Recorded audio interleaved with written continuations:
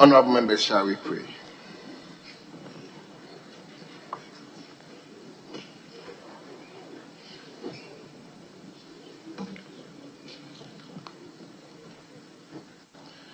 Almighty God, we humbly beseech thee to look with favor upon this Parliament of the Republic of Ghana. Grant that it may perform its high duty as in thy sight. Give divine guidance to the President of the Republic, endow members of Parliament and ministers of state with discernment and vision, integrity and courage, that through the labors of government this land and people may be well and truly served, and thy good purposes for the common human life be realized in our midst. O God, grant us a vision of our country, fair as it might be, a country of righteousness, where none shall wrong his neighbor, a country of plenty, where evil and poverty shall be done away with, a country of brotherhood, where all success shall be founded on service, and honor shall be given to the deserving, a country of peace, where government shall rest on the wills of the people and the love for the common good. Bless the effort of those who struggle to make this vision a living reality. Inspire and strengthen our people that they may give time, thought, and sacrifice to speed the day of the coming beauty of Ghana and Africa. Amen.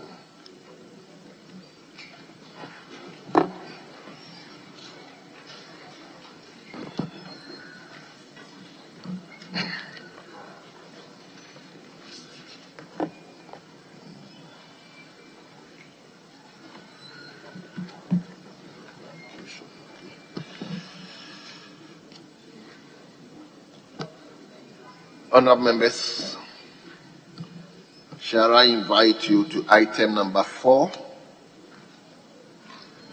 Item number 4, correction of votes and proceedings, an official report.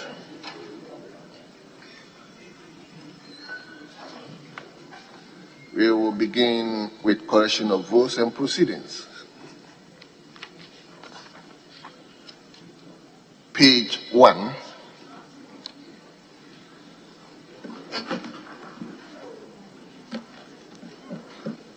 Yes, honourable member for North Tongue. I'm grateful, Mr. Speaker. Mr. Speaker, page 1, item number 5. I have been captured as being present yesterday, but I sought permission to be absent. I lost a former DC in my constituency, the Honorable Alhaji Jinadu Bube, and so I was at the Muslim funeral ceremony. I wasn't in the house, so if the records could be amended accordingly. Thank you, Mr. Speaker.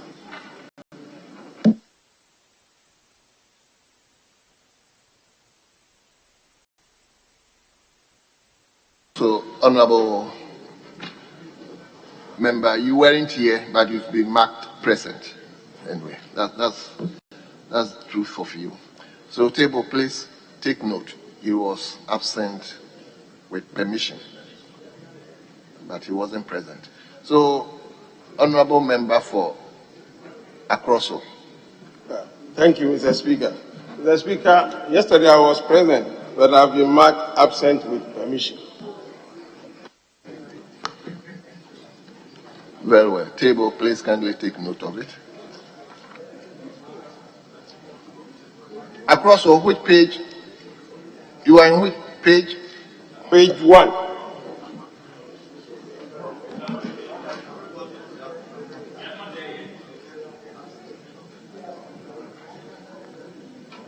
Honorable Akroso, were you marked absent?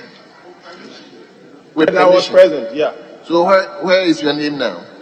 At the page, my name's supposed to be on the page, the first page. You were absent with permission? Present. You were present? Yes.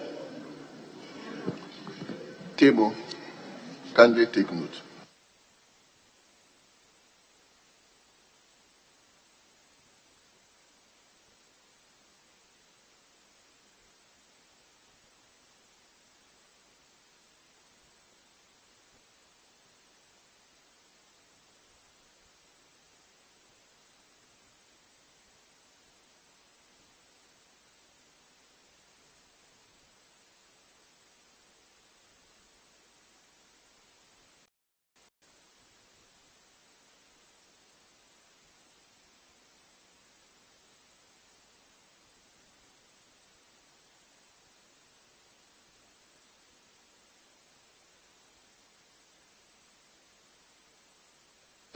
Very well. Honorable Member for Northton, may I hear you?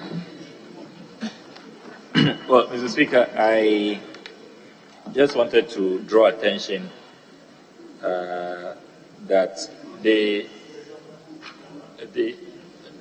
practice is that when we get to the section that relates to those absent with permission at page 6, for example, then our honorable colleague could draw the attention of the House. But at this point, we are not there yet. So I think that is a premature application to Mr. Speaker. We are at page 1, which is dealing with those who are present. You know,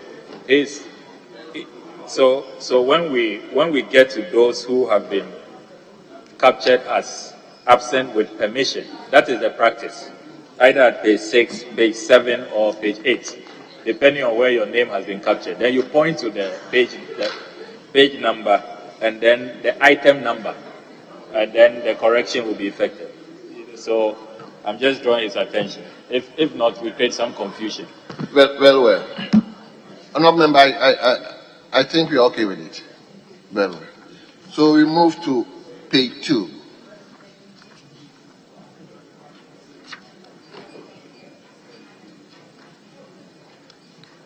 Page 3.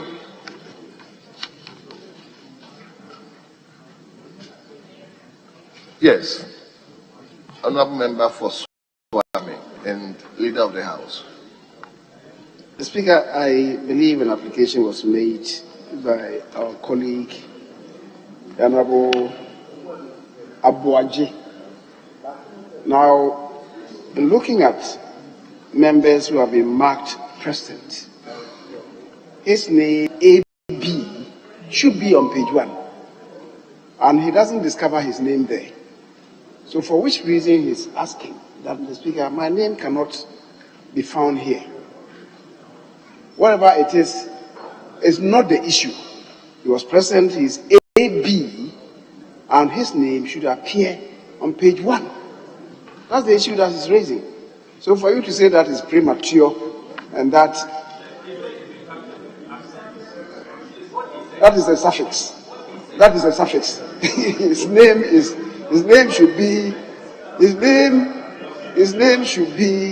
AB and should be on page 1. Mr. Speaker, so that is it. But I believe that we can resolve it subsequently. Yes. Anyway, I think this is not an issue. Yes, so let's move on. So we move to page 4. Page 4.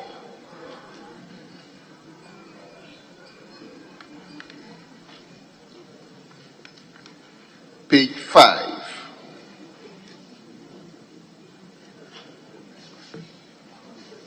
Page 5.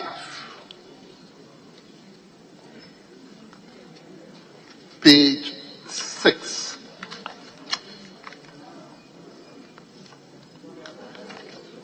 Page 6.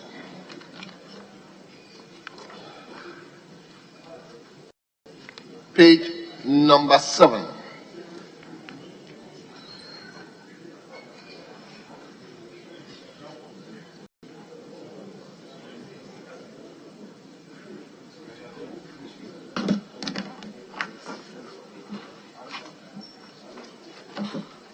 Yes, honorable member for Offensive South. Thank you, Mr. Speaker. Mr. Speaker, on page 7, number 43, yes. Honorable Obintechi George was in the House yesterday, and he's been marked absent with permission. Which item? Page 7, item 43. Number 43. Very well. Table, please. Honorable member for Manson Kwanta was here yesterday. Kindly take note. Yes, honorable member for Asin Akroso. Mr. Speaker, my name has been captured as absent with permission. That's page 6. So it should be taken off from there. Page 6, what line? Page 6, Abuaje George Kwame. No, what item? 2. Very well. So, table, kindly take note. He was here yesterday. We move to page 8. Page 8. Yes, leader. The Speaker, yesterday, the Minister responsible for roads and highways, the Honorable Kosiama Akwata, was here, even though it was a brief period at his stake. The Honorable Amprechu Sapon was also here. Then Vincent Eko Asifra, I saw Martin Kukweji Mensa Kosa. These four, I spoke with them. Numbers are 9, 10, 13, and 17. The Speaker, these people I spoke to, they were here. The others I can't really recollect, but these are the people who were here, who unfortunately have been marked as absent. Speaker, thank you. I don't know if the Honorable Tel Abbey was not in the chamber. I saw a white beard, and I thought the beard was present in this chamber. The beard was here. He himself was not.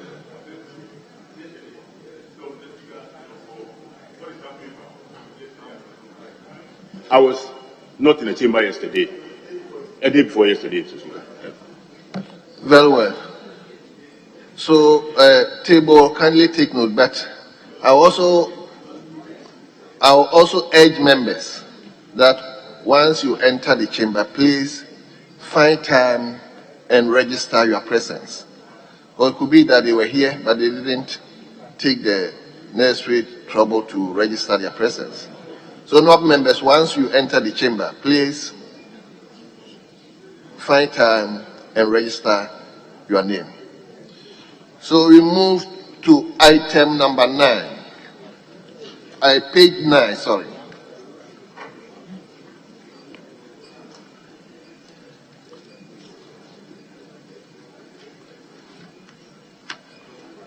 Page 10.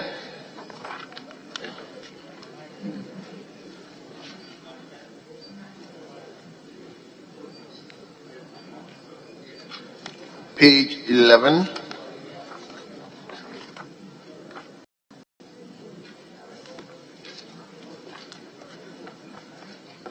Page 12.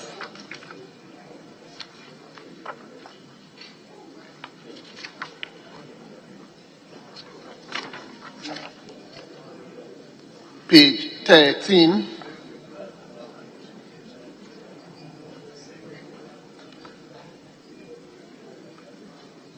Page 14.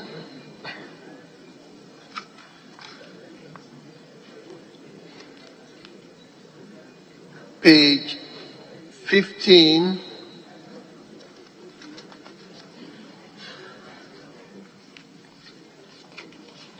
Page 16.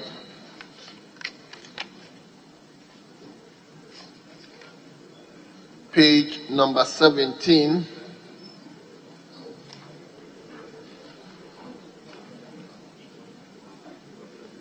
Page 18.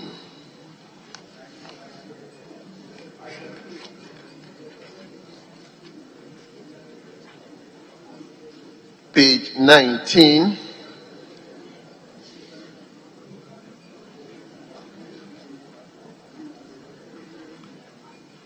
Page number 20. Yes. Honorable Deputy Minority Leader. Thank you, Mr. Speaker. Mr. Speaker, page 20, Business Committee meeting. Mr. Speaker, yesterday, at the Business Committee meeting, the meeting was chaired by the Majority Whip, Honorable Frank Anodompe. It wasn't chaired by the Vice Chairman because he was not in attendance, so it should be corrected. Page 20, Business Committee, it was chaired by the Chief Whip. Yes. The Vice Chairman, the Deputy Majority Leader was not in attendance. Very well. Table, kindly take note. Then finally, we turn to page 21. Page 21. Honourable members, in the absence of any further corrections, the votes and proceedings of the 17th sitting held yesterday, Thursday, the 23rd June 2022, are adopted as the true records of proceedings.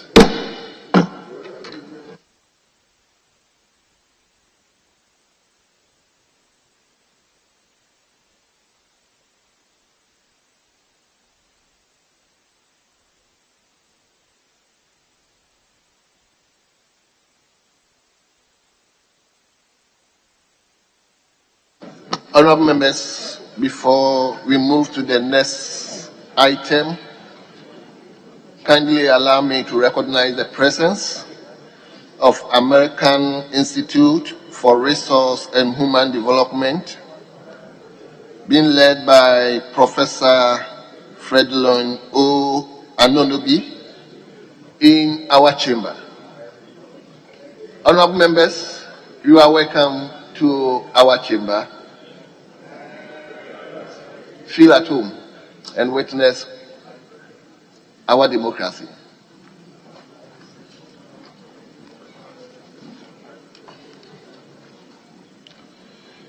We now move to item number 5. We don't have official reports here. So we move to item number 5 on today's order paper, that is business statement for the ensuing 6th week. May I respectfully invite the Leader of the House and the Leader of Government Business. Honorable Member for Swami.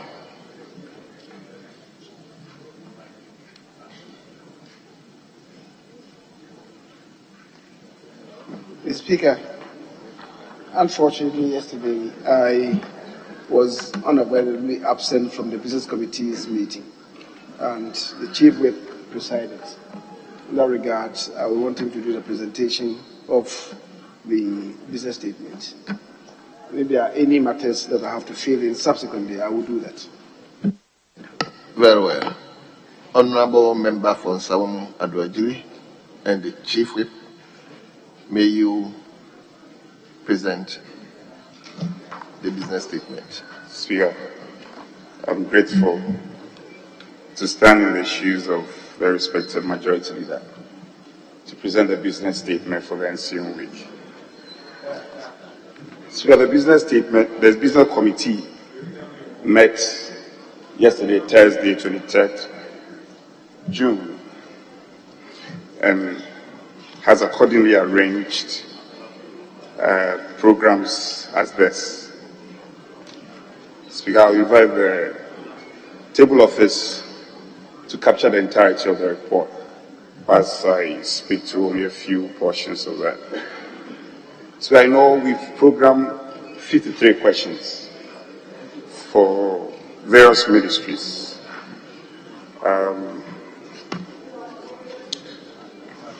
As a response to popular requests from members, we've accordingly programmed the Minister of Agric to attend upon the House. And even though we don't have a confirmation yet, the Business Committee is still in discussion with the Minister to have a confirmed date as to when the Minister can attend upon the House to speak to concerns about poultry farmers. So when we have a confirmation, the date will be duly communicated to members. Again, as a response to members' concern related to the National Identification Authority, the committee is in discussion with the Minister of Interior to have an appropriate date for the authority to come and meet members accordingly. Again, discussions are underway with the Minister of Finance in relation to presentation of mid-year budget review, and in due course, a confirmed date will be communicated to members. So we are in accordance with Order 44. We are hoping to have a date to have an engagement with the national security regarding matters on security, as was earlier raised by members. As and when we have a confirmed date, it will be communicated to members duly. So we also present the business statement and get forward. Yes, honourable members, the business statement for next week has been read to us.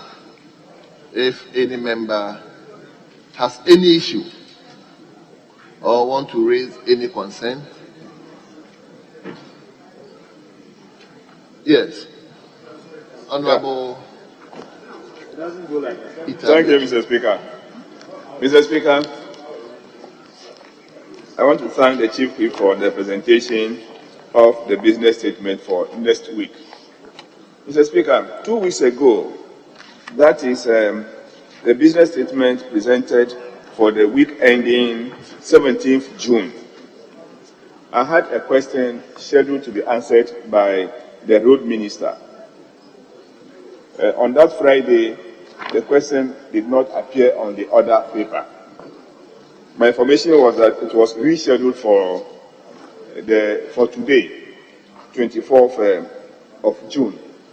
Yesterday, around 5 p.m., I had a call from the table office that the minister will not be able to answer the question today, and that it will be rescheduled for Friday, that is 1st July. But going through the business statement for the week ending 1st July, the question is conspicuously missing from the list of questions the Minister for Roads and Highways would answer. I would like to find out if it's an oversight, and if so, Mr. Speaker, can you direct that that question be made part of the questions for the Minister that will answer on Friday? Thank you, Mr. Speaker. Yes, honourable member for Bongo. So if I mention your constituency, you can't even. Honourable member for Bongo. Oh, sorry, I didn't hear, Mr. Speaker. Thank you very much for the opportunity. I have 2 issues. The first issue is that I think that, Mr. Speaker, with your permission, I would really want to register my displeasure with the way some of us are treated in this House. I'm happy that the Deputy Majority Leader is here. And I'm also happy that you are seated in the chair. I've realized that this week, the Minister for Health is going to come to answer a question. You recall my question on COVID. That was published and an answer was not given. And the Deputy Majority Leader promised that the following week he was going to consider to see as to whether it will be scheduled. It was not scheduled. This week, the coming week, he is going to come to this House to answer a question. And that question has still not been slated. Meanwhile, there have been issues where, on previous weeks, we have had situations where they either called me to say that he brought a wrong response or that he's not available. I do not know whether there's a deliberate attempt not to respond to my question, so that if it is that he has refused to respond, then we can use other options. Because I think there is a tool I can employ in the House, but clearly there's a deliberate attempt to frustrate me and to frustrate the whole process of making the man answer the questions. And Mr. Speaker, I'm just making an application to you that this is something that you should look at and look at very well. That in this coming week, they should tell us it has to do with the procurement of some items that were done under his ministry on the COVID issues. So that is my first point that I want to make. My second point has to do with, we are reading in the news about this monkeypox or what have you. I don't know what type of disease that thing is. I am scared I've had situations where my constituents have asked me what this disease is about. Is it possible that in this coming week, we could invite the Minister of Health to tell us exactly what this thing is? Very well. Honourable member, your concern is well noted. Yeah, but the point I'm making, I don't know why are you so excited? What's the problem? Why are you excited? Honourable I am member, saying this because it's will a you health address issue. the chair? Yeah, it's a health issue. I'm saying your concern is well noted. Thank you very much, Mr. Speaker. Yes, let me come to you. Thank you, Mr. Speaker. Mr. Speaker, I had a question last Friday for the road minister, and it was postponed to this week. It was supposed to be asked today, and I have come and it's not there. The surprising thing is that it is even not in the business statement for next week. What has become of my question?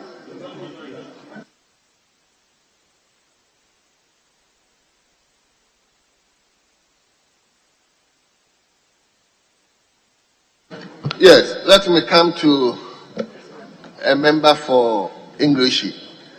Thank you, Mr. Speaker. Mr. Speaker, I think that Honorable Bawa has option of asking an urgent question of the minister.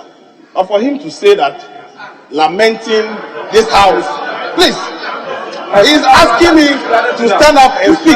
You should sit down. Mr. Speaker, I think it's not being fair. Honorable member, I thought you had an issue. I thought you have your own issue, not to attack someone who has raised this issue. So, yes. Mr. Speaker,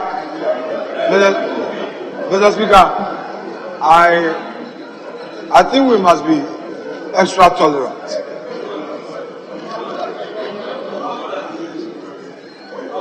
Mr. Speaker, the situation where the beauty of this our engagement is to allow members to express their views.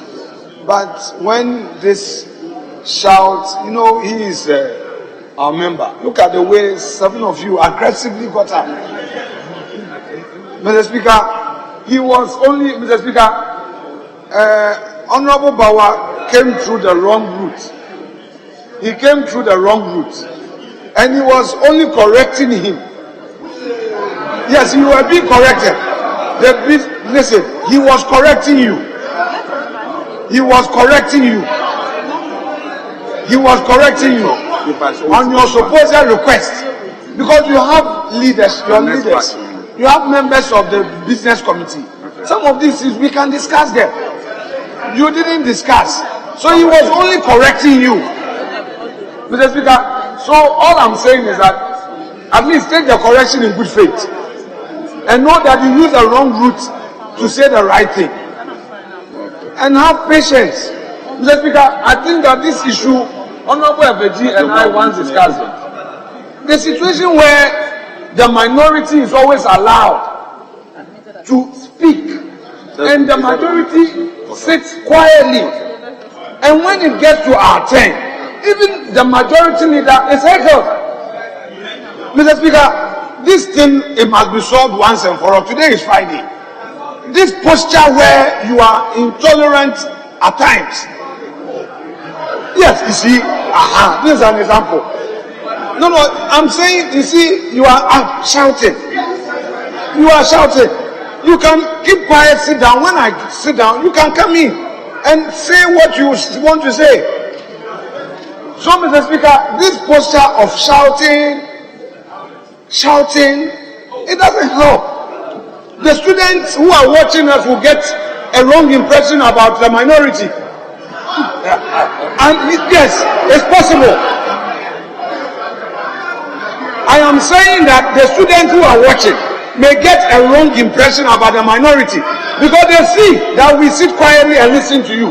And when it gets to our turn to speak, and you are not in favor, you all get up, shouting. This is an example. Mr. Speaker, my left hand is behind me. Look at an example. Yes, but keep quiet for me to finish. Catch the eye of Mr. Speaker. Honorable Leader, have you finished? Mr. Speaker, have you finished? Mr. Speaker, not yet. We are using this morning to heal, to correct ourselves. Leader, you sit down, let me finish. You would have the opportunity. Definitely, Mr. Speaker will call you. Mr. Speaker, the point is that our colleagues in the minority must have patience. Mr. Speaker, we allow them to make their point. Whenever they are on the floor, Honorable Muntaka, Honorable Ahmed, the Deputy Whip, when we are at the receiving end, we keep quiet. But when it's our turn to give you back, then you find it difficult to tolerate us. Why? Mr. Speaker, why? I'm happy that all of you are well seated now, listening in patience, listening to me quietly. So when Mr. Speaker calls you, you also have your turn to speak. Then I will listen to you. Oh, somebody is up on the point of order. Mr. Speaker, well, no amount of rainfall can wash off the spots of a lion. It's not possible. So, Mr. Speaker, no problem. Let me come to Leader. Mr. Speaker, thank you very much. Mr. Speaker, the Deputy Majority Leader always has a way to confuse issues on the floor. He has a way to confuse issues on the floor. Mr. Speaker, we should not tolerate that. This is an issue of a member going against the rules of the House. Instead of accepting and to organize more focused workshop for his members, he's trying to confuse the issue on the floor. I think we should apply to the Speaker for a workshop so that you can lecture your members on how to do this. Because he's not supposed to do what he did. He's not supposed to do what he did. So, Mr. Speaker, he should stop the style that he always adopts to confuse issues on the floor. This is an issue that he should just admit and then advise the member accordingly and probably organize more workshops to teach them. Thank you, Mr. Speaker. Very well. Honorable Bawa, I said your issue has been taken on board. No, I'm not giving you the opportunity again. Let me come to Temel North. Yes. Thank you very much, Mr. Speaker, for the opportunity. Mr. Speaker, maybe before I raise my issue, there's a need to draw the majority leader's attention to an observation a colleague made when he was walking in. The Deputy Majority Leader, when he was walking in, a colleague made an observation that, you see, Honorable Afenyo, when he takes a seat, the temperature in this house will go up. And then, true to his prediction, few minutes after he took his seat, he was on his feet raising the temperature in this house. It's just an observation a colleague made that I think I need to convey to him to ponder over. Mr. Speaker, my issue has to do with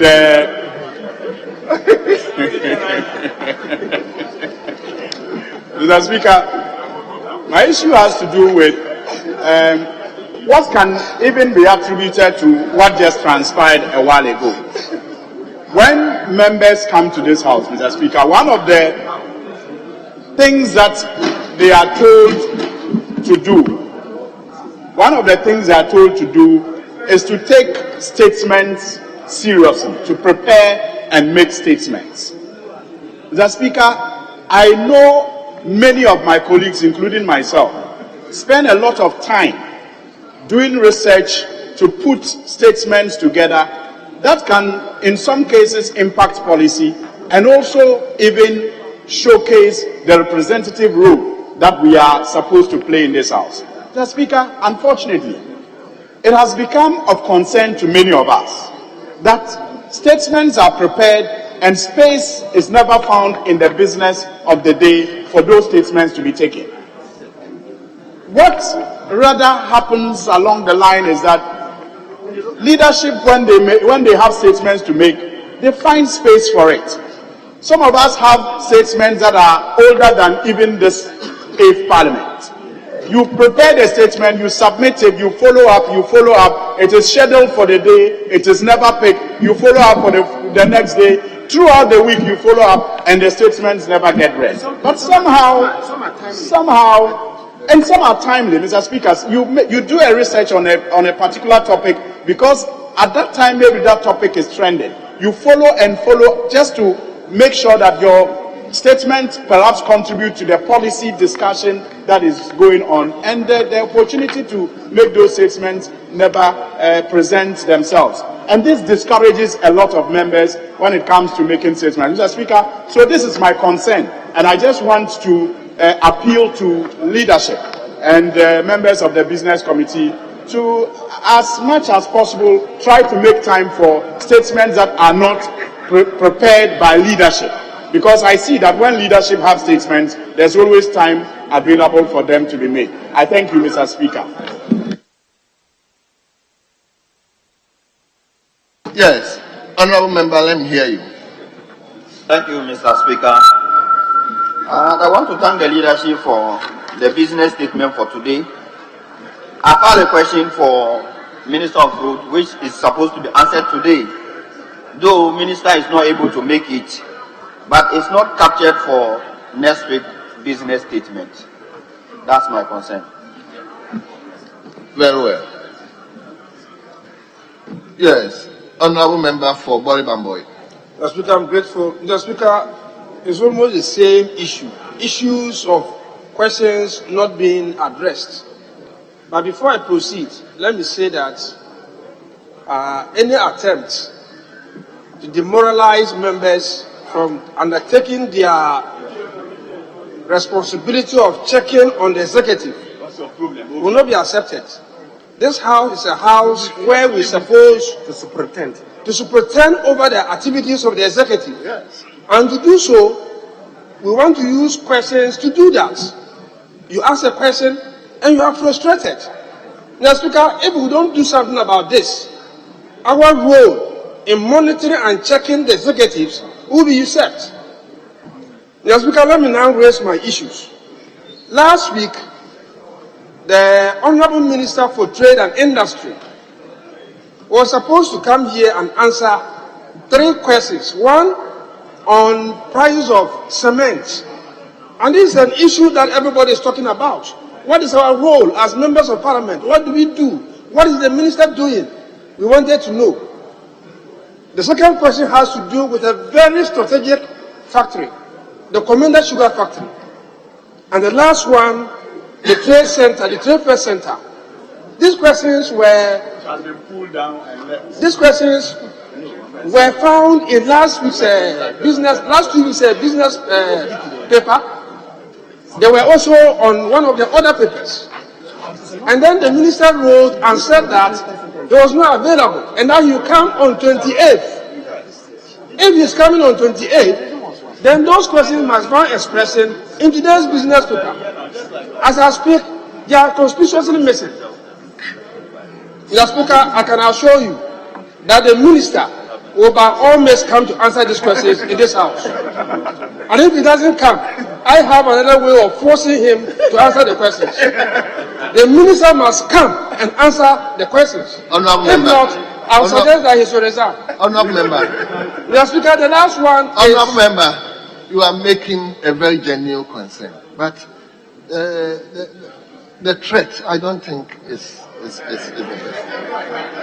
It's a promise. No. Your concern is genuine. You were supposed to have been here. Mr. Speaker, when you are frustrated, sometimes that's the way you speak. It's the frustration that I'm just trying to express. Yes. It's not a threat. It's a promise. Mr. Speaker, I also asked a question. I filed a question to the Minister of Tourism. He came here and told me that he didn't have the answers. And that whole project, that is the Marine Drive project, has now been moved to the presidency. And so you contact the presidency to respond to my question. It appeared last week as a business statement that they will come and answer it. I then received a letter from the minister asking for a reschedule for this week. That question too is missing. I just want to find out whether we should stop asking these questions. Thank you. Yes, let me now come to Temale Central.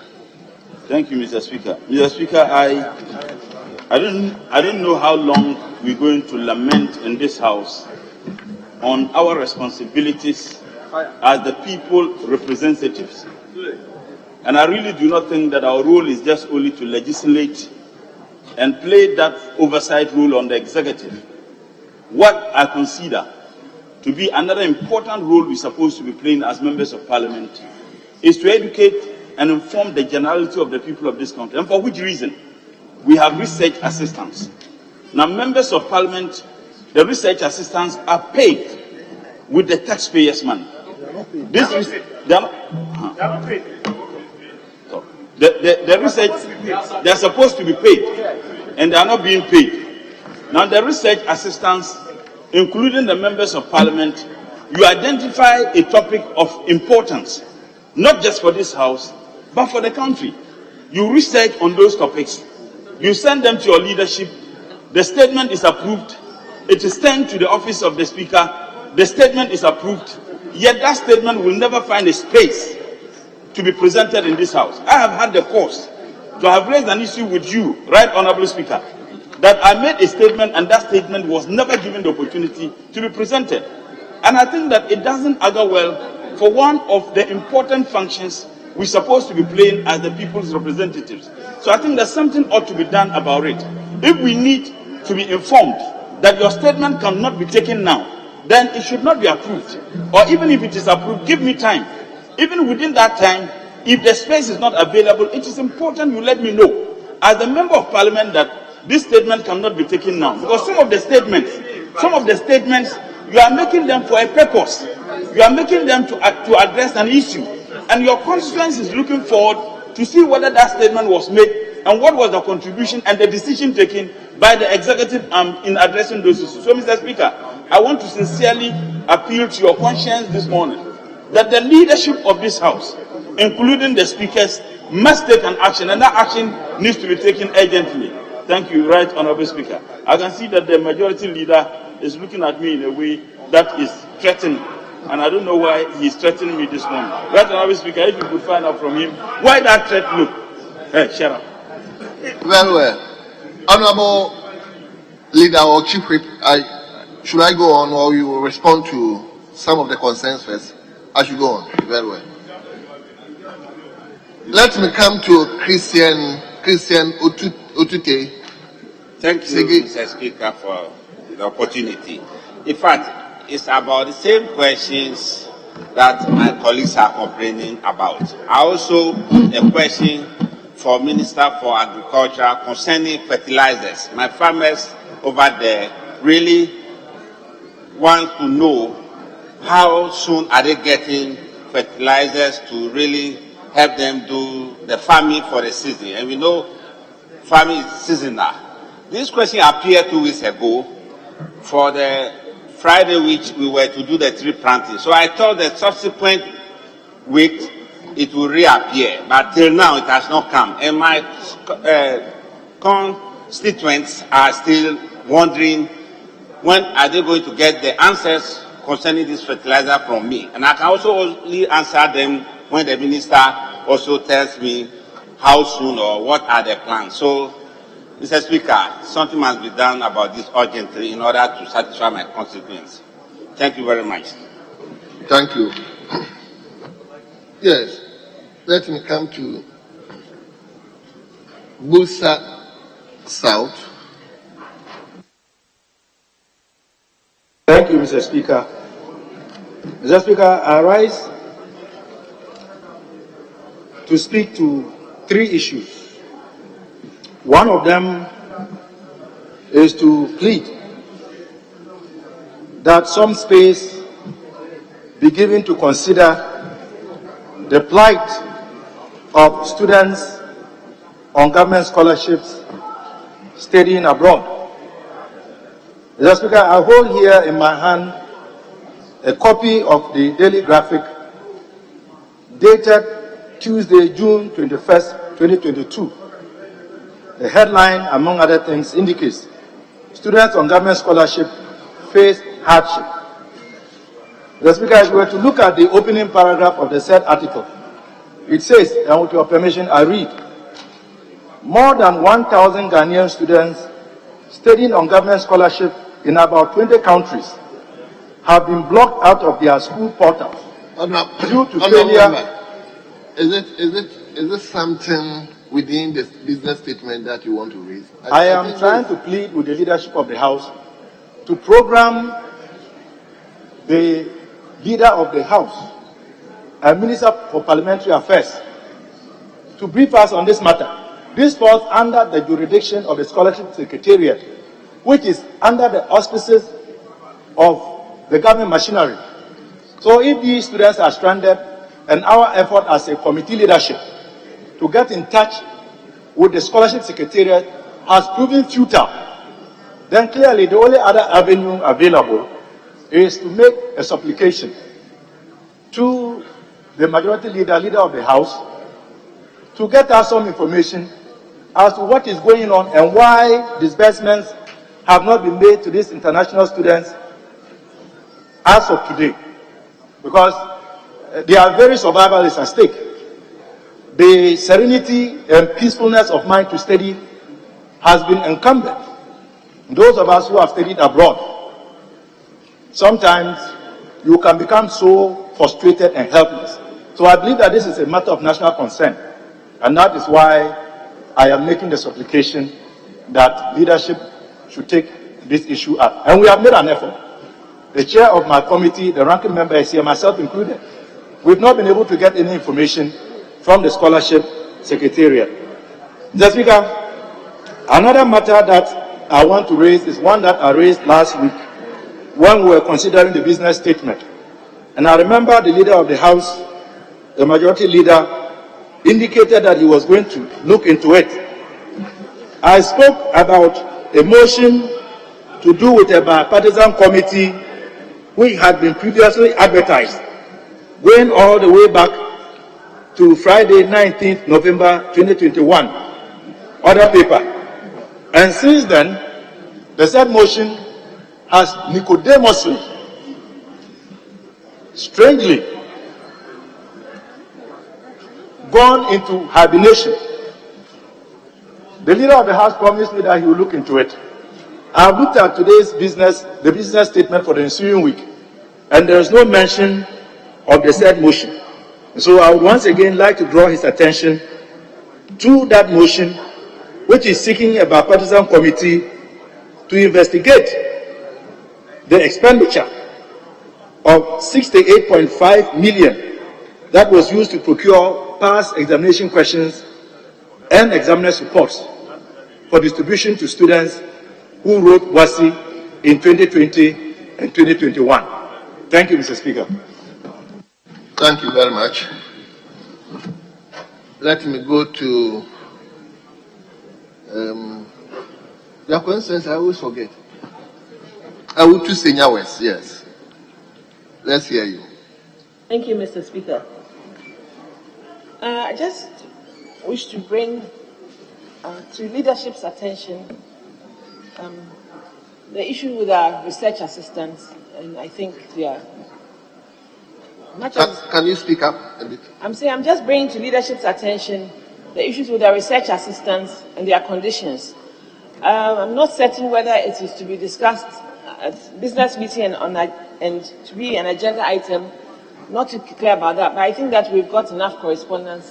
All of us have an idea of what the research assistants' current issues are with their remuneration, conditions of service, and others. And I think that this is time that we dealt with this issue substantively. Thank you. Thank you very much. Yes. Come to be. Thank you, Mr. Speaker. I wish to thank the Business Committee for what it is that they brought before us. Colleagues have already raised issues to do with questions not being listed, and so, Mr. Speaker, I will not repeat that. But I've seen item 4 on the business statement for next week, briefing by the Minister for Food and Agriculture, it's been indicated that he's coming to brief us on the avian influenza that happened in 2021 and the compensation package. Mr. Speaker, in this very difficult time, many of us from cocoa growing areas have these cocoa farmers repeatedly call us that they are not being paid for their cocoa beans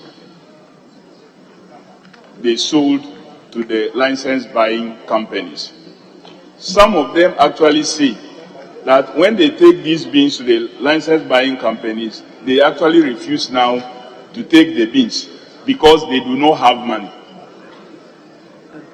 I made a statement here last year, and the minister promised that this will not repeat itself. But Mr. Speaker, it is happening. So if the Agric Minister is being scheduled to appear before the House to brief us on one particular subject, it's important that we add this also. What has happened to the package this House approved for the purchase of cocoa beans? And why should we still have cocoa farmers who depend solely on this to be struggling to make a living after they have gone through all the processes, Mr. Speaker, that they've gone through to get these beans for us?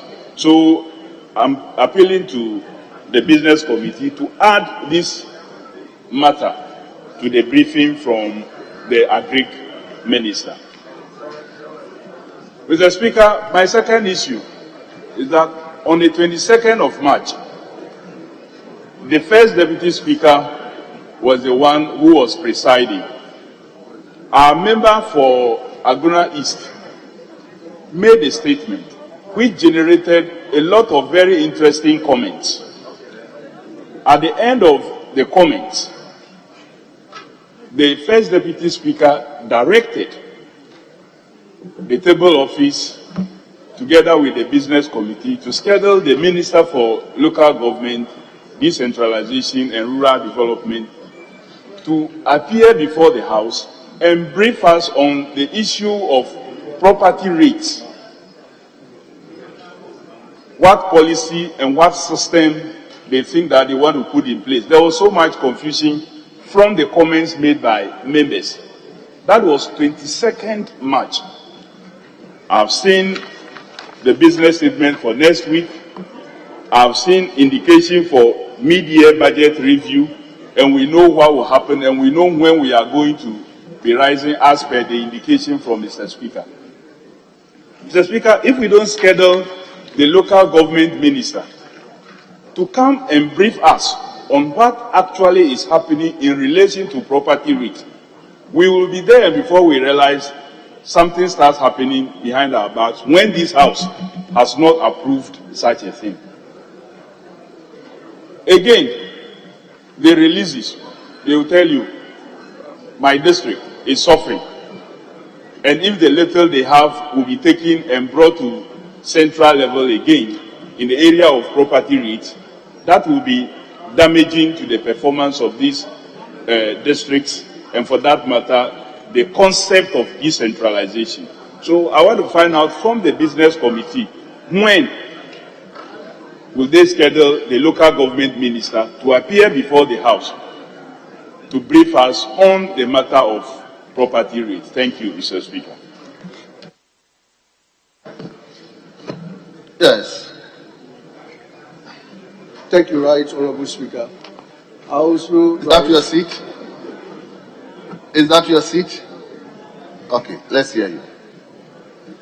Thank you, Right Honorable Speaker. I also rise to add my voice to the various concerns being expressed, particularly with regards to statements issued. Mr. Speaker, about 2 weeks ago, I submitted a statement about fake hybrid of maize that is being sold in my constituency to farmers. And when they sow the seeds, it doesn't germinate. So I wrote a statement on this, seeking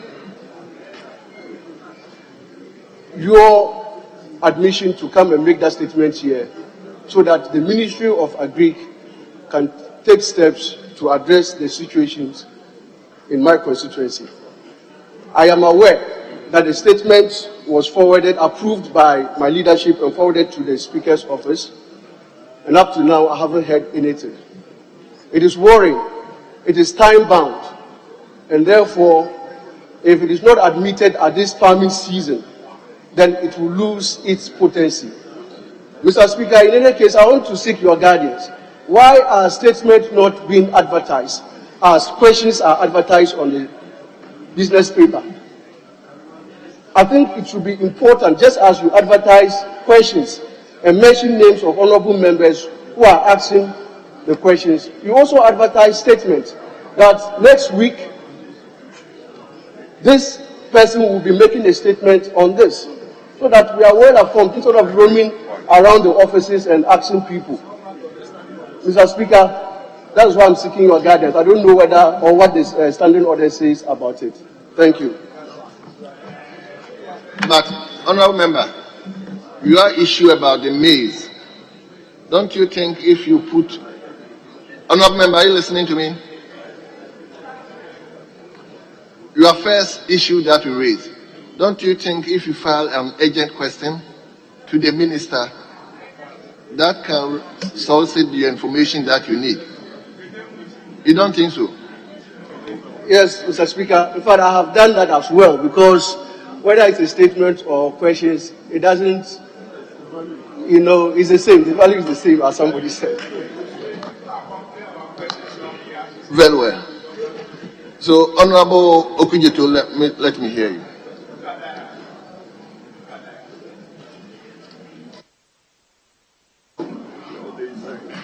I'm most grateful, Honorable Speaker, for the opportunity. Mr. Speaker, the first concern relates to item number 7 on the second page. The pages are not numbered, but just the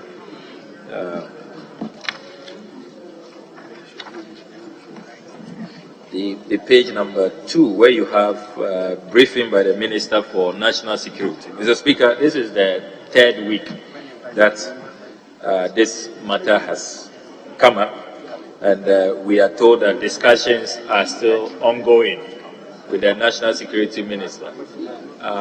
We had the impression that there was an imminent threat, and out there's a vigorous public education, awareness creation, so that other stakeholders will be on the same page with the national security leadership. But here in Parliament, 3 weeks on, discussions are still going on. Mr. Speaker, it's beginning to look like the discussions between Russia and Ukraine to end the invasion. I will plead that as for the ensuing week, we should do well to have this briefing so that as members of Parliament we can be well apprised of this imminent threat, as we have been told. Then, Mr. Speaker, the second matter relates to annual reports. I have observed that there are quite a number of institutions whose annual reports have been pending, some of them 5 years, 6 years, 7 years. I was looking for the last annual report of the Public Procurement Authority. The last one I could find was in 2012.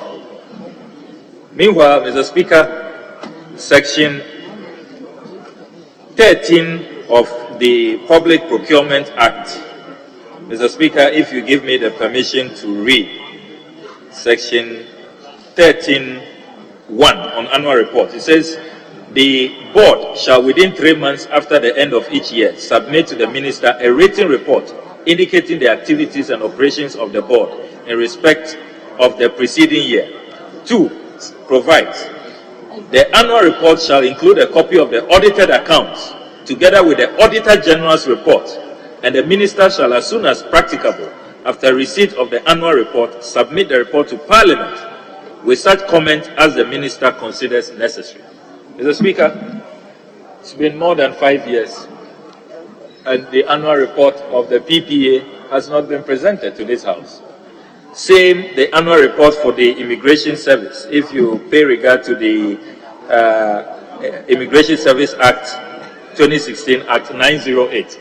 So, Mr. Speaker, our oversight responsibility is hampered, is really undermined if we do not receive this annual report so that we can track a lot of the things going on. And if we must really shed ourselves of that perception that, the institution is weak or lame duck, some of these things, Mr. Speaker, will have to be addressed. So we need to really do something concretely about all of these pending annual reports so that as a House we can be well informed to carry out our oversight duties. Finally, Mr. Speaker, a number of motions are still pending and we need to take a decision. These are motions that the Right Honourable Speaker has admitted they were advertised on the order paper and they are piling up. This week we could have even taken one of them, but increasingly, week after week, these motions do not receive any attention and they have to be programmed. So far, to the best of my memory, it's only the Sputnik V motion that has been taken. All the others that we filed are pending. And we want to work, we are ready. The Honourable Patrick Appoama is talking about time. It's about the value, the content, the quality of the time. And I hope that we will see some action on all of these outstanding motions. I thank you very much, Mr. Speaker. Yes, I'm taking the last one from Honourable Member for Elembele. Is it Elembele? Yeah. Thank you, the Right Honourable Speaker. Mr. Speaker, on item 3, referral at committees, I see the Business Committee urging committees with referrals to expedite work on sale. Mr. Speaker, I have an observation. My observation is that the committees are as effective as the chairman of those committees if they are driving it.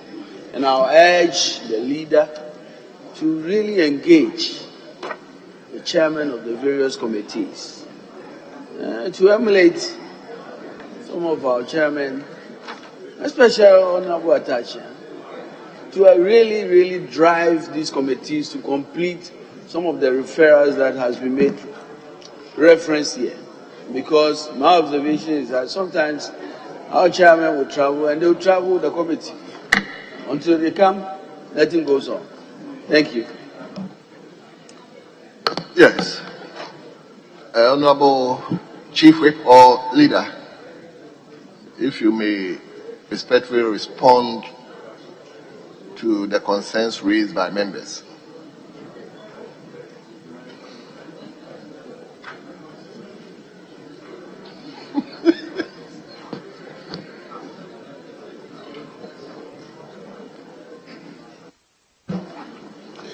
Speaker, quite a number of observations and issues raised by members.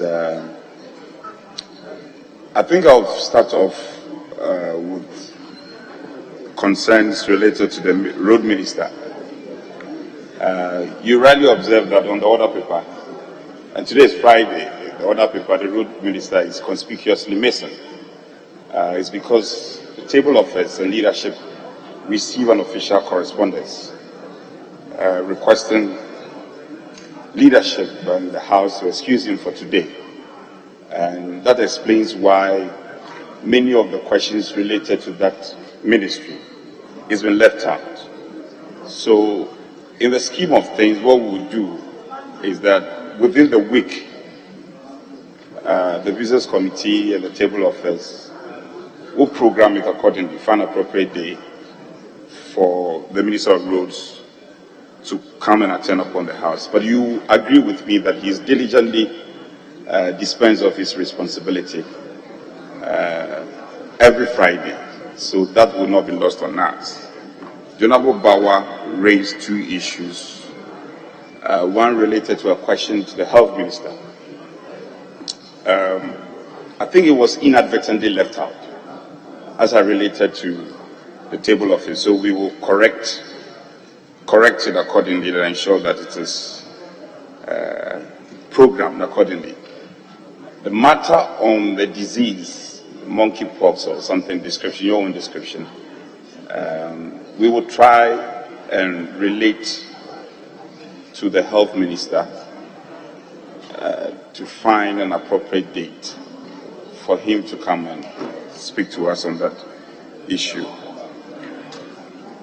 There were a number of issues run into the other, so I'll try and box a few of them together.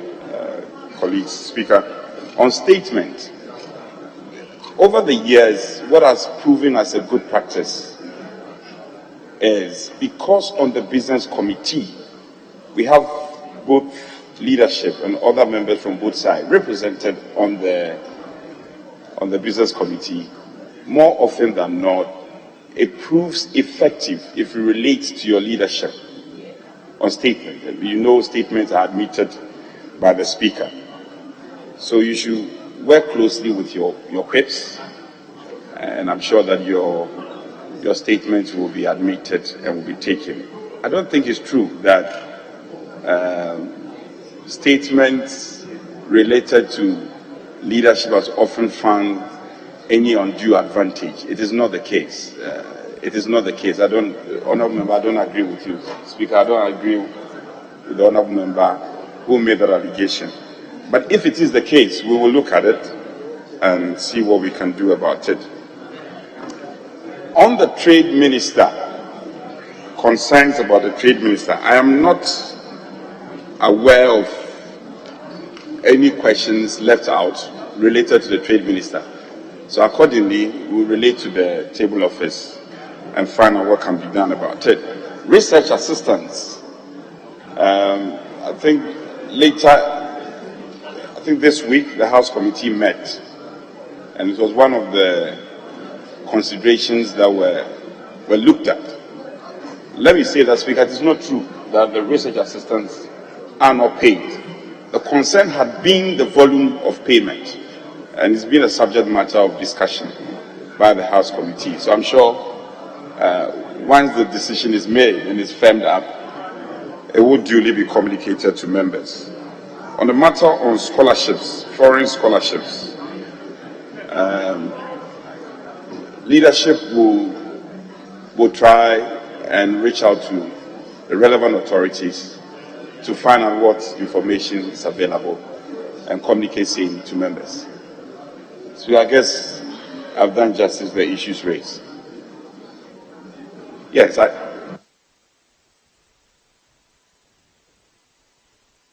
Yes, on roads, what I said was we are trying to program it this week, either Wednesday or Thursday. All the questions that were supposed to appear, but for some reason were unable to be programmed this week, hopefully we'll program them to be taken. Speaker, thank you.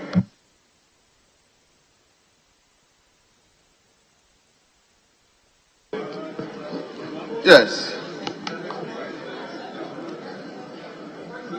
Leader, are you responding to some of them are saying their concerns have not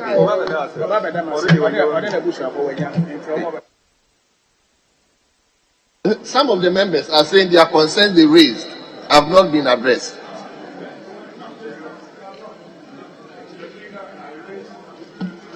I raised an issue to do with property rates and the local government minister being scheduled to address this house. It's not been tackled. I also talked about cocoa farmers who are not being paid for their produce. And if the agri minister will come and tell us something about it, what is happening to the syndicated facility? No comment has been made on it. Is it an admission that we are not going to hear anything?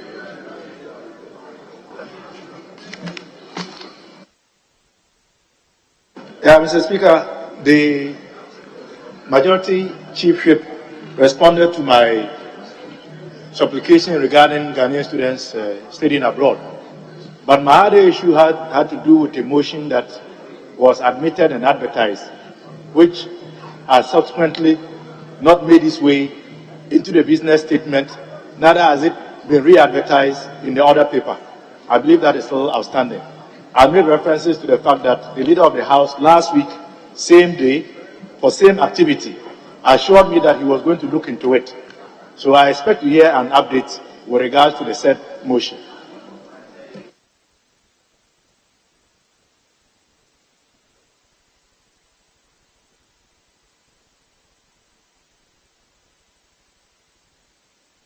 Speaker, respectfully, what we are dealing with today is the business statement program for next week.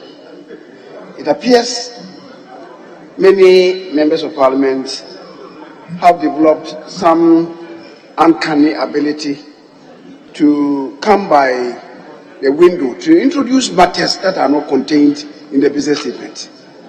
After a business statement has been read, the Speaker, you should relate to the business statement, not matters not contained in the business statement. And may I refer members to Order 93, that after such a statement has been read, your statement, your comment, should relate to the subject matter. But the Honorable Apak and some others have this ability to introduce subject matters not contained in the business statement. The Speaker, I don't know why he relishes in this exercise. But notwithstanding, I shall endeavor to respond to some of the issues that's raised.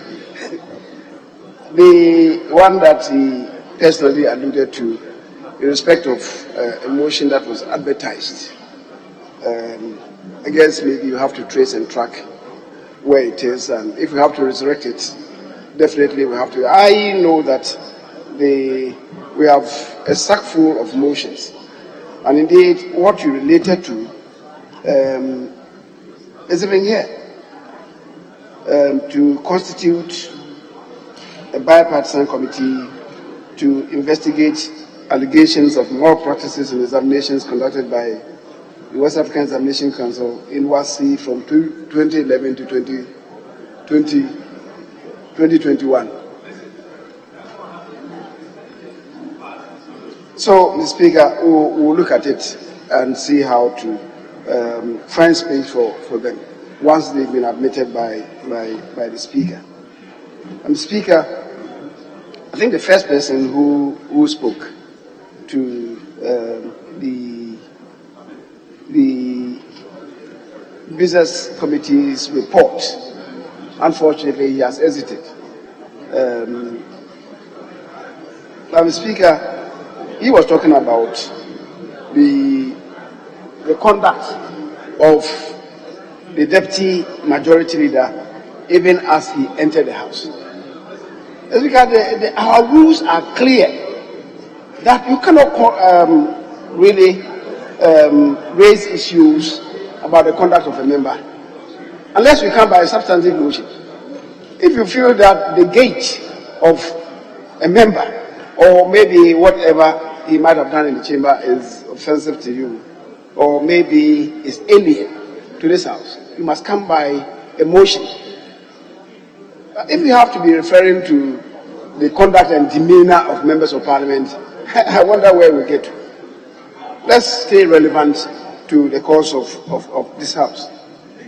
The Speaker, again, I think one of them also said he has raised issues against the Speaker. Where is this coming from? Where is this coming from? The Speaker, if anybody has to raise issues about the conduct of the Speaker, Order 93.5 is clear. Come by a motion. You can't just rise in your seat and say that I have an issue with the Speaker.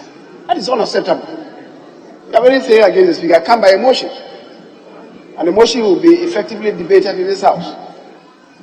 Some people are going on some tangent in this House, the Speaker, and I believe maybe the chairs themselves must bring them to order. Immediately they start going on those parts, you should shut them up. Otherwise, I mean, the business of this House will be hampered.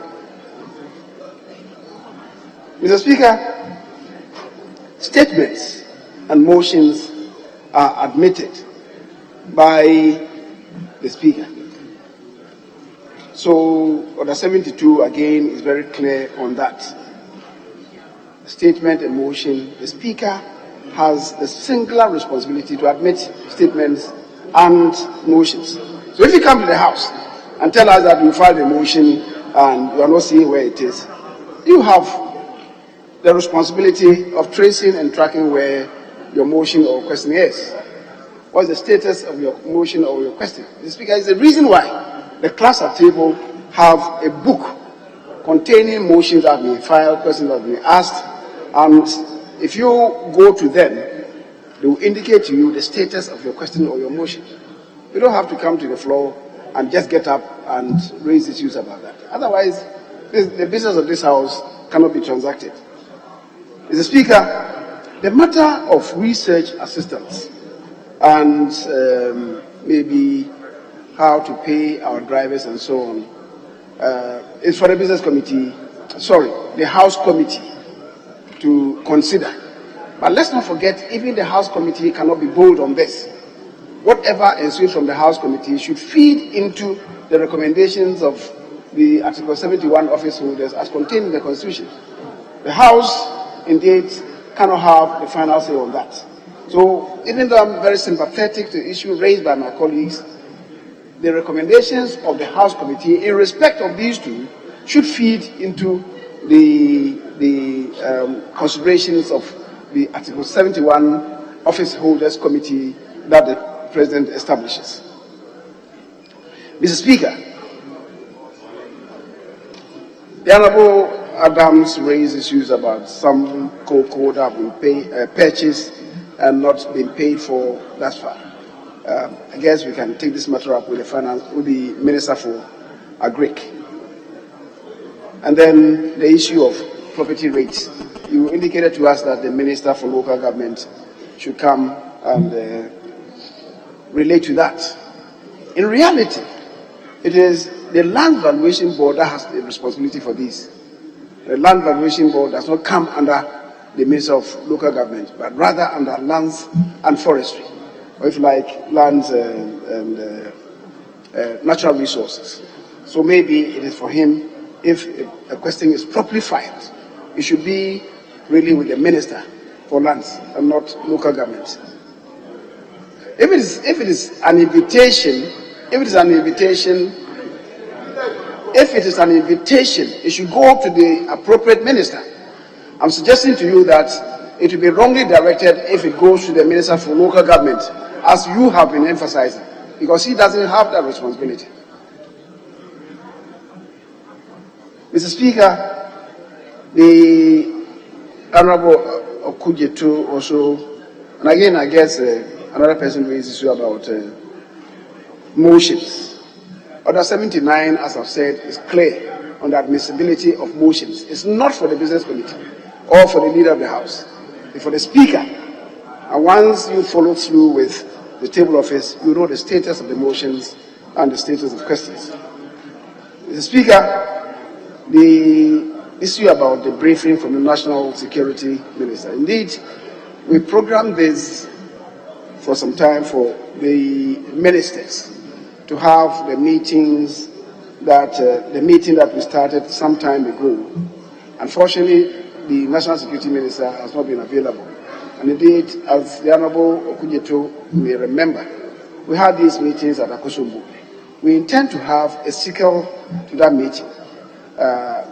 We have programmed to have it next weekend, but there appears to be an international conference relating to the same subject matter, which means that it can only come off perhaps a week after that meeting.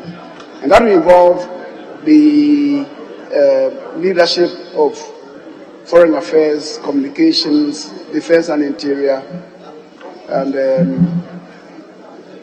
is it finance that we went with the other time?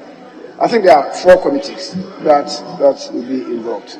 So, Mr. Speaker, that is on the cards, and certainly we respond to that, because we do know that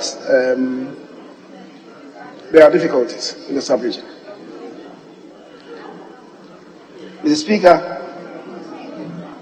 the issue that the Honorable Amabua raised in respect of the operation of the committees, let him apply himself to part 20 of the standing orders, in particular sub-part 2 of part 20, and we'll see the operations of the committees. It doesn't rest on the chairman of the committees alone.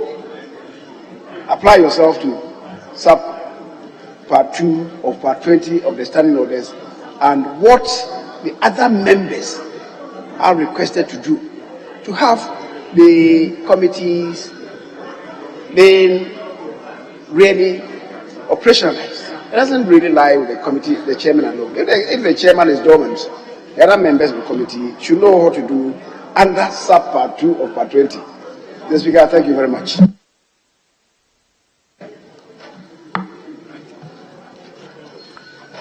Honourable members,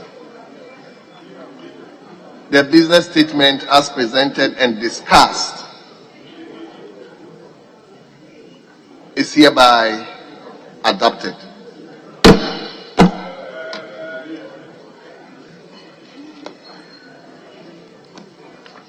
Yes.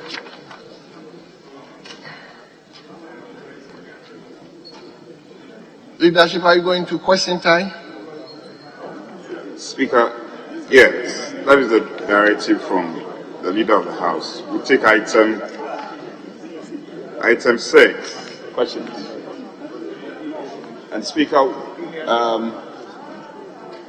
Speaker, the questions will be answered by the Deputy Minister. I've already related, leadership has already related on this matter.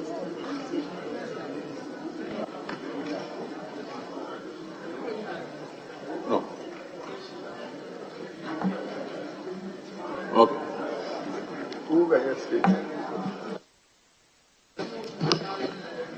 Very well.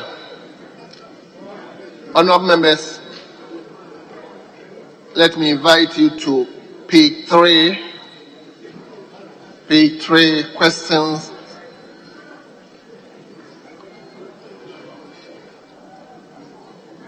Where is the Deputy Minister? Yes, Minister, may you take the rightful seat?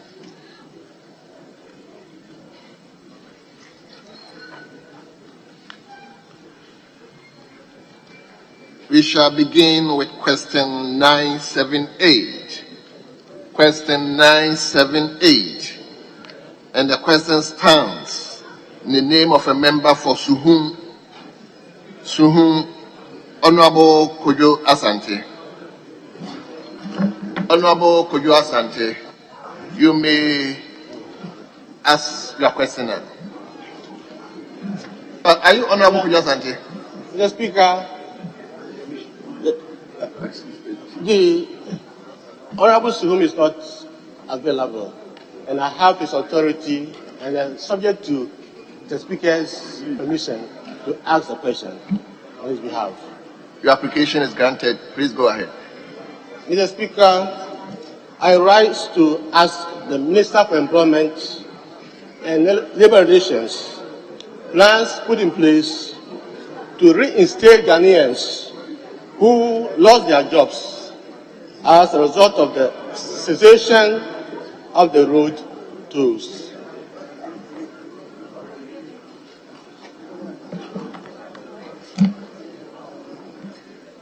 Yes, Honorable Deputy Minister, you may respond to him.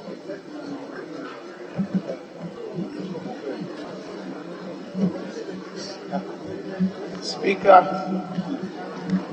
the collection of road tolls and bridges tolls was carried out by the Ghana Highway Authority using workers engaged on 6 months renewable contracts.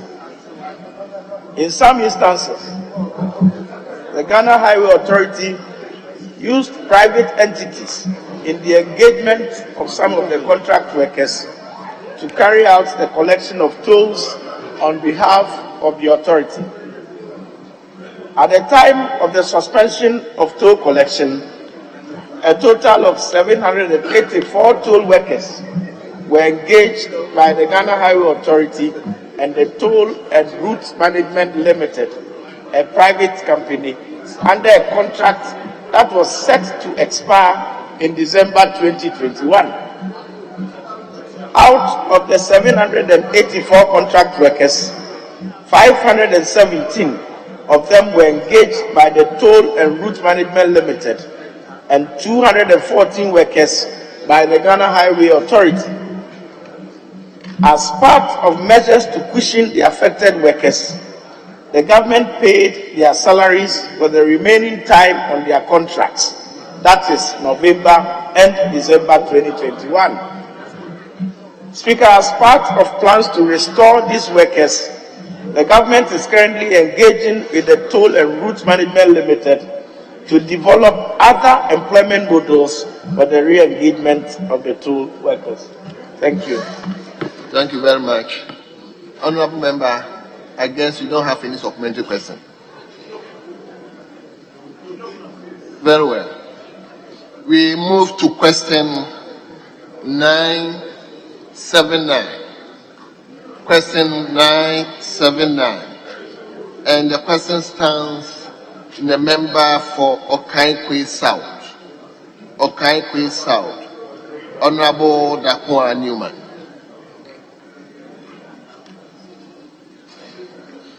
You are obviously not Dakwa Newman.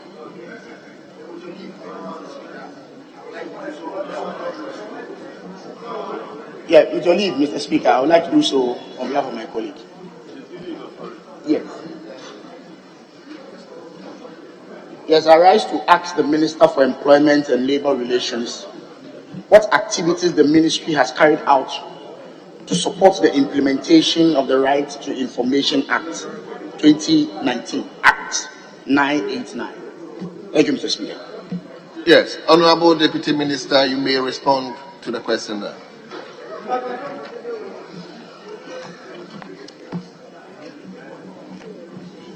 Speaker, in accordance with Section 3.3 of the Right to Information Act 2019, Act 989, the Ministry established an RTI unit in 2019.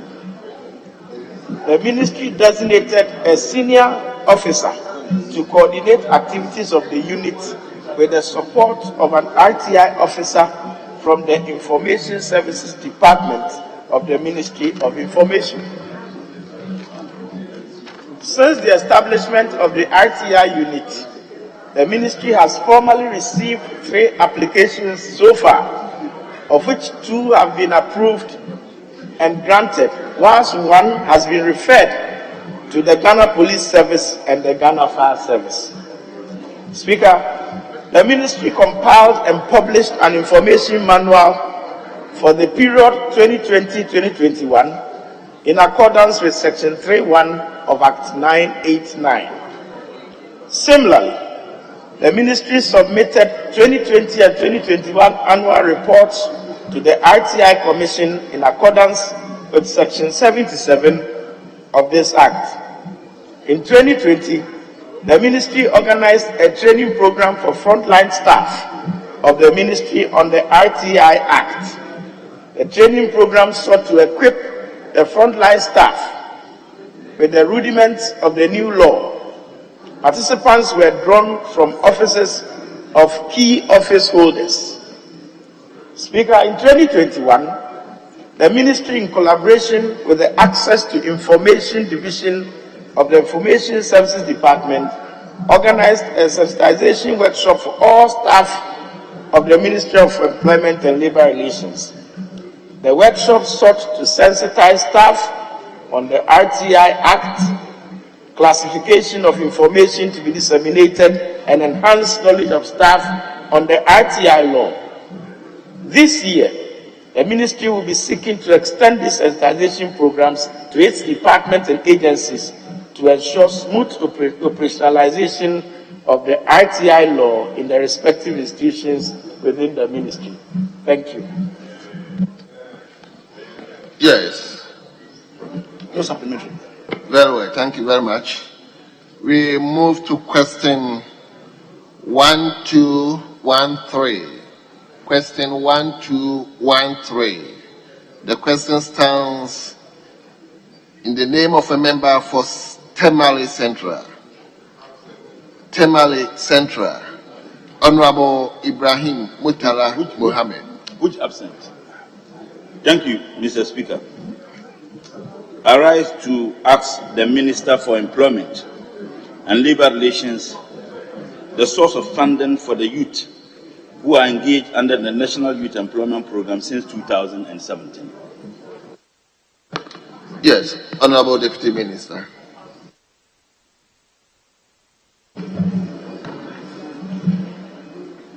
Speaker, the Youth Employment Program, as established by the Youth Employment Agency Act, 2015 Act 887, is an intervention program aimed at providing Ghanaian youth with employment opportunities. The primary objective of the agency is to develop, coordinate, supervise, and facilitate the creation of jobs for the youth. Mr. Speaker, the main sources of funding for the National Youth Employment Program per Section 23 of the Youth Employment Agency Act 2015 Act 887 are as follows. 1. Monies approved by Parliament for the agency. 2. 80% of communication service tax, the CST. 3. 10% of the District Assembly's Common Fund, subject to the formula approved by Parliament in accordance with Article 252 of the Constitution. 4. 5% of the Ghana Education Trust Fund, GET Fund, subject to the formula approved by Parliament in accordance with the Ghana Education Trust Fund Act 2000, Act 581. And 5. Donations, gifts, and grants. Thank you, Mr. Speaker.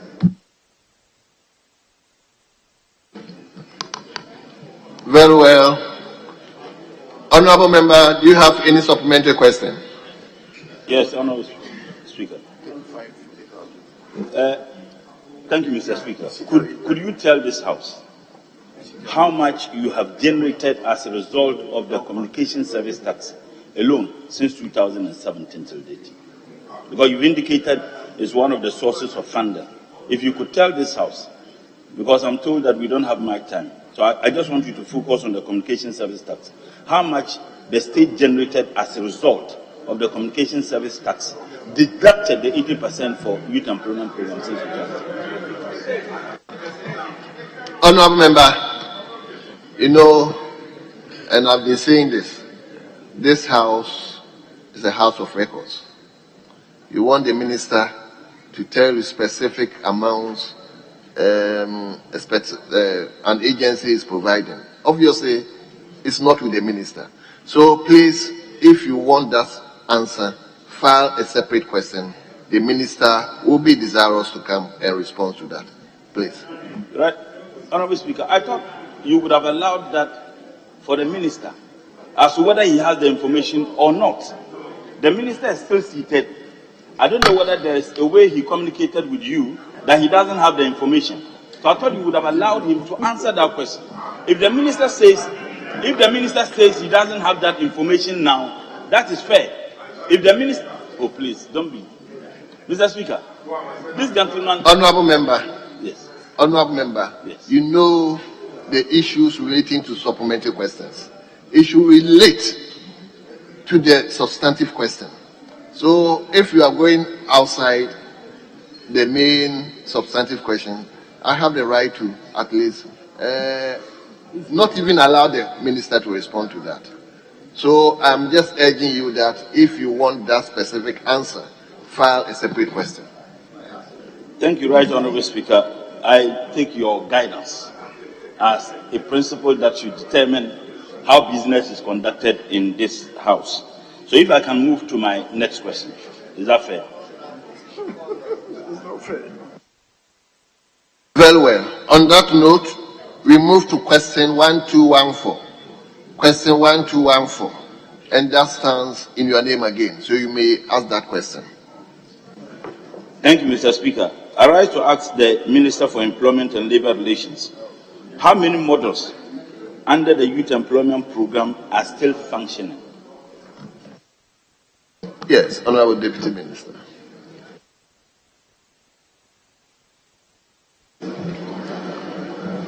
Mr. Speaker, currently a total of 11 models under the Youth Employment Program are functional. These are A, Community Protection Program, the Youth in Sports Program, Youth in Sanitation Program, the Regional Flagship Program, the School Support Program, the Youth Employment Agency Job Center, the Youth in Elite Sports, Youth in Afforestation, Entrepreneurship Training, Monitoring and Evaluation Assistance, and Project Assistance. Thank you, Mr. Speaker. Thank you very much. Honorable Member, any further question? Thank you, Mr. Speaker. Honorable Minister, I didn't hear the paid internship. The paid internship. And Mr. Speaker, I ask this because I've been a National Deputy Coordinator for that program before. And the paid internship has been one of the most important models under it. I didn't hear. Is it that the paid internship is non-existent, or that is what is being substituted as NAPCO? If you could tell this House. Yes, Honorable Deputy Minister. Speaker, the paid internship had been phased out. We had one with Ghana Post, which was one-off. And then we had one with Ministry of Agriculture for the extension officers, and that was also one-off. So that has been phased out. Thank you. Very well. Your last supplementary question. Thank you, Mr. Speaker. Honorable Minister, if you could lend me your ears. Will it be fair to suggest that NAPCO is but the paid internship model under the National Youth Employment Program? I'm saying that NAPCO is but the paid internship model under the National Youth Employment Program because they virtually do the same. The answer yes or no. Honorable Deputy Minister.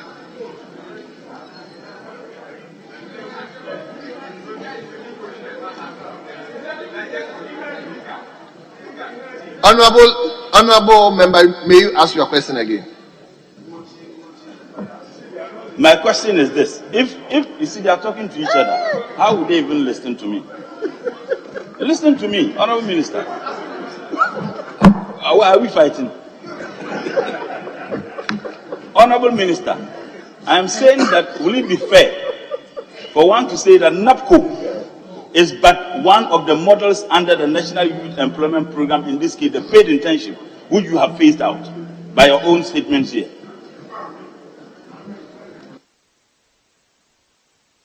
Yes, Honorable Deputy Minister. Speaker, I do not think that it will be fair to say that it's a phased out program under the Youth Employment. NAPCO was not under the National Youth Employment Agency. NAPCO was under the Office of the President. Thank you.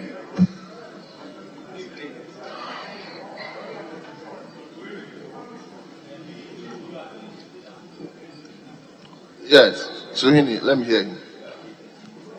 Thank you very much, Right Honourable Speaker. Mr. Speaker, the Minister in his response says that the Youth in Afforestation Program, the table that he provides at the back, recruited, or the model, has about 60,000 beneficiaries. The Speaker, if you go to the budget for 2022, page 148, the Minister of Finance indicates that the persons engaged under the Youth in Afforestation Program are 35,000. 35,000. 2022 budget statement this year.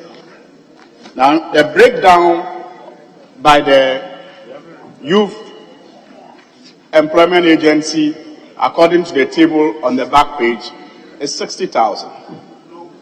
Mr. Speaker, I want to know how the minister will reconcile this, given the fact that the program is actually under the Forestry Commission. And only recently, I heard the Youth Employment Agency say in the media that payments were done by the Forestry Commission. So, what explanation does he have for the 60,000 when the minister is reporting to this House 35,000 under the program? Yes, Honorable Deputy Minister.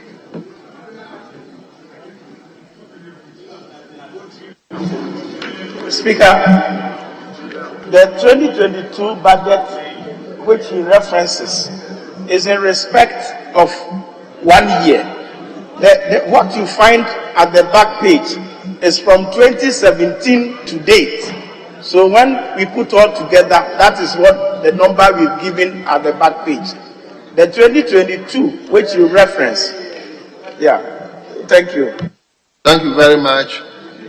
We move. Honourable member, you know it's a supplementary question. You are not the owner of the question. I cannot give you another opportunity. We move to 1215. 1215.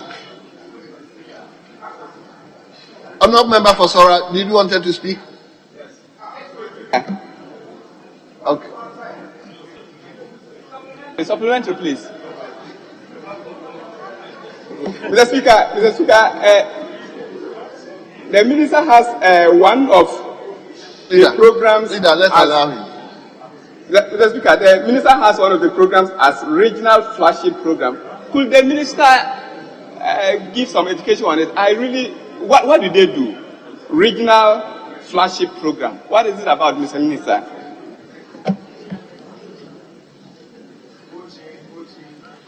Yes, Honorable Deputy Minister.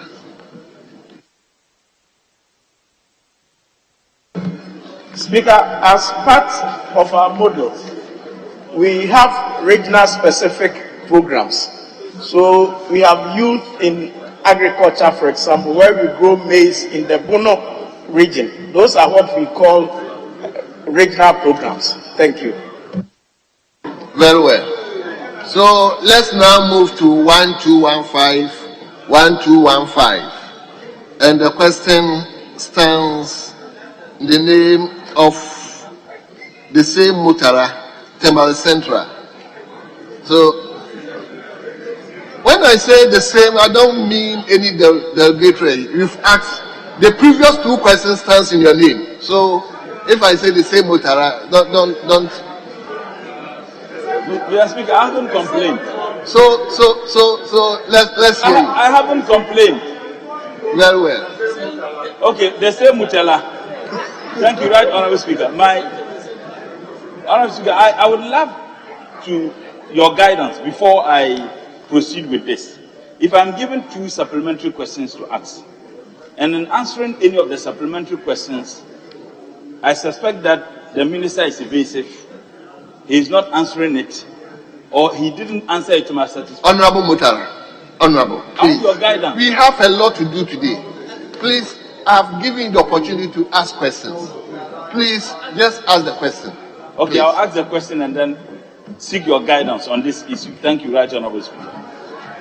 I rise to ask the Minister for Employment and Labour Relations the number of people. JY.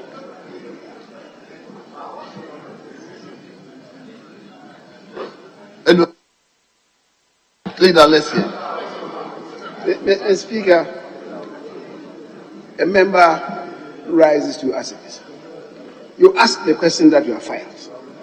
And even before you do that, you are soliciting an opinion on an abstract case that if you do this and this happens, what should happen?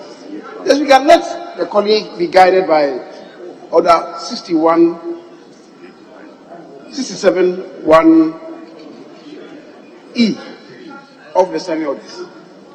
Please. Question. Thank you. Unsolicited question. Actually, Mr. Speaker, you gave your ruling. Honorable member, go ahead with your question, please. Right, Honorable Speaker, when I rose, you told me that I could not go on that tangent. Go ahead with your question. So I don't know where that was coming from. Honorable Mutala. Majority Leader. Honorable Mutala. Thank you, Mr. Speaker. I rise to ask the Minister for Employment and Labour Relations the number of people the National Youth Employment Agency has engaged under the program since 2017. Yes, Honorable Deputy Minister.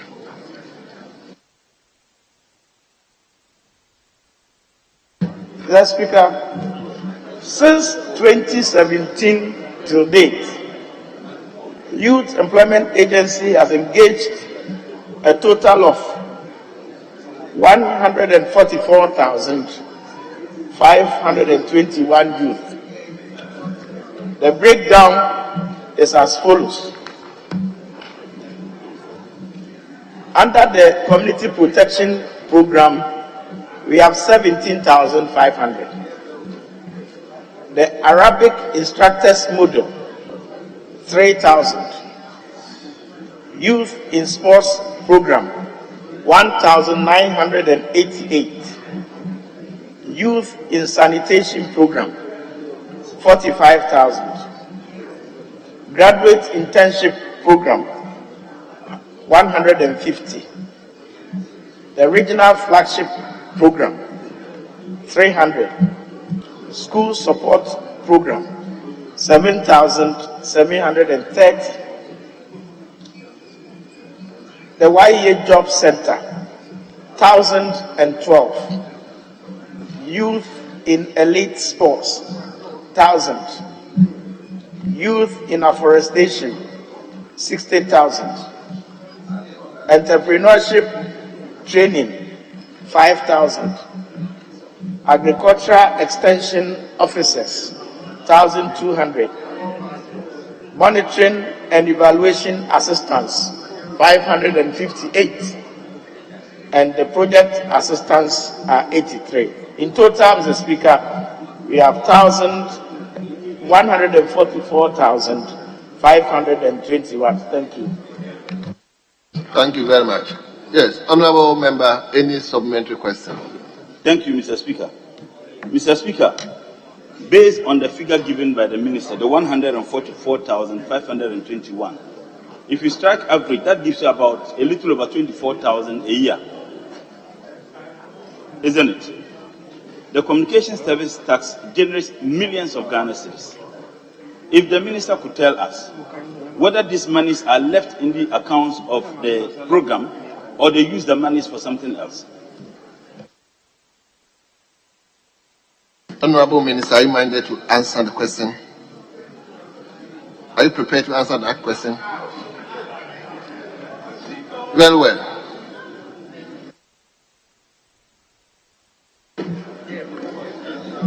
Speaker, just like any other program, we depend largely on the CST. And so far, that is the major source of income to the YE. What is CST? The Communication Service Tax.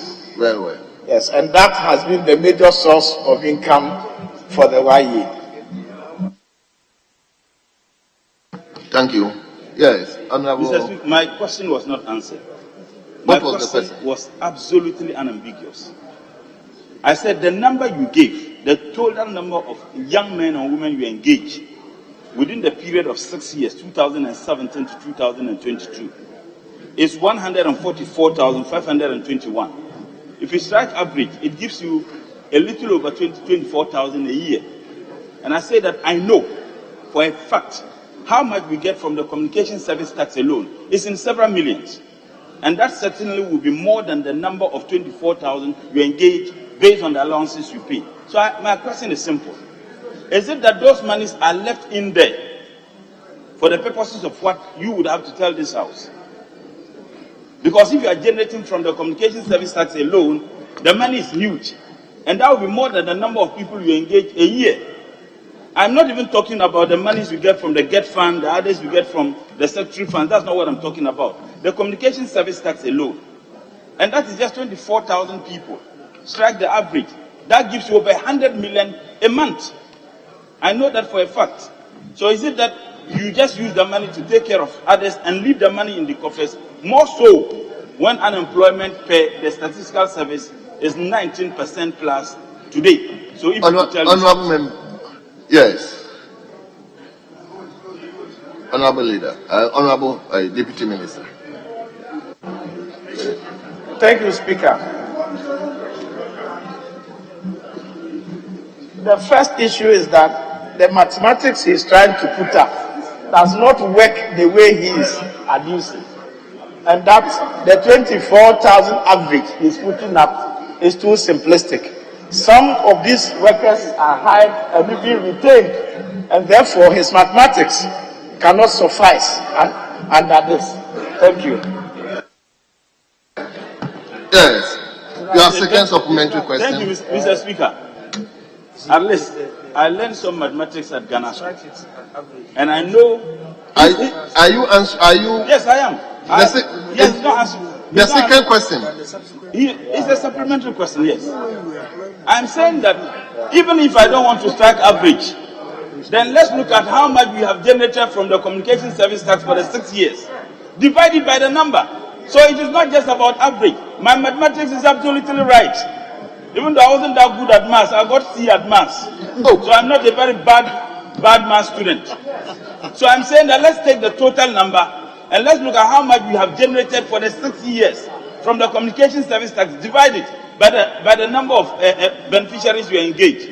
So, Honorable Minister, the good people of this country wants to know, why is it that the communication service tax alone, that generates millions of Ghana cedis every month, you are not utilizing it for the purposes of engaging these young people when unemployment is 19%? You took it from 6.8% from President Mahama to Honorable 19% Member. today. Honorable Member, I don't think this is a question.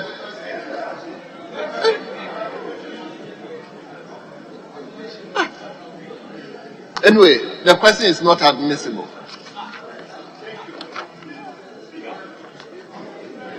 Yes. Mr. Speaker, I just want to ask the Minister if he's able to tell us how much the communication service tax is generated, at least for the year 2021. Since you said that is the Honorable Member, do you think a deputy minister, not even the Ministry of Finance, can just tell you how much data is generated? I don't think you can file a question. Mr. Speaker, he says that is the source of finance for the project. So, if you want that, file a separate substantive question.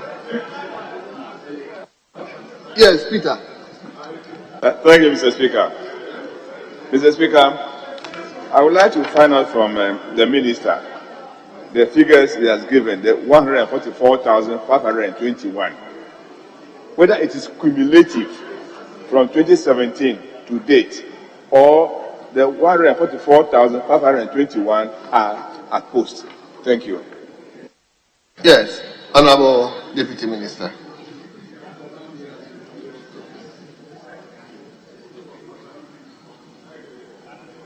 Speaker, the question, if you may permit me, let me ask the question again. No. The question is to ask the Minister for Employment and Labour Relations the number of Youth Employment Agency has engaged, the number of people the Youth Employment Agency has engaged under the program since 2017. That's the answer we've provided. Thank you. Honorable members,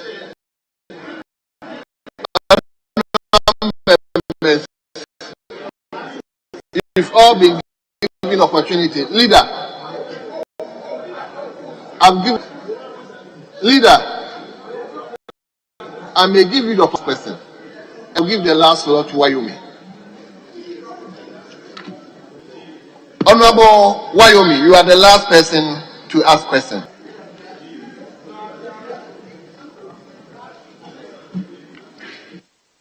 Thank you very much. I just want some clarification from the minister. There are 3 programs that are no more active.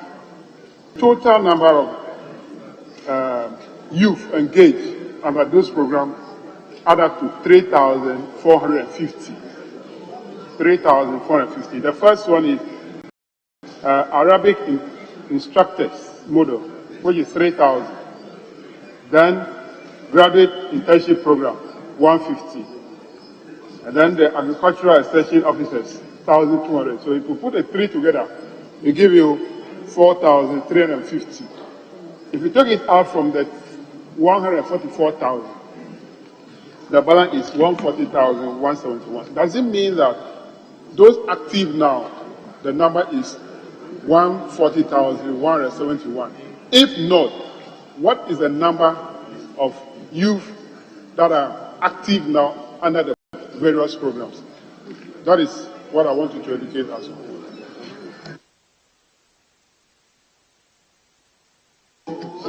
Yes, Honorable Minister. Speaker, thank you for the opportunity. I think I'll go back to the question that says since 2017 and go further to explain that the 3 models that Honorable Abedi took them out, even though they are not running currently, they are persons who are in employment as we speak. So since the question was asking since 2017, that's how can we put all together and got the 145 plus 1,000. Thank you. Honorable Wyoming, I gave you the opportunity. You didn't. Mr. Speaker, I asked the question that if the 140 is not the active number, then what is the active number now? That one you should be able to provide. Oh.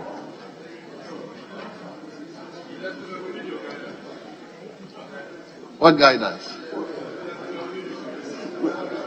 Mr. Speaker, it is true that a substantive question was asked. And it is true that he has answered the substantive question. You then decide that you grant the opportunity for supplementary.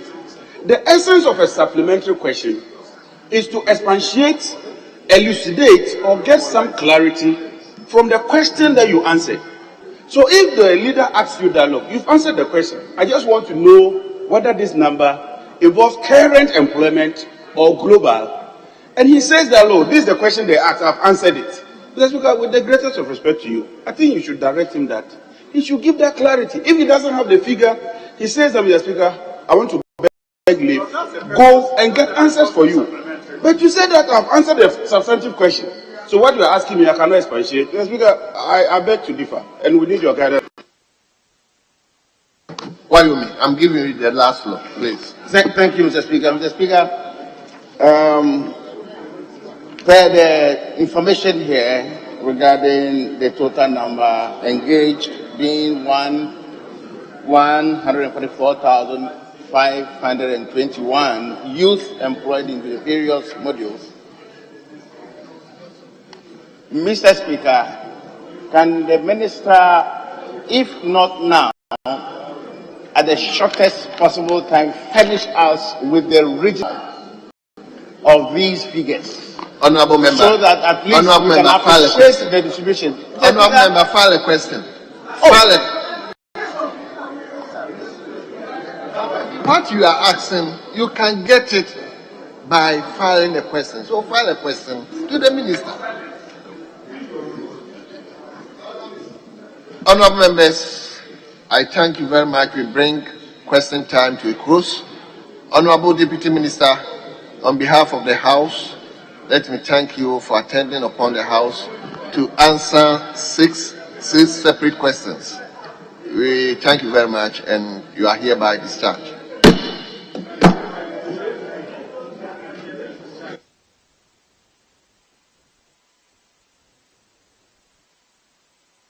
Yes. Speaker, we should be taking item 8. Item 8 on page 4 of today's order paper. Respect.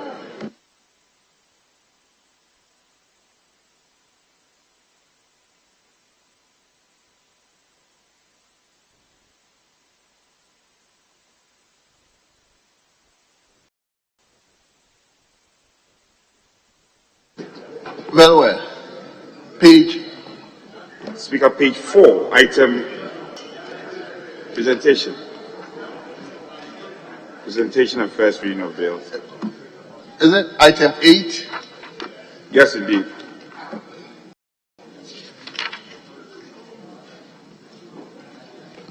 Honorable members, may I invite you to page 4. Page 4, item number 8. At the commencement of public business, we are now doing presentation and first reading of bills. Presentation and first reading of bills. Interstate Succession Bill 2022. Honorable Attorney General and Minister of Justice. An act to provide for interstate succession and for related matters. Honorable members, the bill is read the first time and referred to the Committee on Constitutional, Legal and Parliamentary Affairs for consideration and report.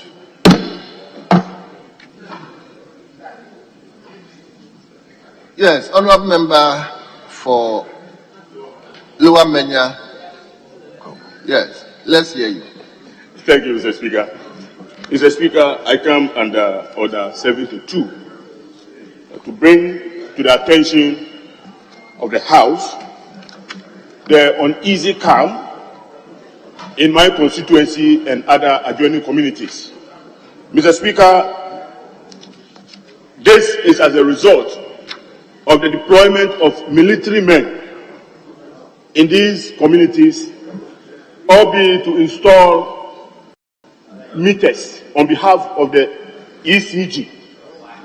Mr. Speaker, we have had issues with ECG, PDS for some time now.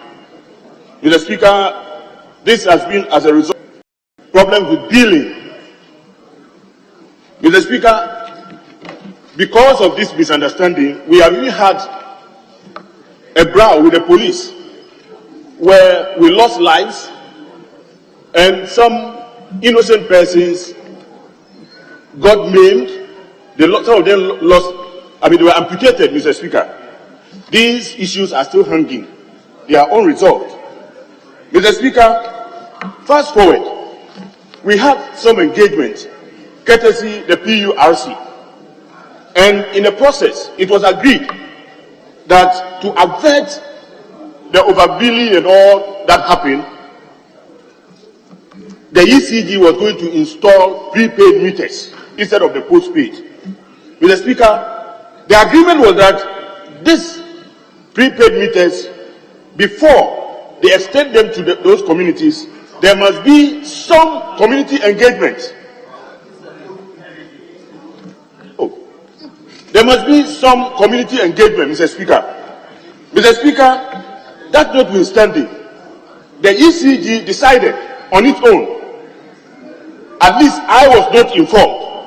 They decided to start with the installation in Pong without any military or police. And Mr. Speaker, it was going on peacefully. I have been monitoring it, and I have, in fact, that area is my stronghold.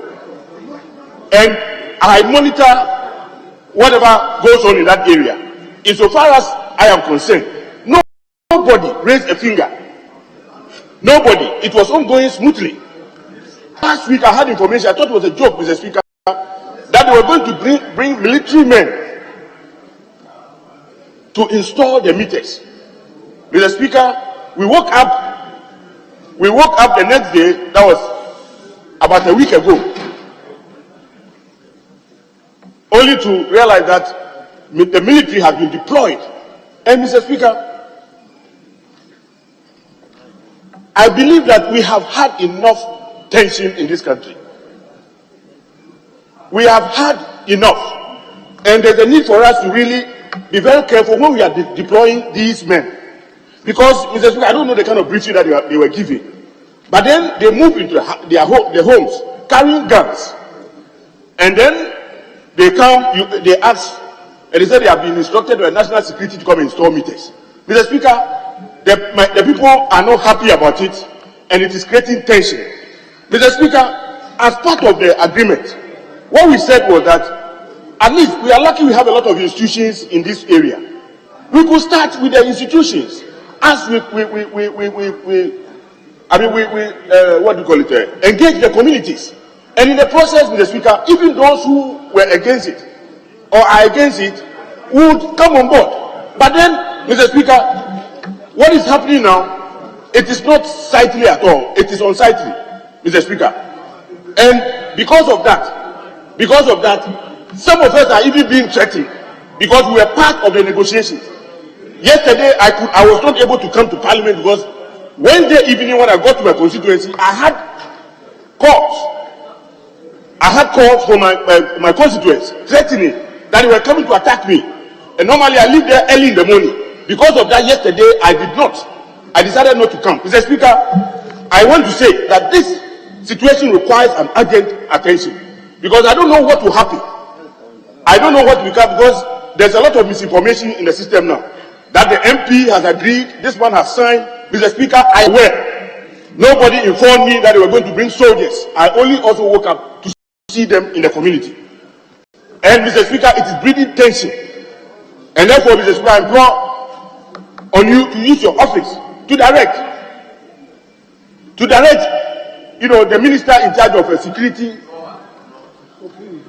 yes, to withdraw the military because they are not needed. Their presence is a waste because we don't need them to install. At the end of the day, Mr. Speaker, after they have installed, are they going to be there forever? If they install the prepaid meters and we have problems, where do we go? Do we go to Burma camp for them to come and correct the mistakes?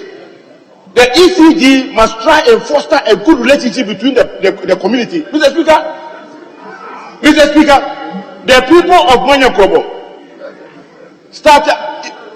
have electricity extended to their communities as far back as 1970. Mr. Speaker, I was old enough, I was in class 4 at the time. So I was old enough to know that we have been paying like electricity bills since 1970 until the problem with overbilling came up. And therefore the issue that Krobos said they won't pay electricity is a non-issue at all, Mr. Speaker. And therefore I am imploring you to ask whoever brought the military men there to withdraw them because it is breeding tension. It is breeding tension. Some of us have been threatened. And I don't know, Mr. Speaker, if you see the Krobo man in smoke, it means that there's something wrong. It means that either he's lost the father or there's somebody chasing him. Mr. Speaker, I thank you.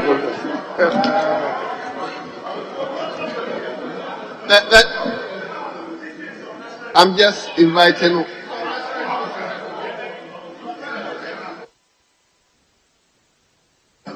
Mr. Speaker, I believe that this is not a normal statement that the colleague has had cause to raise in this House. It's not a normal statement. And so maybe we are not seized of the terms of the statement that he even made. I believe what he's done really is to assist in bringing tension at the place down. I would want to believe that the statement that you announced really was for him to limit himself to facts as provided for under Order 72. That limit himself to facts and not provoke any debate at this stage. Mr. Speaker, I believe it will be important for you to direct that the minister responsible for energy comes here to the interior is defense and interior is a matter for security. Right, for the minister of energy to come and brief us properly on this, because the soldiers would not just wake up and go there. You'll be invited by the electricity company, and they perhaps might have the concurrence of the sector minister. So it's important that we invite the sector minister to come and give us proper briefing. Mr. Speaker, our appeal that we rest, otherwise it may degenerate, and that in itself will not help to curb tension at the place. So I plead with you that you make the necessary directive and let the minister. Yes, so Mr. Speaker, at this stage, I don't want us to litigate the matter. Cause the Minister for Energy to come and give us a proper briefing on that. And I believe that it will settle the matter. I thank you very much. Honourable member, I'm not inviting. I'll only invite honourable leader. Okay. Thank you, Mr. Speaker. Minister, I agree with them. Honourable member, please. Honourable members, please look at the sensitivity of the issues. Please, I'm not inviting you to speak. Once I agree with the majority leader that we invite the Minister for Energy to brief the House. But, Mr. Speaker, I also want to play that because of the nature of the issue, and in order to prevent probably a clash between the military and the people, can the Minister of Defense or whoever call for the withdrawal of the military from the area? Yes, so some immediate action needs to be taken so that tension is down in the area before the Minister of Energy comes to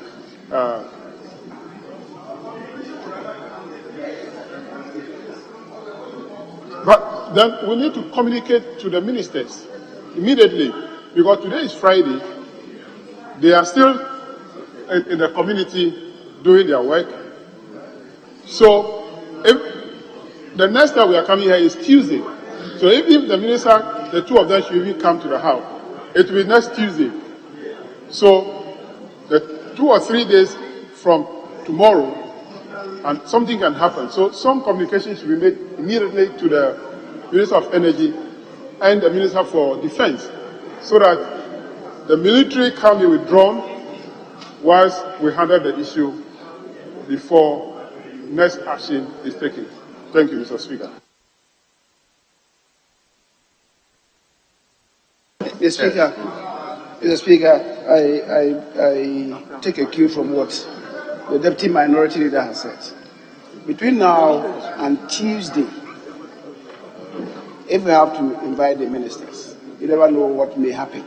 So perhaps we'll give the directive to involving the Minister of Energy, who fortunately has arrived back in the country, Defense and Communication, to put their heads together to say, going forward, what statement you issue to calm down tension in the place between now and Tuesday. If you can amend the directive, and let's move on. Because, Mr. Speaker, I know certain people are agitated. If you allow them, I believe they will take us to some uncharted territory.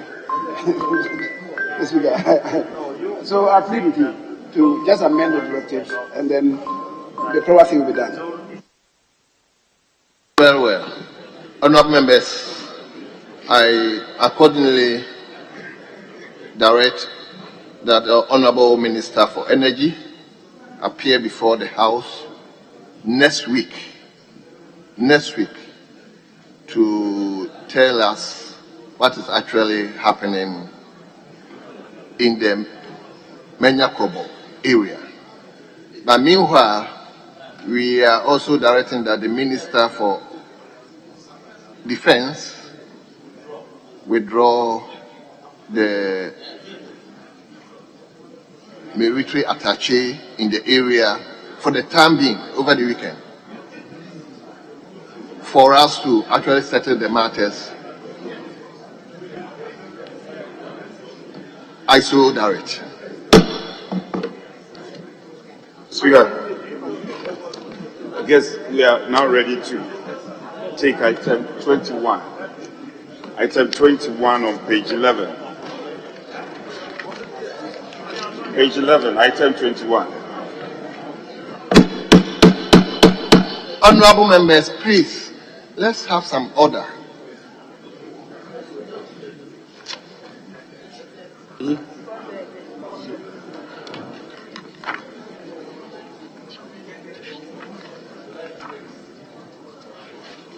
Speaker, item 21, page 11.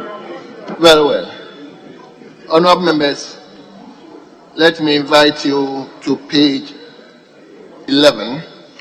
Page 11, item listed 21. Criminal and Other Offences Procedure Amendment Bill 2021.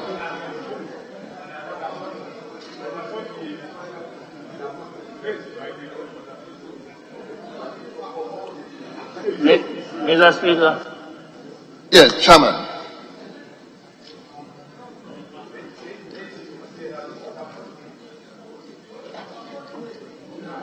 Consideration stage.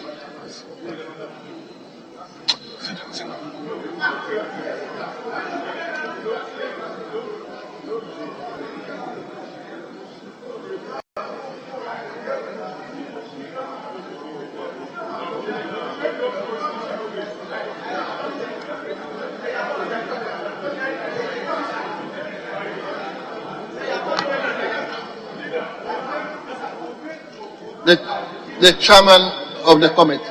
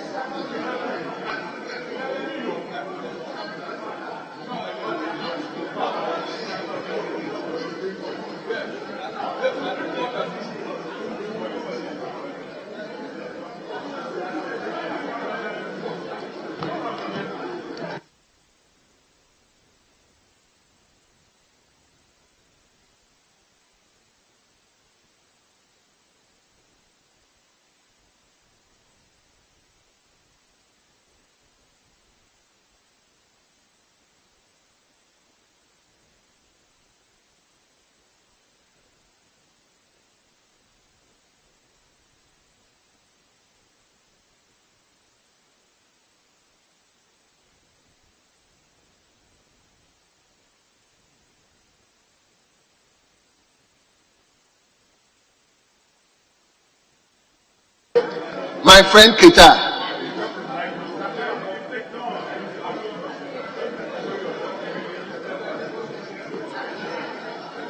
So,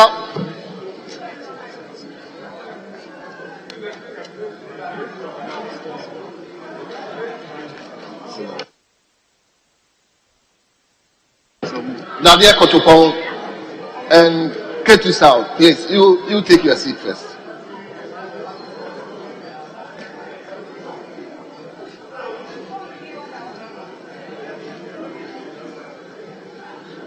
Nadia Kotopong.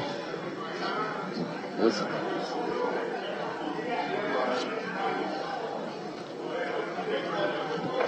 Yes. Honorable members, we will move on. So, at the consideration stage, now the chairman of the committee, let's hear you. Thank you, Mr. Speaker. Mr. Speaker, on the Criminal and Other Offences Procedure Amendment Bill, there are two clauses to be considered and we are done. Mr. Speaker, the first clause as advertised is section 162G, and amendment proposed is to delete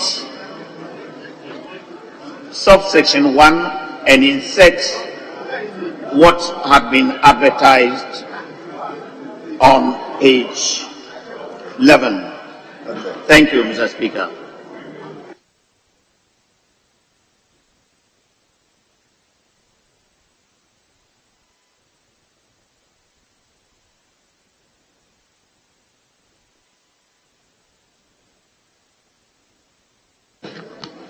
Yes.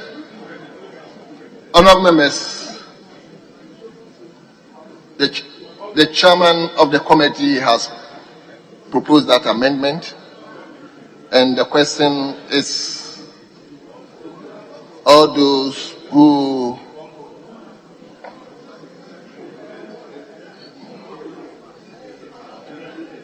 yes, Honourable Hiafo, Mr. Speaker, thank you for the opportunity. Mr. Speaker, I am in all fours with the chairman of the committee on the amendment, but I would want us to introduce C.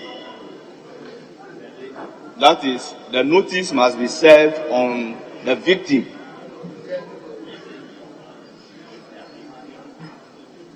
Because the law makes provision for the victim to even object to the plea bargaining agreement. So if the victim is not served with a copy of the plea bargaining agreement, the person will not be afforded the opportunity to raise that particular objection in court. It is for this reason that I am of the view that we should introduce C to call for service of the plea bargaining agreement on the victim of the crime.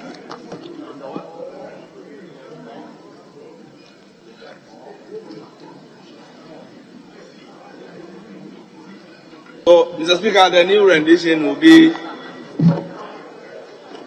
yes, or cancel. Yes, yes. Mr. Speaker, the new rendition will be where a plea agreement is concluded, the prosecutor shall, within 7 days, cause a copy of the plea agreement to be A, filed in courts, B, served on the accused person or counsel for the accused person. Then C, served on the victim of the crime or counsel for the victim of the crime.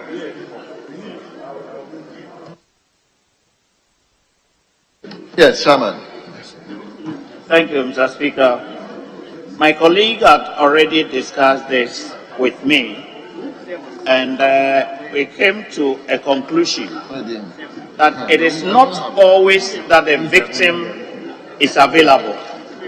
And I want to draw my colleague's attention to the phrasing word, the opening word says, where a plea agreement is concluded, the prosecutor shall, within 7 days, cause a copy of the plea agreement to be filed in court and served on these people. So where the victim is not available, because the victim most of the time will give his or her evidence, and then the victim would have walked away, might have traveled, and would not be available. It's even possible that the person might have expired. So if we make it a shall, that we should serve it on the victim, it may not be possible to achieve this. And this would impede the process. That's why I think that the victim should not be included here. Thank you, Mr. Speaker. Yes.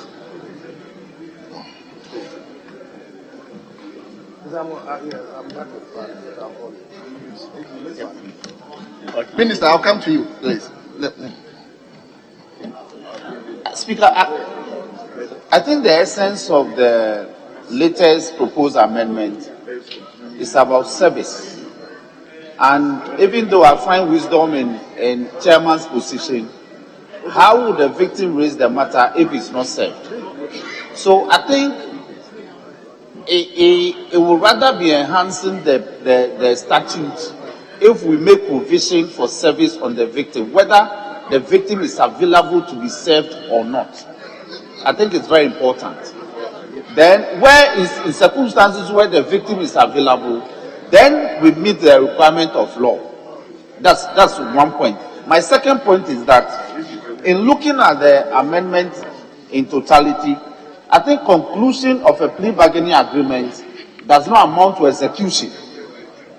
When you conclude agreement, it's not signed, it's not executed. So I think we should introduce where a plea bargaining, where a plea agreement is concluded and executed. Because you can negotiate and conclude. It's not executed, it's not signed. When you conclude a plea bargain agreement, then it's the negotiations that you have concluded. But you have to sign it. Between the period of conclusion and signing, there may be other intervening factors. So I think there should be a place in the provision for execution of the agreement.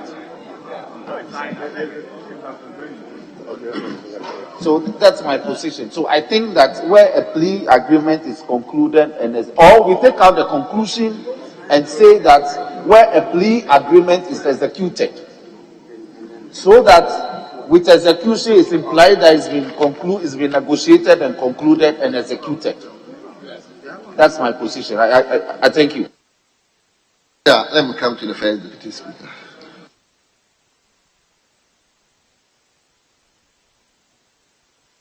Speaker, my senior is here, so I'll give way to him. If I'm not satisfied, I'll add mine. Thank you, Mr. Speaker. We should be careful about the distinction between criminal jurisdiction and then civil jurisprudence. There's some confusion here. The nature of criminal jurisdiction is that as soon as there's a crime, the state takes over. You, the individual, you have no role. I mean, those days where an individual could personally prosecute matters and whatever it is, I think we still have remnant of it. But the Attorney General easily takes over. So we're talking about big stuff here, where the Attorney General actually takes over. The state takes over. You have no personal interest in the matter again. So the state says that in matters of this nature, this is what I intend to do. In the areas which are applicable, I'm saying that I would allow for plea bargain. In these areas, I would not. The chairman is proposing that when the agreement is concluded, the prosecutor shall, within this period, 7 days, file with the court, serve on the accused person. And then the suggestion that we should also serve on the victim. Who is the victim in this matter? The victim is not the person who has been murdered, who is gone. How do we look for the person who has been killed? It is the state which is the victim. So if the state is making this proposition, what is this whole idea about getting the victim to agree to what? Your rights have already been mortgaged to the state. The state is working hard to prosecute the accused person. It makes sense if he says that the accused person should be served with it. It's the accused person. He is the one in trouble. State is working on behalf of, the Attorney General is working on behalf of the state. The state is working on behalf of the victim. So, Mr. Speaker, this businessman, let's serve the victim separately. To do what with it? Would the victim then say that, well, I don't agree to this? I don't like your way, because I know I'm sorry now.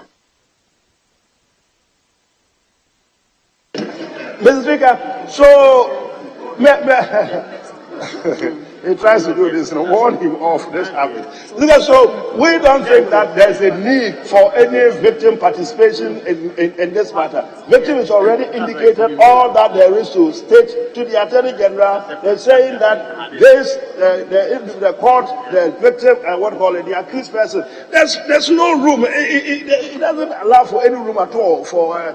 Listen, this thing has been continuing for how many months now? Before the last recess, we tackled this and we couldn't finish with it. Yesterday we wanted to finish with it. You ran away. You left this room. You ran away. Today we are back here. Mr. Speaker, we don't have a lot of time to finish this matter.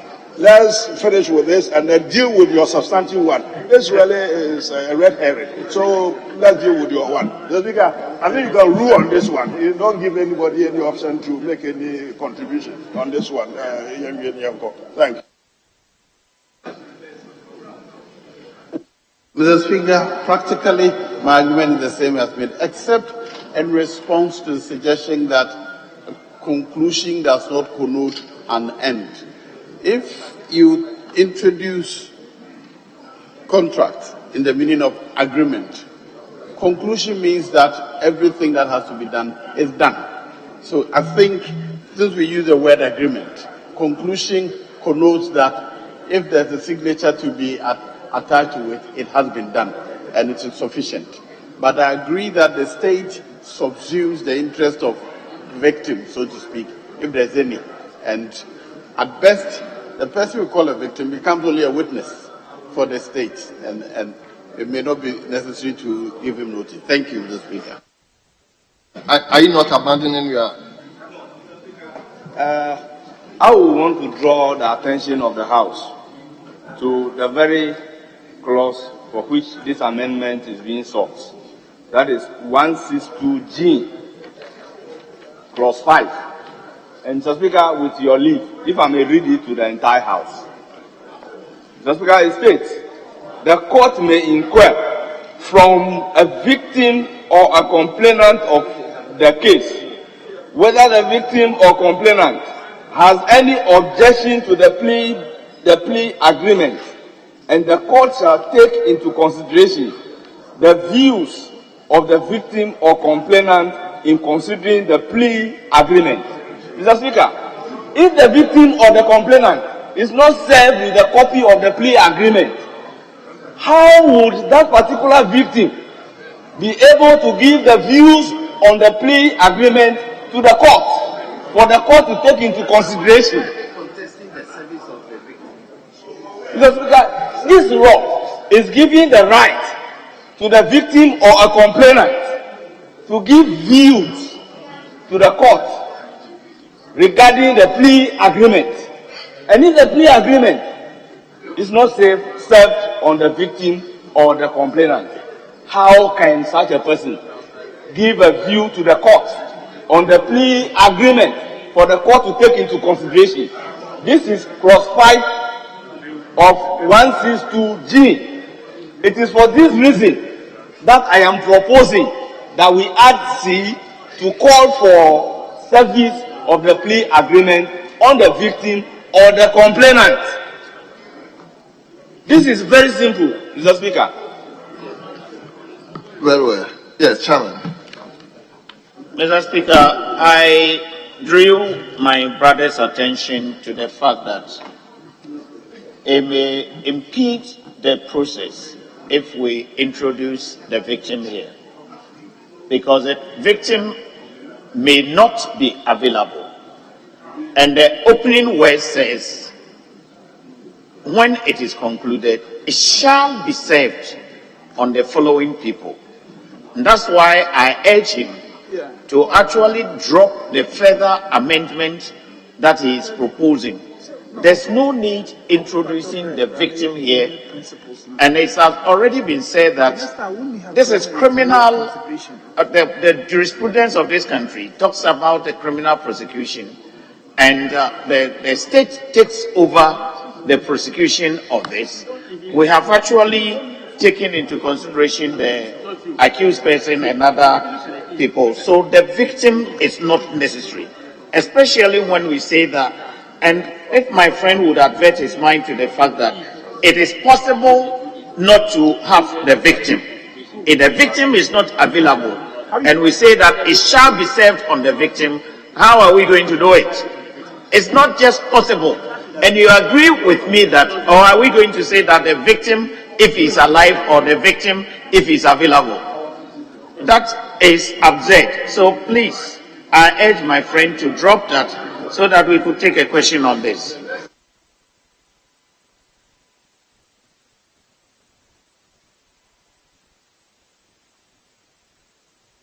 Chairman, can you look at Sub 5?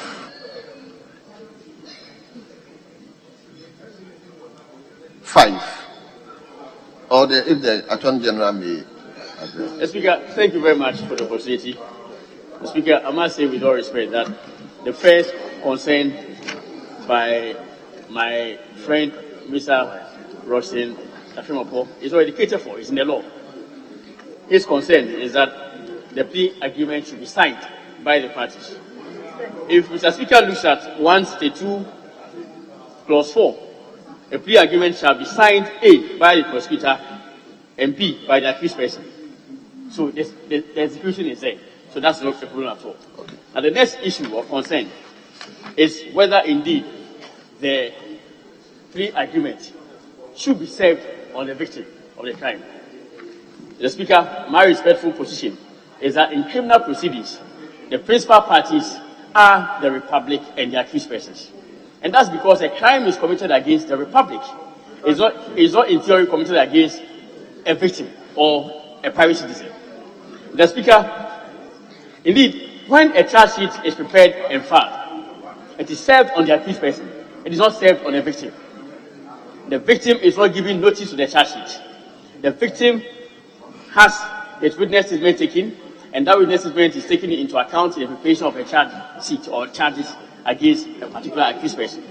The Speaker, apart from that, even before we get to this stage, the victim would have been part of the process of consultation. And I will refer the House with all respect to 162E. 162 states clearly that a prosecutor shall not conclude a plea agreement with an accused person or counsel unless the prosecutor has A, informed a victim or complainant of the offense or representative and all. And then if 162E clause 2 also says a victim or complainant who objects to the terms of the plea agreement may cause a statement to be filed as part of the plea agreement, detailing the grounds of the objection. So, Mr. Speaker, if the concern is the non-inclusion or supposed non-inclusion of a victim, clearly the law makes provision for that. The victim will be included in the process at all. Mr. Speaker, for us to require a victim to be served with the concluded or executed plea agreement will be out of order. It will be out of order because at that point, the victim may not even be in the country at all. The victim may not be available. The Speaker, even if the victim is in the country and is available, it still does not derogate from the fundamental point that the Republic is the principal party to any prosecution at all. And for that matter, the Republic is the one who executes the final agreement on behalf of the entire state, including the citizen who allegedly is a victim. The Speaker, indeed, the clause 162(5) that my good friend also relies on, which is that the court may inquire from a victim or a complainant of the case whether the victim or complainant has any objection to a plea agreement. In my view, this even reinforces the contention that in criminal proceedings, it is the Republic who is the most important party, the principal party. Because the words clearly show that the court is not required to inquire from the victim. The operative word is may, which is permissive. So the court may or may not inquire from the victim. So clearly, it cannot be support for the contention that a victim ought to be served with the concluded plea agreement. On this basis, I certainly submit that there is no harm at all to be caused by the non-service of the plea agreement on a victim, and for that matter, the provisional assistance is in order. Thank you very much. Very well. Let me now put the question. Let him put the question. This okay. Let him put the question on clause 1. All those in favor of the amendment say aye. All those against the amendment say no.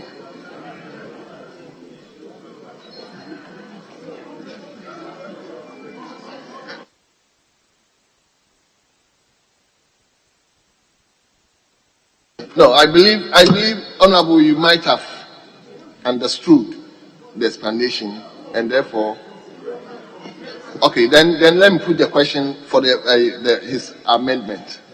Yeah. You put a question on my own. First, the law enjoins the prosecutor to inform the victim or the complainant before entering into the plea bargaining agreement. It is for this reason that after concluding the plea bargaining agreement, the person should know the terms and conditions that you have agreed upon. Mr. Speaker, if you go to the memorandum, there are benefits in the plea bargaining agreement for the victim or the complainant. The benefits may be in the form of compensation or restitution.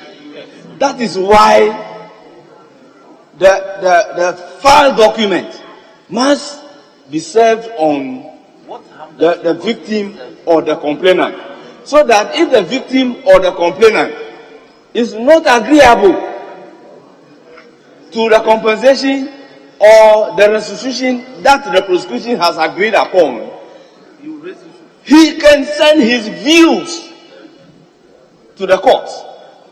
Other than that, you do that, the court will say at that point that I want to take the views of the complainant or the victim. What will you do at that particular stage? Because the law is there. What wrong does it make if you serve the person who is going to benefit from the plea bargaining agreement a copy? What harm will it cause? Very well. So, can I put the question so I move on? Yes, Mr. Speaker. You may, Mr. Speaker, my little worry with what my colleague is talking about, really, I'm not too sure that by his position is taking the discretion away from the court. If you're not taking the discretion away from the court, if you insist that the victim must certainly be consulted, then the argument then will be that 5 rather should read the court shall inquire from the victim and not may inquire. Yes, because if the court has the discretion to inquire or not to inquire, then we might as well maybe do away with it. In particular, relating to what the Attorney General earlier on referred us to, that is in respect of 162E2, that a victim or complainant of a case who objects to the terms of the plea agreement may cause a statement to be filed as part of the plea agreement detailing the grounds of the objection. So it's properly being captured here. It is captured here in 162E2, that a victim or a complainant of a case who objects to the term of the plea agreement may cause a statement to be filed as part of the plea agreement detailing the grounds of the objection. So look, how does he intervene? How does he intervene? In the 162E2, how does person intervene? I'm saying that this thing has already been taken care of here. And that's why I'm saying that what we have in G5 really is superfluous. It's superfluous. Honorable Hayafo. With what the Honorable Majority Leader has just said, how do you even make statement protesting if you are not served with a copy of the plea bargaining agreement?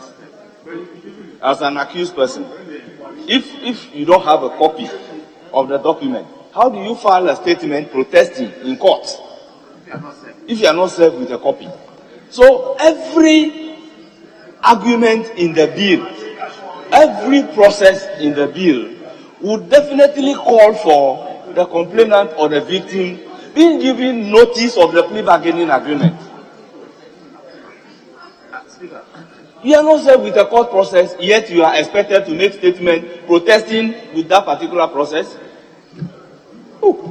Mr. Speaker, as I was saying, once the consultation with interested parties, 162E takes care of it.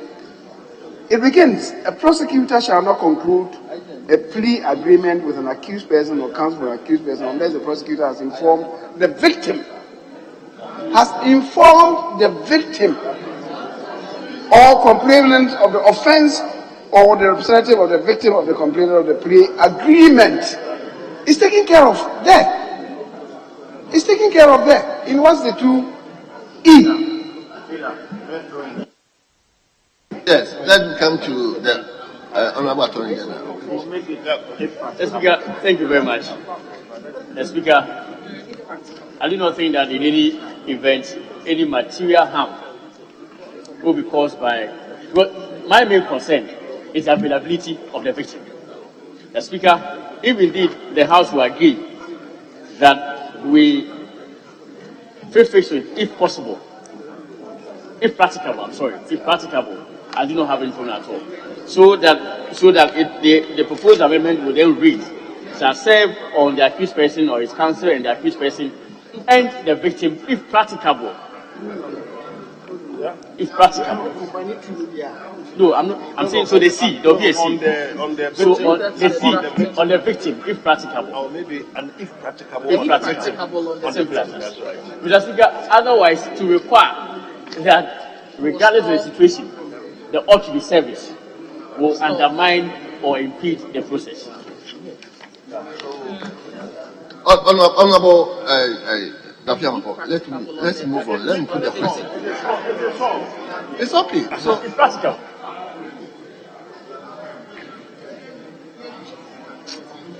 Speaker, indulge me, Speaker, indulge me. Speaker, you see, we are enacting a provision or we are enacting a law to cover an area that is novel in our criminal jurisprudence. We are importing it into our criminal jurisprudence and practice. But let me say this, when you go to court and it becomes necessary for a process to be served on a party or someone, a third party who is not a party to the matter, the court will direct that the process be served on the person.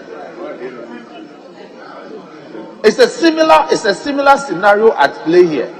So why is it not necessary for us to make provision for the process that circumstances will make it possible for the person to be served, for that to be provided? Let's make provision for service to be done on the person. Oh, he's accepted. Okay, then let's make progress. Let's make progress. So if AG has agreed, then that is all beautiful. Because no harm is caused if provision is made that the victim may be served. I thank you. Anyway, Chairman, you want to also... Hello, Mr. Speaker, from what the AGs have proposed, I agree to what my friend, the ranking member, has said, but it should be C on the victim of the crime where practicable. On the victim of the child is already at the opening. Is already. Speaker, thank you for the opportunity. Speaker, the danger with the phrase impracticable is that it may be subject to abuse. Yes, all that prosecution ought to say is that, my lord, it's not be practical for us to serve. That's all they ought to say. So it is not necessary for us to put the phrase impracticable. So once the victim is part of the process leading to the conclusion of the plea agreement, then the victim is around. The import of the law suggests that in concluding the plea agreement, the negotiations leading to conclusion, the victim is being consulted. Always practicable. So how can we say that if practicable? before entering to negotiations leading to conclusion, we are saying he ought to be consulted. As soon as conclusion is done, if practicable. No. So let's be fair in the provision that once the plea agreement is concluded and filed, a copy be served on the victim. If it's not practicable, let that fact be deposed to in court. But not the law made it possible that if practicable, serve. If not practicable, don't serve. In any case, that is why we are provisioning for statutory service. Because if practicable is a matter of fact. If practicable, it's a matter of fact that you must depose to. So if it's not practicable to serve a party necessary to the action, it's a matter you must depose to before the court, for the court to make a determination. Mr. Speaker. Thank you. Number one, I'm not aware of subsidy service in criminal matters. Yes. I haven't heard of that before. Number two, he keeps saying that there is no issue about impracticability. When the person is dead, murder is when the person is dead, gone, buried. How do you serve that person? It's not practical. So when we're talking about practicability, I mean, it's very clear. I mean, that particular phraseology, Mr. Speaker, doesn't cause any havoc. It doesn't cause any violence to the structure. They would all agree the person is always a party to the ongoing processes, the victim. So if in the end the person is there, and we've all agreed now that they need to serve the person will be served when it's practicable. He is physically present, it is practicable. We're talking about the instance where naturally it is not practicable. Why are we splitting hair on this matter? No. Mr. Speaker, when we speak of service of process, there's a possibility of impracticable service. So you have to go back to court and make that fact known to the court. Once it's about service, the doctrine of substituted service can come in, whether criminal or civil action.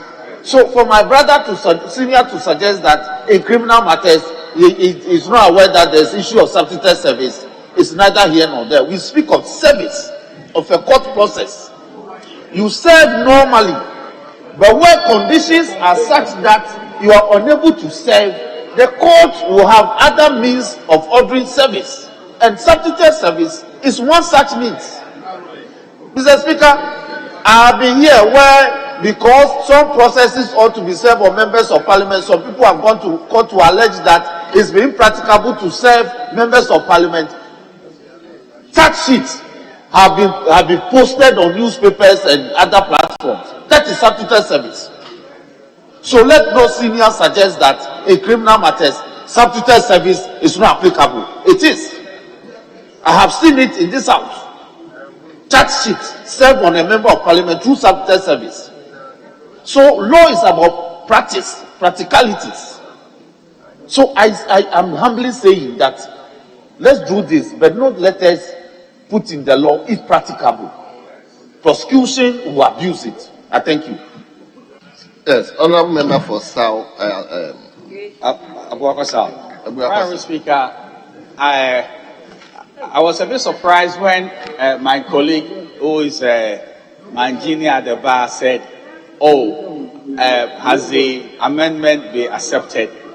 And I was going to invite you that if he didn't know that Attorney General and the chairman of the committee conceded that what my colleague was urging upon the House should be accepted, then he was intellectually sleeping. And I was going to invite you to sanction him. But now he's brought a matter that I think is very, very interesting for us to know. You see, this practicability has even got to do with the dead. So somebody has been murdered. Who is the victim of the crime? The one who is deceased and is in the grave. How do you serve somebody in the grave? That is why the word practical is elastic enough to take care of every scenario you want to talk about. So where service cannot be done, it will not be done. And where service should be done, it should be done. And even the scenario of substitute service is also captured in what is practical. So I don't know why I will be splitting hairs on these matters. Because in some of these scenarios, you can't serve somebody because the person is dead. The victim was shot dead. So how do you serve somebody in the grave. So, Right Honourable Speaker, it's eminently sensible that the word practical, is good for all purpose. And we should accept it and proceed. Honourable Member, your amendment has been more or less taken on board. So, or complainant. So if the victim is dead, the complainant will be living. You understand? If it is a case of murder, the victim is dead and gone, but there will be a complainant to that particular action. There's a complainant. Very well. So you can serve the complainant. That's why it is victim or complainant. On this matter, Speaker, it is a submission that have been made by my friends here, with all respect, unnecessarily elevates the importance or the place of complainants or victims of crime in the prosecution of offence. Mr. Speaker, it is not every offence which is prosecuted on the basis of a complaint. The state ought not to receive a complaint even before prosecuting a crime of stealing. Indeed, there are many instances where complainants or victims of offences negotiate privately with the perpetrators of the offence, and the state will still proceed. Mr. Speaker, therefore, to actually require, in the first place, that a complainant or a victim be served with the conclusion of a plea bargaining agreement, in itself even undermines criminal prosecution. Secondly, if indeed there ought to be a concession, which I have done, I think the best we can do is to say that where practicable, and if my friends would note, where practicable is limited to only the victim of the offence, in respect of the main parties to a criminal prosecution, the Republic and against the accused person, it is mandatory. It ought to be served under any circumstance at all. Mr. Speaker, I would say that by dint of the involvement of the victim or the complainant in the process of plea agreement, right from the commencement of negotiations up to the conclusion, indeed, even the requirement for service on the victim is not even necessary at all. The Speaker, my friends talk about service in criminal proceedings. That is for or in respect of accused persons, where an accused person is not available. There is no provision in any law in the Republic or indeed any part of the world where a victim is to be served with even a charge sheet. A charge sheet is not served on a victim, it's not served on a complainant. There is no provision in the laws of Ghana requiring any process at all in criminal proceedings to be served on a victim of an offence. I think, with all respect, this is the extent of concession that we can make, and I think the House also agree. Thank you very much. Very well. So, Chairman, you mentioned C. So let's see the rendition and. Mr. Speaker, it was proposed that C served on the victim where applicable, where practicable. And I want to find out if there is consensus on that. If my friend agrees, then, Mr. Speaker, you can put a question on this. Thank you.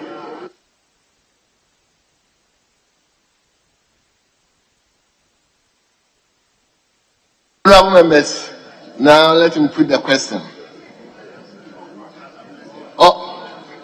So now it's part of the original amendment. So all those in favor of the amendment on cross 1 to stand as part of the bill, say aye. All those against, say no. Honourable members, the ayes have it. Cross 1 stands part of the bill.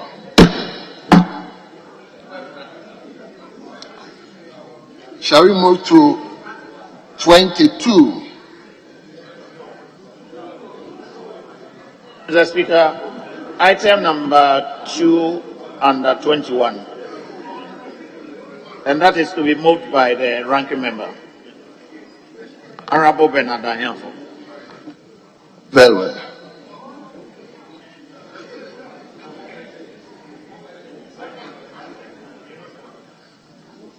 Yes. Honorable. Mr. Speaker, thank you for the opportunity, and let me remind the House that I have moved the amendment, and it is for a question to be put, and is well captured by the other paper. Proposed amendment, section 162Q, subsection 1, delete. Mr. Speaker, I have argued, but for the benefit of those who might not be around, and in order to refresh our memories, if I may rehash the salient points.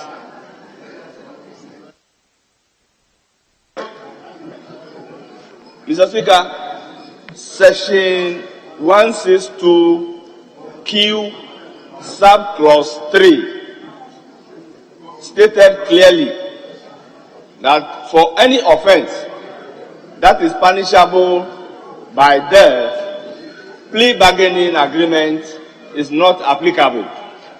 Mr. Speaker, this is in consonance with our laws and the practice, because if an offense is punishable by death and you plead guilty, the court is under obligation to enter a plea of not guilty.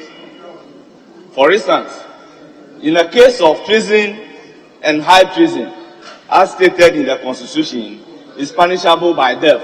So even where you plead guilty, the court must enter a plea of not guilty. An offense of murder, if you plead guilty, practically the court will enter a plea of not guilty. So I agree perfectly with 162Q3 that for an offense punishable by death, a plea bargaining should not be applicable, because from the inception, the plea bargaining agreement would come into being only when the person charged with the offense plead guilty to the offense. If the person said, I am not guilty to the offense, you cannot invoke a plea bargaining agreement. So, exempting treason, high treason, and murder from plea bargaining agreement by 162Q3 is actually in consonance with the laws and the practicality in our courtroom. However, creating a exception for the other offenses, Mr. Speaker, I am of the view that it even defeats the very purpose for which this law is being made. Mr. Speaker, I said so because the memorandum which states the principle, the rationale, the purpose for which the law is seeking to achieve is clear that this particular bill, if passed into law, will lead to a reduction in case loads of the courts as well as the prosecutors. It will lead to saving the state time and money. It will avoid long and protracted trial. It will decongest our prisons. 5, it will give satisfaction of victims of the offense through compensation and restitution.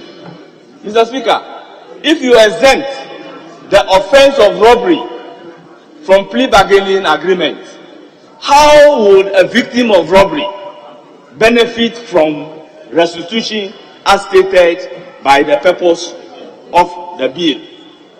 How would a victim of rape take the benefit of compensation? Mr. Speaker, that is why I am saying that the law that creates the exemption would defeat the purpose of the bill, for which reason the entire exemption created must be deleted, since clause 1623Q has already taken care of treason, high treason, and murder. There is no need creating exemption in this bill. Mr. Speaker, one of the purpose of this particular law is to enable the prosecution to even use one of the accused person as a star witness in doing their prosecution. Offense like piracy, it occurs in the sea. So the plea bargaining will allow the prosecution to use one of the accused person as a star witness. But that person will not completely run away from being punished, but there will be a plea bargaining agreement leaning towards the minimum sentence that will be available for such particular person. So, Mr. Speaker, we will actually be defeating the purpose of the law if you allow this particular exemption to be carried out. And we will be denying some victims of a crime the benefits of a plea bargaining, which clearly we must not do. It is for this reason that I am humbly urging upon this House to support my amendment to delete clause 162Q subsection 1 from the bill. Mr. Speaker, I humbly submit for consideration of the House. Yes, Chairman. Mr. Speaker, I'm sorry to oppose to this proposal. I oppose to the amendment, Mr. Speaker, because my 27 or 28 years at the bar, I have never seen any law on plea bargaining. This is the first time that a plea bargaining law is being introduced in Ghana. Already, a treason and high treason, as mentioned under 162Q1A, is a constitutional issue.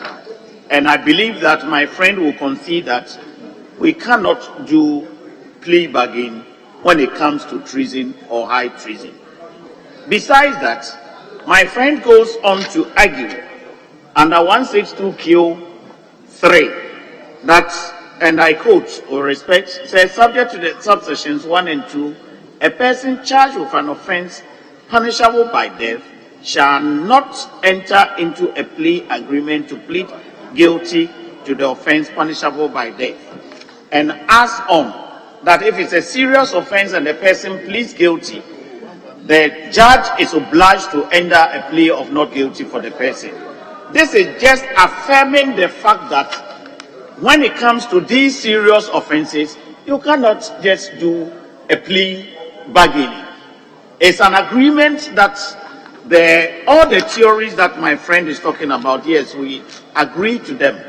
But there are exceptions to the fact that these very offenses, and this is a policy matter that had been introduced by the learned Attorney General, that on these matters we are ready to pass a law which would actually discuss plea bargaining, but we are holding on to these very laws, and my friend would realize that all the offenses that have been stated are serious offenses like treason and high treason, rape, defilement, genocide, robbery, kidnapping, murder, attempted murder, abduction, piracy, hijacking, and offense related to public elections.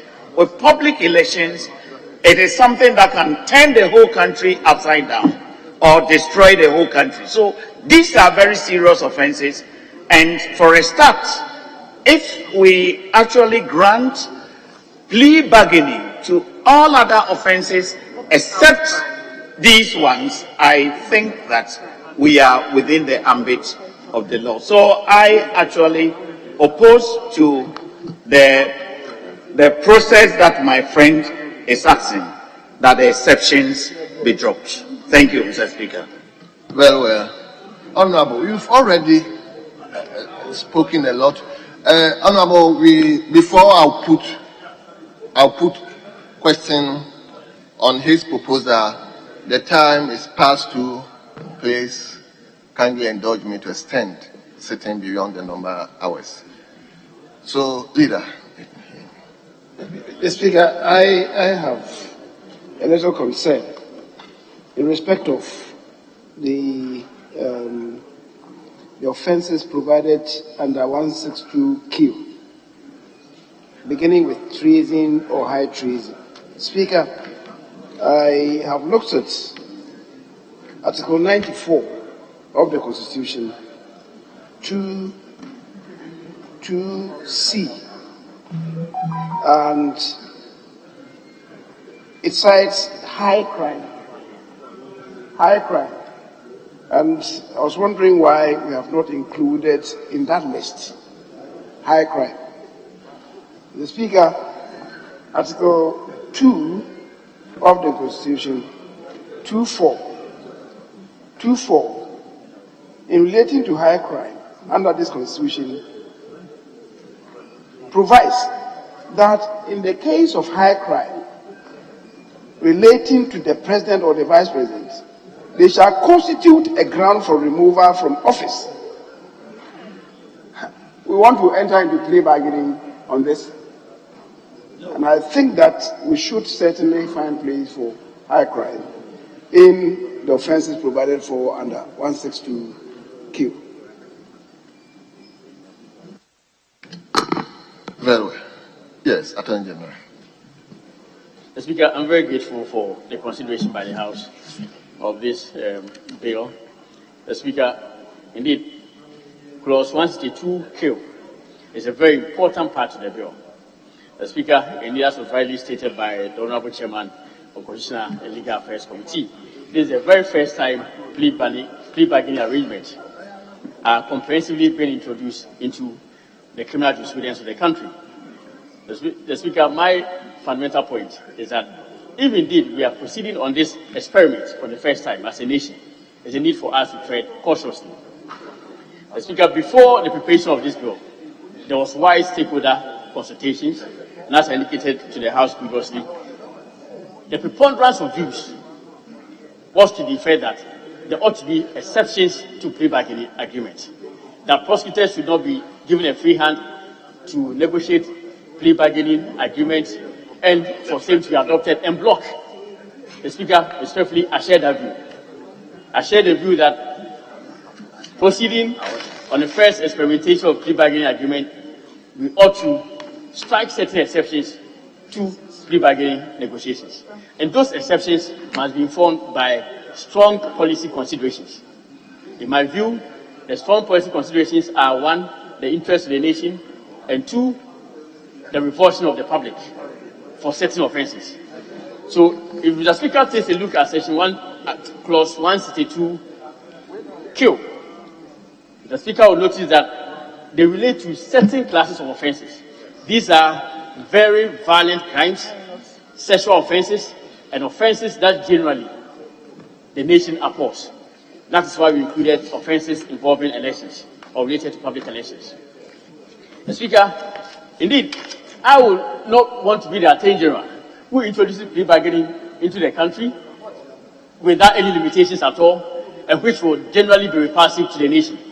We want the bill or the laws that we pass to be in step and in accord with the general views of the nation. Indeed, our study of plea bargaining agreements across the world revealed that even in various jurisdictions where the agreement is recognized by law, there are exceptions. And those exceptions reflect the generality of views in the relevant countries.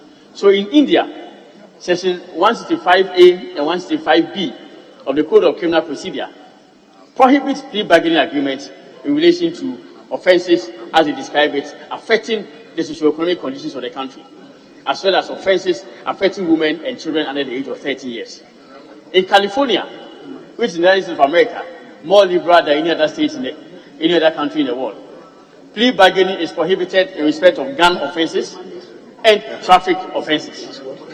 Again, Kenya prohibits plea bargaining in respect of sexual offences.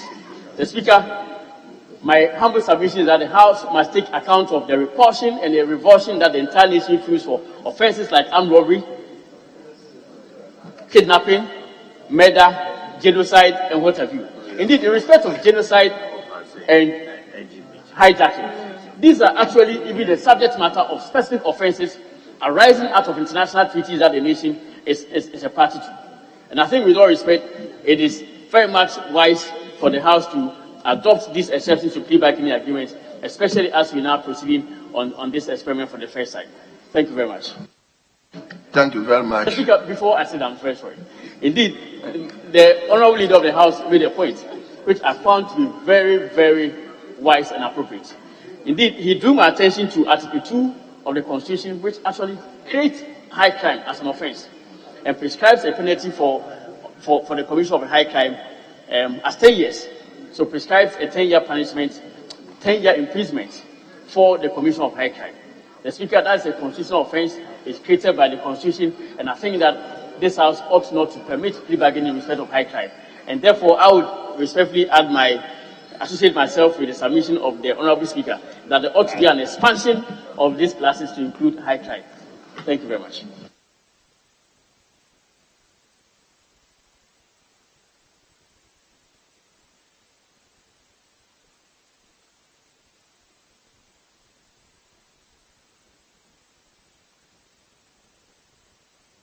Have you abandoned them? You haven't? Okay, let me. Yeah. Speaker, I heard the learned AG's argument, and there's some wisdom in what he's saying. Yes, some. There's some wisdom in what he's saying, but in his own memo, particularly, it's not numbered. So if you look at page 1, the last paragraph on page 1 of the memo, we already have, if I may read with your leave, some form of plea bargaining already exists in our criminal justice system. Subsections 2 and 3 of section 239 of Act 30, for example, provide for some limited plea bargaining in respect of indictable offences, which section 35 of the Courts Act 1993, Act 459, provides for plea bargaining in respect of offences which result in economic loss, harm, or damage to the state or any agency of the state. So I want to draw the House attention to this, that by the current provisions, are we amending these existing provisions in these other laws? So we need to advert our mind to these provisions in these other laws to guide what we do today. I thank you. Yes, Attorney General. Speaker, just a quick response with your kind indulgence. Speaker, insofar as the offences that are within the ambit of Section 35 have not been prohibited or excluded from the application of the proposed plea bargain, it means that it applies and it still stands. So it means that plea bargaining is permitted in respect of those offences. It is only the offences that Section the Q covers which are excluded.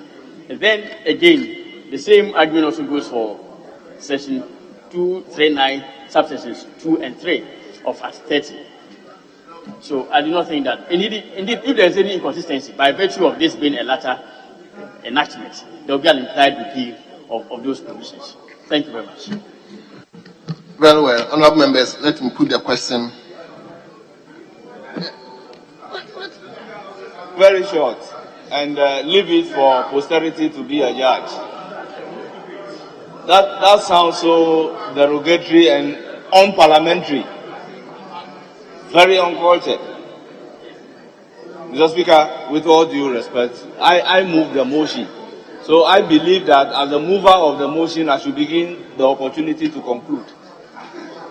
So for a member to just shout behind instead of speaking into the microphone, that sit down, that sounds so unparliamentary.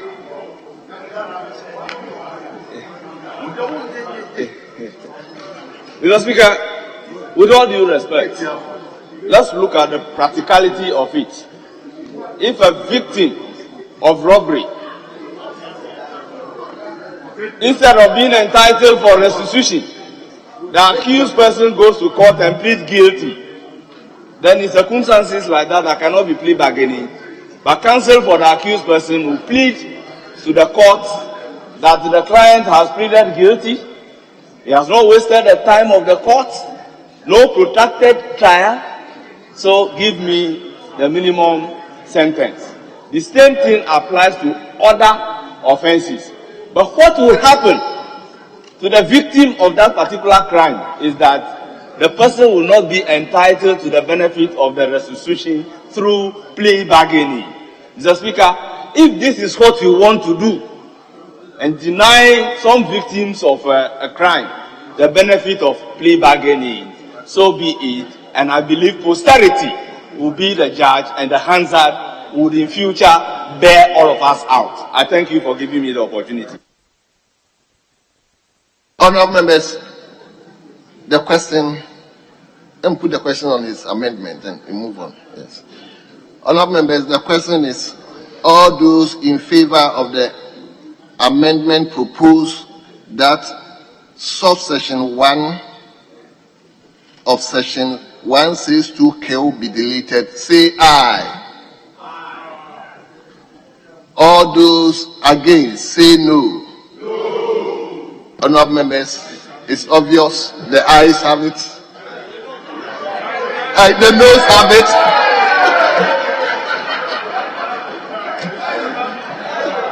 Honourable members, the noes have it. Anyway, let him put the question again. I'm putting the question again. Honourable members, I'm putting the question again. No, it's obvious. All those in favour of the amendment proposed. Oh, honourable members, why? All those in favour of the amendment proposed that subsection 1 of section 162K be deleted, say aye. All those against, say no. Honourable members, the noes have it.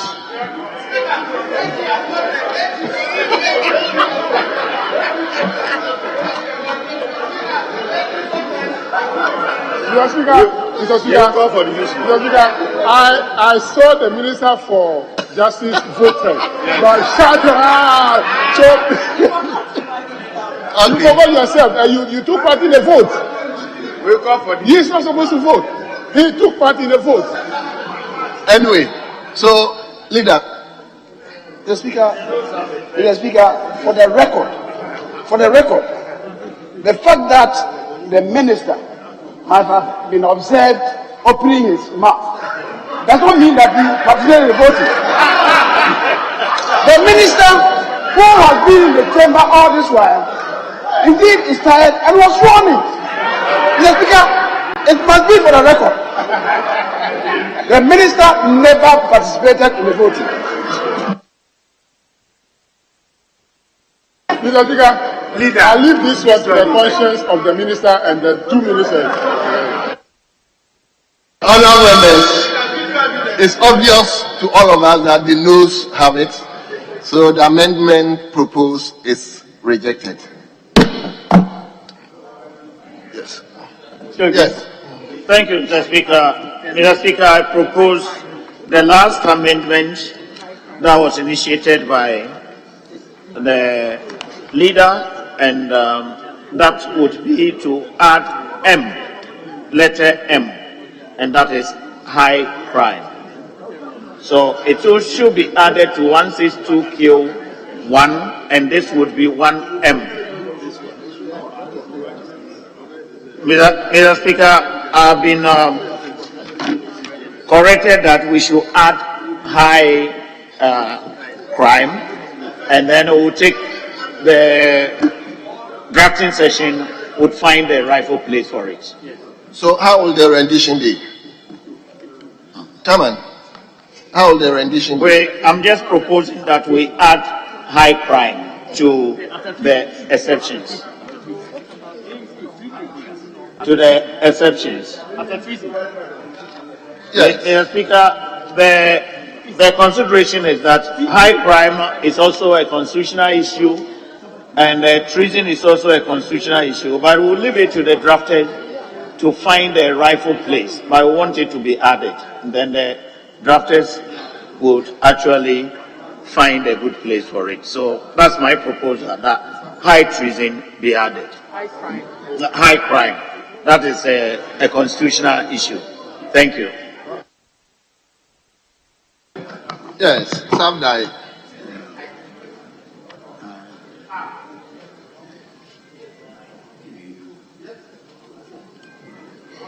Sabdai, let's hear you.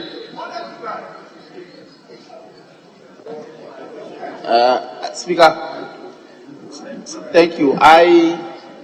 Given the copious background that have been given in the course of the consideration, I think that it would be prudent to add first-degree felonies, all first-degree felonies.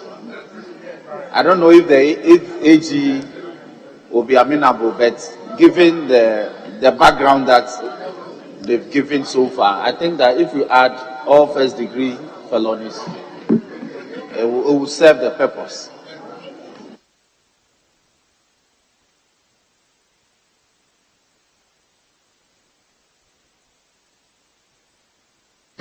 Honourable members, the question is, all those in favour of the amendment proposed on clause 162Q, sub clause 1, after paragraph L, to add M. We are adding M as high crime. All those in favor say aye. Mr. Speaker, respectfully, the amendment is to include high crime. As for its location, the draft persons will find the appropriate place for it. Okay. Well. So, Speaker, respectfully, I made a further proposed amendment. If the House is amenable, fine. But if the House is not, that we should include first-degree felonies, all first-degree felonies. If AG can respond, no. Okay. So now, honourable members, we are adding high crime. So all those in favour of the proposed amendment to add high or include high crime, say aye. All those against say no. Honourable members, the ayes is obviously having it, and therefore high crime is added.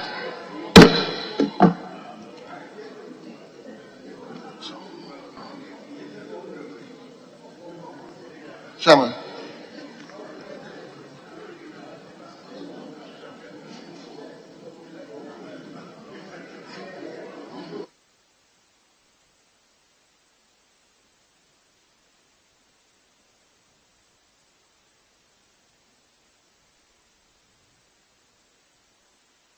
So now, can we hear the long title?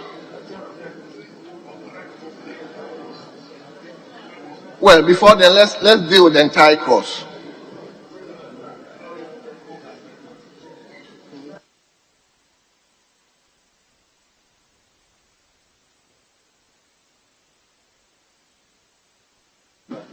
Yes, honourable members, all those in favour of clause 162G as variously amended stand pass of the bill, say aye. All those against say no. Honourable members, clause 162G as variously amended stands part of the bill. Now the long title. An Act to amend the Criminal and Other Offences Procedure Act 1960, Act 30, to provide for plea bargaining in the administration of criminal justice and for related matters.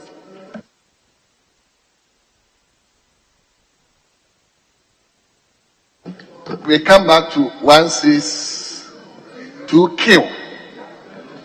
To stand part of the bill, say aye. All those against, say no. Now, 162 kill as amended stand part of the bill. Now, let's hear the long title together, please, once again. An Act to amend the Criminal and Other Offences Procedure Act, 1960, Act 30, to provide for plea bargaining in the administration of criminal justice and for related matters.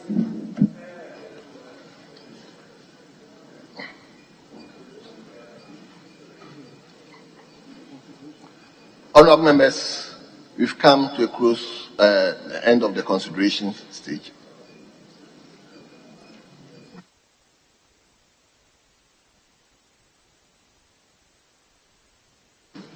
Okay. Long title for consideration.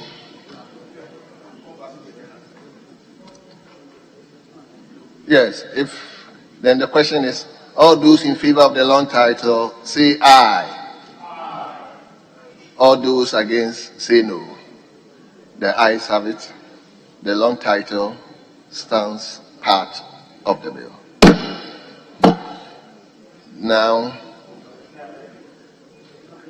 Now, I believe that brings us to the end of the consideration stage.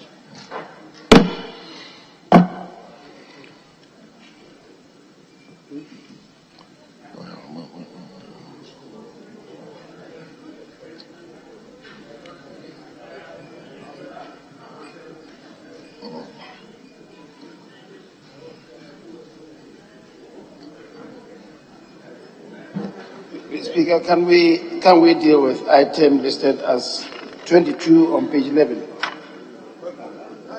Page 11. Well. Honourable members, let me invite you to page 11, item 22, the Attorney General and Minister for Justice. Motion. Mr. Speaker, thank you very much. Mr. Speaker, I respectfully move that the Criminal and Other Offences Procedure 22.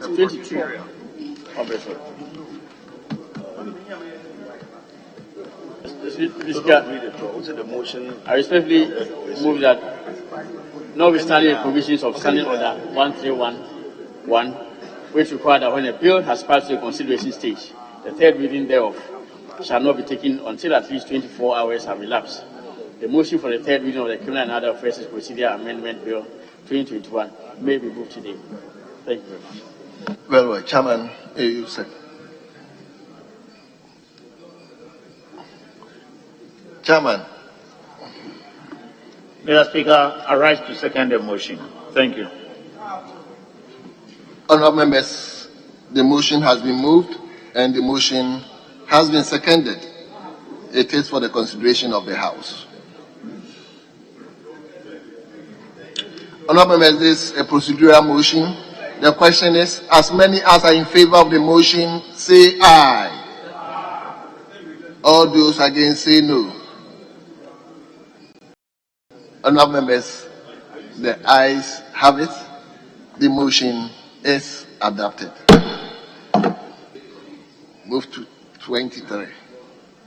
Speaker, item 23. Item 23.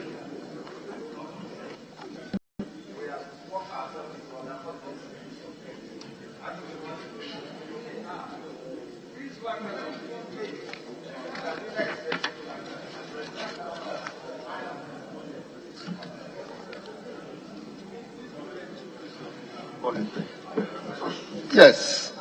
Attorney General, may you take item 23?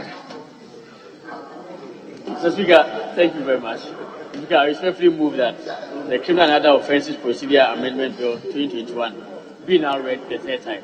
I so move. The motion has been moved. Yes, the Chairman. Mr. Speaker, I rise to second the motion. Honourable members, the motion has been moved and it has been seconded. It is for the consideration of the House. The question is, all those in favor of the motion? Speaker, Mr. Speaker, member is up.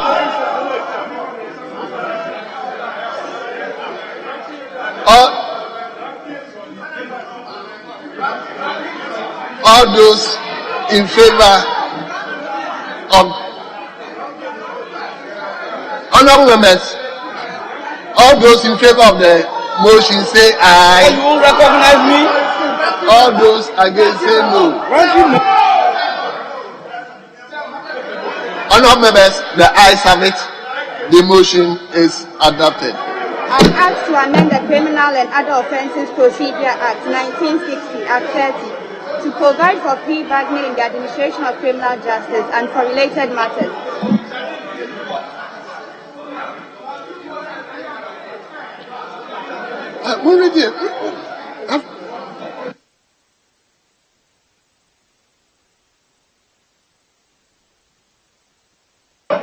Honorable members, the Criminal and Other Offences Procedure Amendment Bill 2021 duly read the third time and passed.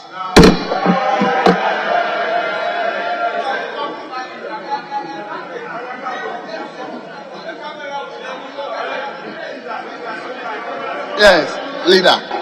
Mr. Speaker, if we may go to page 6, motion number 13. Page 6, motion number 13. Yes, let me hear.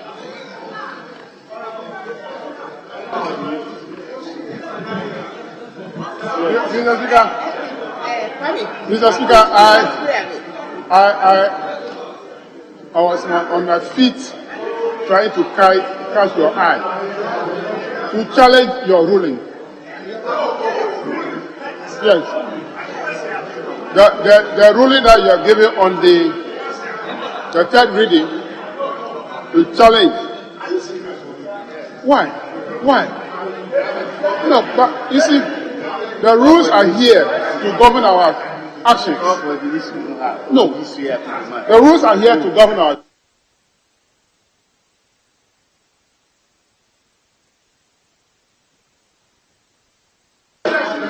Mr. Speaker,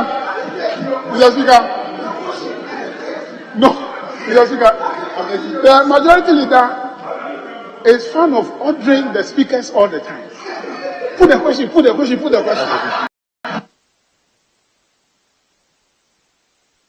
Mr. Speaker, there is an obstruction. Mr. Speaker, I just want to put it on record that the number of members in the chamber are not up to 138. We are not up to 138. I want to put that on record.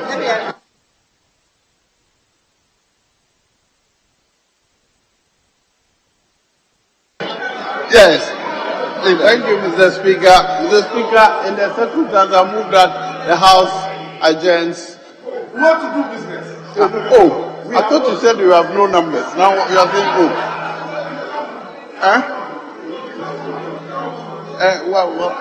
he has forgotten. I'm reminding him. You said you have no numbers. Now you are saying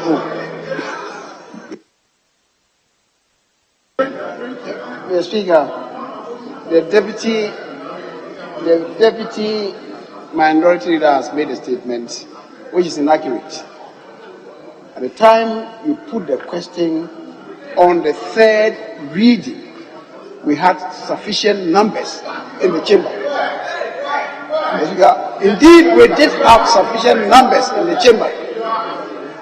What statement that he has made, Mr. Speaker, that statement, I don't know where to situate it. As a matter of fact, we had the numbers when the question was put, and the decision was supported by appropriate numbers in the chamber. Mr. Speaker, thank you very much.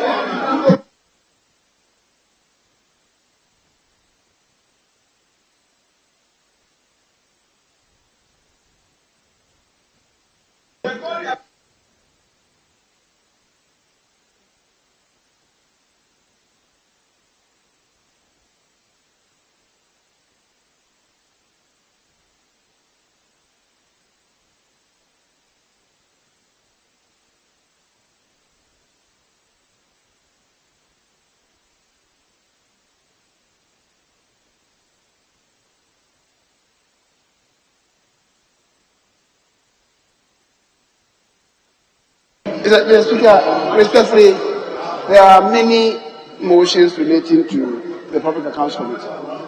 I will pray that at least we begin with the motions in the name of the Public Accounts Committee.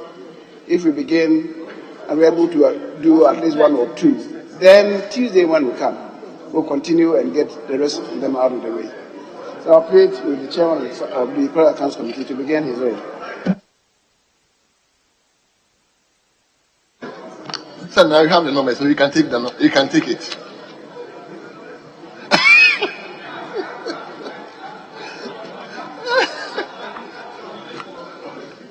Leader, Deputy Majority Leader, now you have the numbers, so you can take your motion. Well, the members are tripping in, so.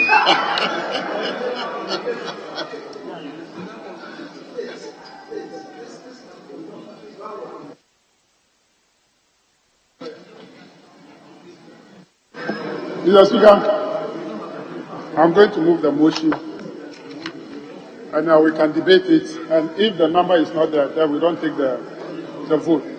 Mr. Speaker, I rise to move that this Honourable House adopt the report of the Public Accounts Committee on the report of the Auditor General on the accounts of District Assembly for the financial year ended 31st December 2018. Mr. Speaker, I read your report, the committee's report, and ask that the Hansard capture the entire report as having been read. Mr. Speaker, I'll read few portions. Mr. Speaker, in accordance with Order 1652 of the Standing Orders of Parliament, this report of the Auditor General was referred to the Public Accounts Committee for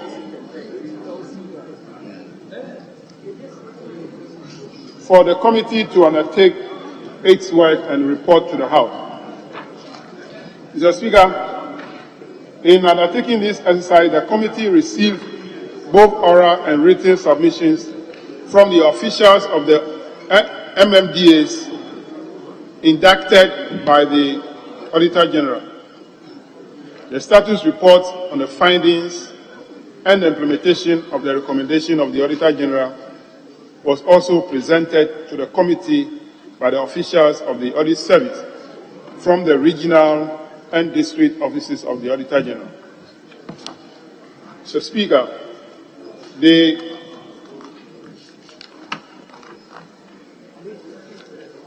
committee noted that a number of infractions uncovered by the Auditor General had been addressed by the assemblies prior to the appearance before the committee. At the time of the committee sitting, affected assemblies had either regularized the transactions or refunded the monies expended without due regard to the laid down regulations.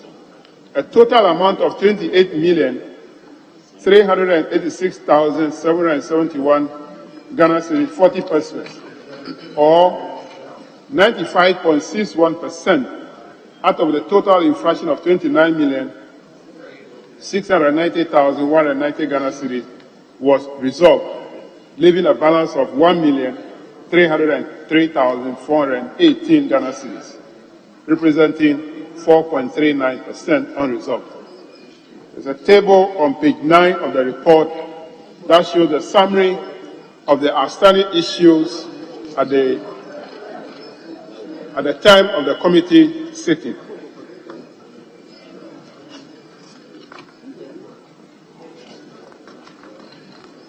Mr. Speaker, the committee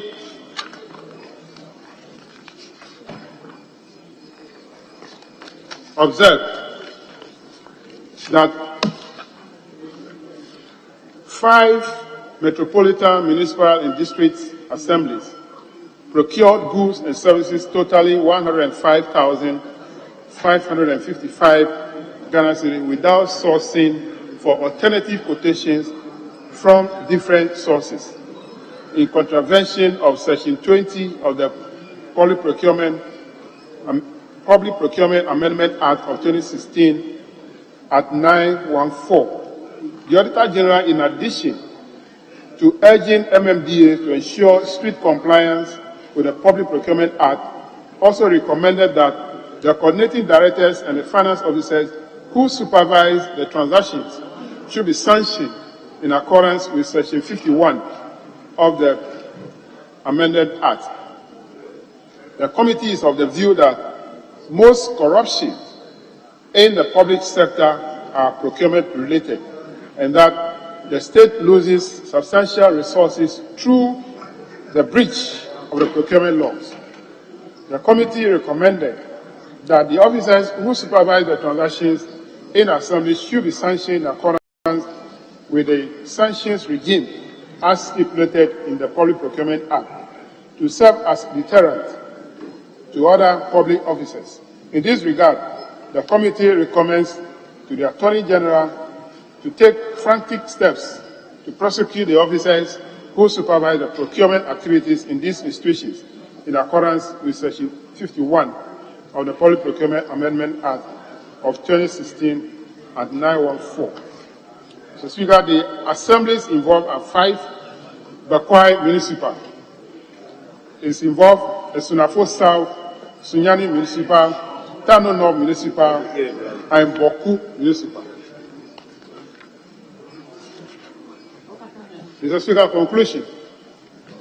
That Auditor General's report, the committee deliberations revealed persistent weak internal control systems in many assemblies, resulting in failure of account officers to adhere to financial management rules and regulations.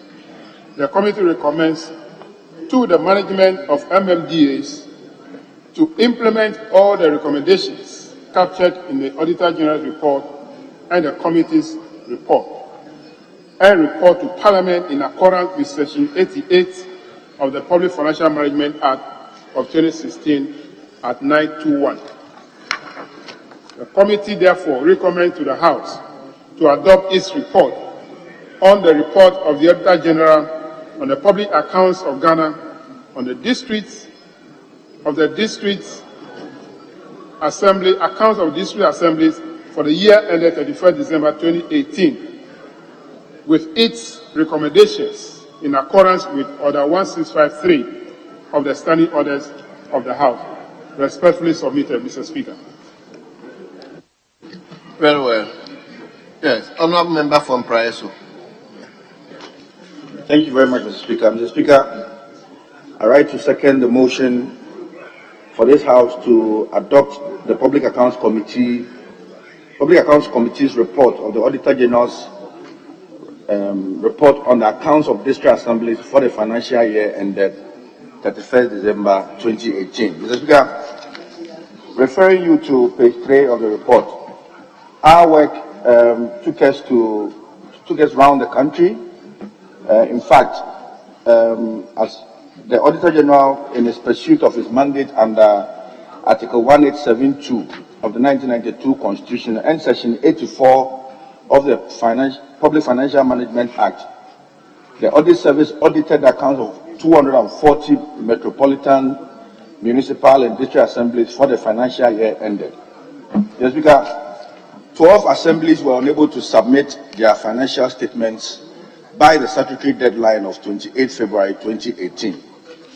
Mr. Speaker, from the Auditor General's report, it identified extensive weaknesses and deficiencies in the internal controls in the operations of the Assembly. Mr. Speaker, this the Auditor General attributes to the pervasive infractions to the failure of the Ministry of Local Government, Rural Development and Decentralization to implement the admonitions and recommendations in the previous report of the Auditor General. Mr. Speaker, I'm using this opportunity to urge the Ministry to always pay critical attention to the reports of the Auditor General and ensure that the recommendations of the Auditor General are adhered to. Mr. Speaker, at the end of the audit, what is intriguing for me, especially in the financial irregularities as captured, has to do with the cash irregularity. Mr. Speaker, 88.77% of the irregularities borders on handling of cash. And for me, I think it is something that we quickly must look at and try to arrest. I mean, if handling of monies would lead to infractions, it's important that we come together as a body and recommend same to the Ministry of Finance and also to the local government ministry to find innovative ways where people will not be handling money so that they are found on the wrong side of the law. Mr. Speaker, however, what is interesting is that in most of our rounds, anytime people hear that Public Accounts Committee is coming to their area, is coming to their district, they run to pay monies back into government chest. And it's quite worrying. Probably the time has come that we sanction people who fail, who deliberately fail to follow laid down procedures. I think that would go a long way to help protect the public purse. With these few words, Mr. Speaker, I second the motion as tabled by my able chairman. Thank you very much. Yes, honourable members, the motion has been moved and has been seconded. It is for the consideration of the House. Yes, honourable member for Ho Central. But please keep your comments very brief. Thank you, Mr. Speaker. I rise to contribute to the motion tabled by the Deputy Leader, Chairman of the Public Accounts Committee. I just want to restrict myself to the inability of our structures to pin down people who cause infractions to the law. Reference has been made to the Minister for Local Government for his or the ministry's inability to pursue the recommendations made. But in the same Public Financial Management Act, from sections 85 to about 88, there is a provision for audit committees of all these institutions. All public institutions are supposed to have audit committees which are expected to see to the implementation of all these recommendations. The audit committee is not limited to only external auditors' report, but also internal auditors' report. And the reports show clearly that there are weaknesses in the system of operations and financial reporting. So if the audit committees of the various institutions can also live up to their expectations by seeing to it that the external auditors' reports are implemented, the public accounts recommendations are implemented, directives by the by Parliament are implemented, and also internal audit unit reports are implemented strictly to the letter. I'm sure that some of these practices, which cause a lot of financial problems in our MMDAs and other institutions, will be kept to a large extent. I therefore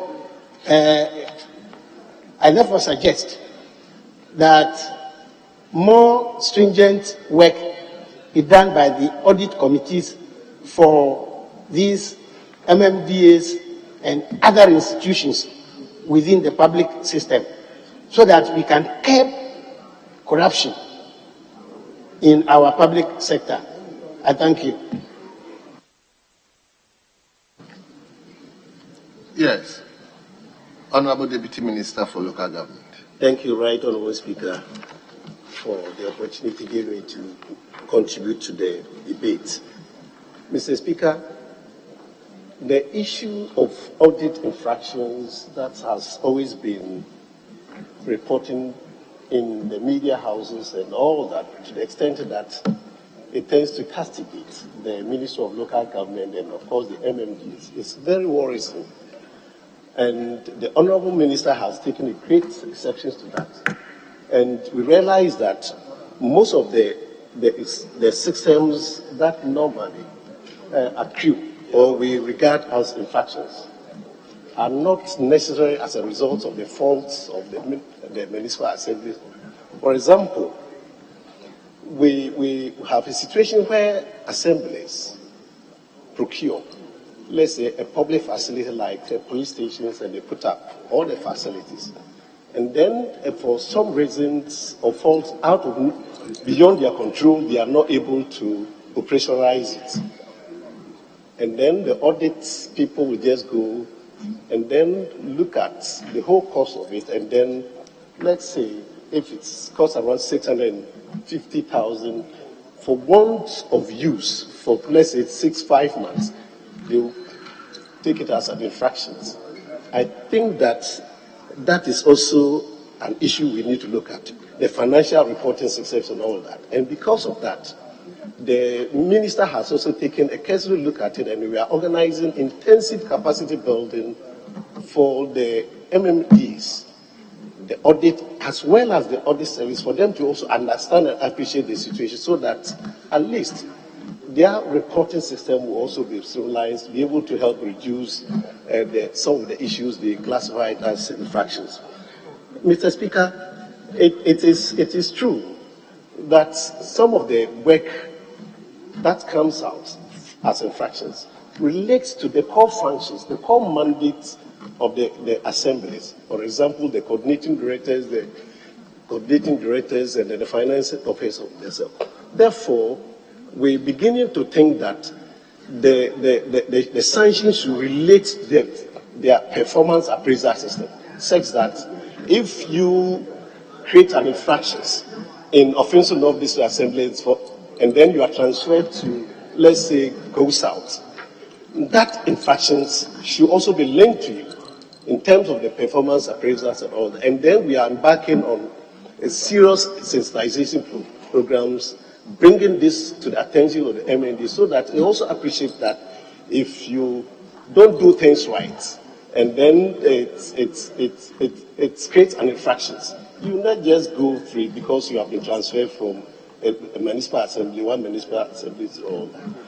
And I think that when this capacity training goes on, and then the audit service themselves are brought to appreciate what goes into it, then the tendency is that all these infractions will be minimal. So thank you, Mr. Speaker, for giving me the opportunity. Thank you.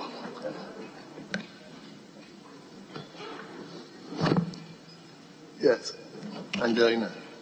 Thank you, Right Honorable Speaker, for the opportunity to also add some words or few words to what has been put in the report. Mr. Speaker, the conclusion of the committee, I want to read just a paragraph to you. It says, the committee's deliberation revealed persistent weak internal control systems in many assemblies, resulting in the failure of accounts officers to adhere to the financial management rules and regulations. Mr. Speaker, the assembly, or every assembly in this country, has the internal audit unit. And so for them to do their work effectively and efficiently, they need to work with the DCs or the management team of the district assembly. Before the external auditors come, it is the internal auditors' report they work with. So why are they not able to work on all the infractions before the internal auditors come? For them to wait till maybe last minute before they pay the monies or they correct the infractions because Public Accounts Committee will be sitting on the issues. I think we need a committee or a system between the external auditors and the internal auditors to work with the management of the assemblies to be able to do the right things. A lot of money is being lost in some of their dealings at the assembly level. And that must be prevented because the assembly is supposed to take care of the needs of the constituency or the district. So if they end up spending the money on budgeted expenditures, it will affect the performance of the assembly, and then they will not be able to do anything tangible to give a little bit of relief to the constituents. So, Right Honourable Speaker, we need to take this report seriously. We need the public accounts to also work with the internal auditors. At the public accounts meeting, we always have the external auditors. They should invite the internal auditors also to be with them, to really go into details to tell us what they have done and whether they have really done it, but not rely on the external auditors who say, oh, it's been cleared. Whether it's been cleared or not, we do not know. I thank you for the opportunity. Yeah, lastly, let me come to you, Honorable Deputy Minister. Thank you, Mr. Speaker, for the opportunity. Mr. Speaker, mine is to thank the Public Accounts Committee for the work they are doing. When you look at the report and you look at the rate of recovery, it is very encouraging. When you check page 8, page 9, page 10, and you look at the status of implementation of the Auditor General's recommendation, I mean, it is good to know that the work that the public account is doing is yielding very good fruits. When you look at page 9 and you look at how the percentage of infractions that have been resolved, it is very encouraging. Mr. Speaker, cash irregularities that were cited was to the tune of 29.6 million Ghana cedis. Before they met the Public Accounts Committee, they had resolved 95.61% of the problem, meaning that they had resolved 28.3 million of these irregularities. Again, when you look at unsupported payments, it was to the tune of 2.18 million. Before they met the Public Accounts Committee, they had resolved close to 2.1 million Ghana cedis. Clearly, it tells us that if the committees of parliament are given the needed funding, they will do a good job. And I'm also happy that government is strengthening the arms of the internal audit agency to assist the assemblies at that level so that it will also reduce the infractions that the Auditor General cites when they come for audit. What I want to urge the assemblies is that they should give the auditors the needed support when they come there to audit. But some of the things, if they attend to the auditors as they are supposed to do, certain infractions wouldn't even be cited here. So, Mr. Speaker, with these few words, I would like to thank the Public Accounts Committee and also the Auditor General for the work they are doing in strengthening our public financial management systems. Thank you, Mr. Speaker. Thank you very much. Honourable members, at the conclusion of the debate, the question is as many as are in favour of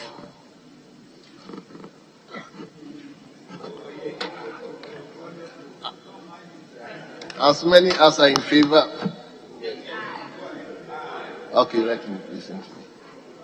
Mr. Speaker, thank you on this occasion for giving me the opportunity. Mr. Speaker, we are considering the report of the Public Accounts Committee on the Auditor General's report. A very important exercise for that matter. Mr. Speaker, I would have wished that in debating this particular report, we have the numbers to be able to actually debate the report. The report has been debated. We do not have the number. And Mr. Speaker, we are going to take a decision with less than 40 people in the chamber. Mr. Speaker, this is Parliament of Ghana. We have taken an oath to protect and defend the Constitution of the Republic of Ghana, and we must not appear to be protecting the Constitution of Ghana, but we must actually be seen to be holding up to the tenet of the Constitution of the Republic of Ghana. Mr. Speaker, we cannot take a decision with the number of members of Parliament that we have currently. Mr. Speaker, according to the Supreme Court, it will clearly be an illegality. And why do we continue to be doing the illegality? Mr. Speaker, I beg. We need to respect the Constitution, and we can only take a decision when we have the constitutionally required number to take the decision. Mr. Speaker, I so submit.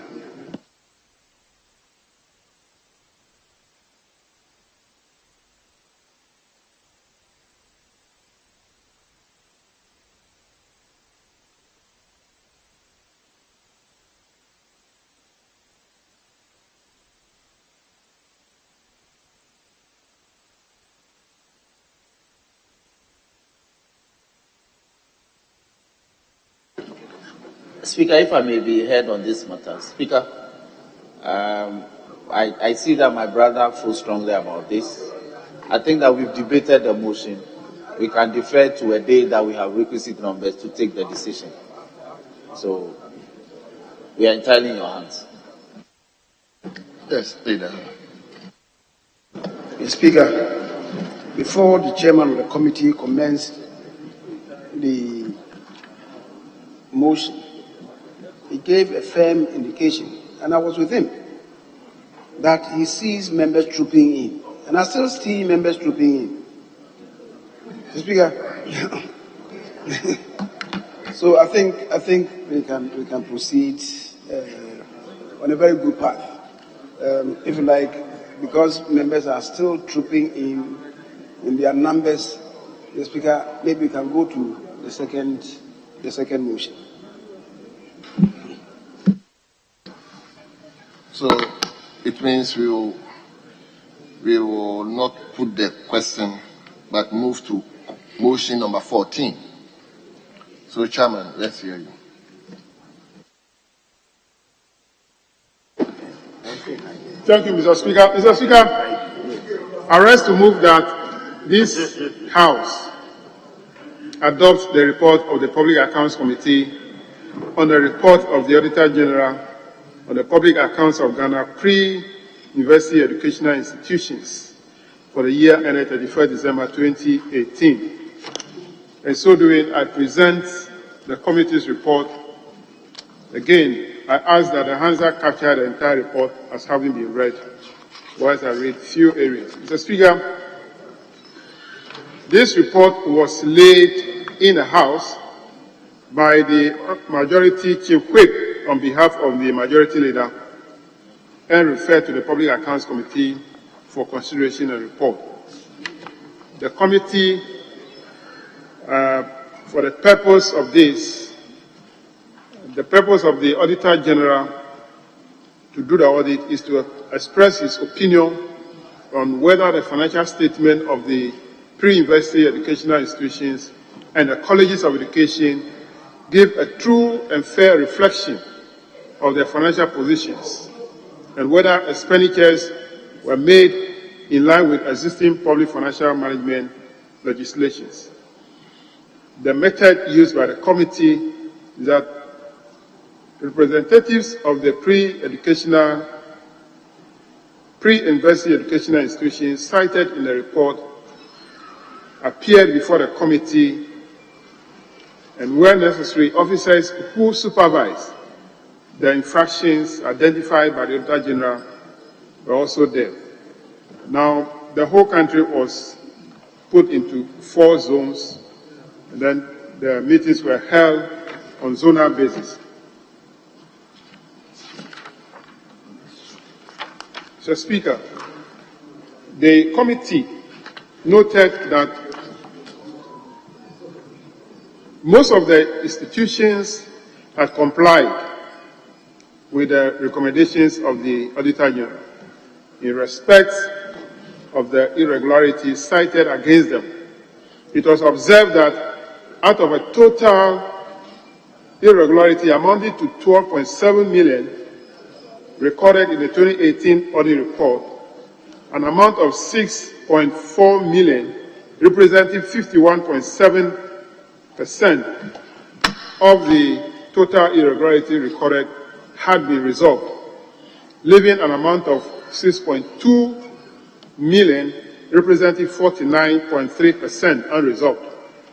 The unresolved irregularities included procurement-related irregularity amounting to 4.9 million, which are recommended for prosecution by the auditor, by the Attorney General.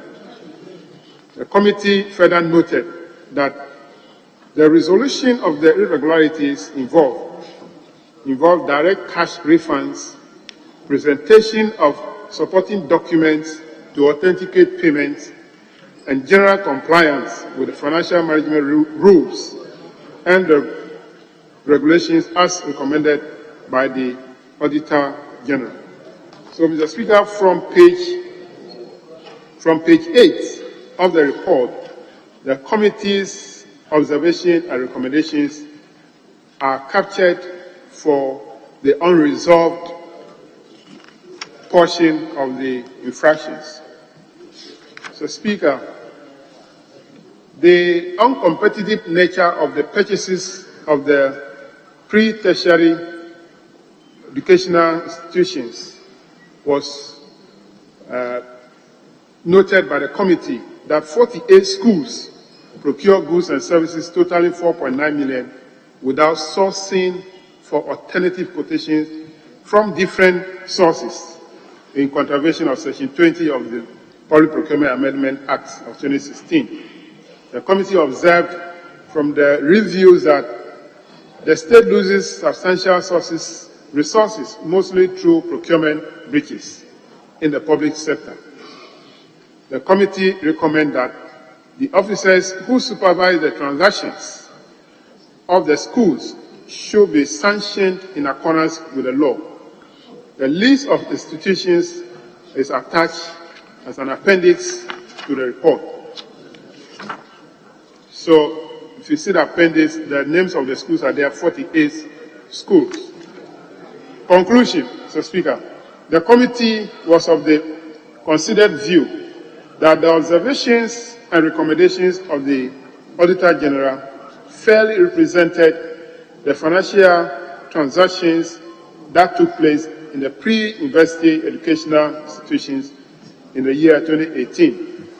The committee therefore recommends to the House to adopt its report on the report of the Auditor General on the public accounts of Ghana pre-university educational institutions for the financial year ended 31st December 2018 with its recommendations in accordance with Order 1653 of the Standing Orders of the Parliament of Ghana. Respectfully submitted, Mr. Speaker. Yes, honourable member from Praiso.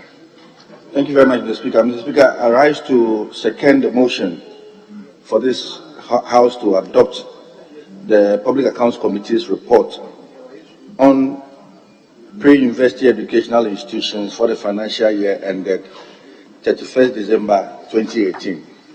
Mr. Speaker, referring to the report of the committee and taking this House to page 4, we realize that the findings of the Auditor General in his report relate to some cash irregularities, procurement and stores irregularities, tax irregularities, payroll irregularities, and contract irregularities.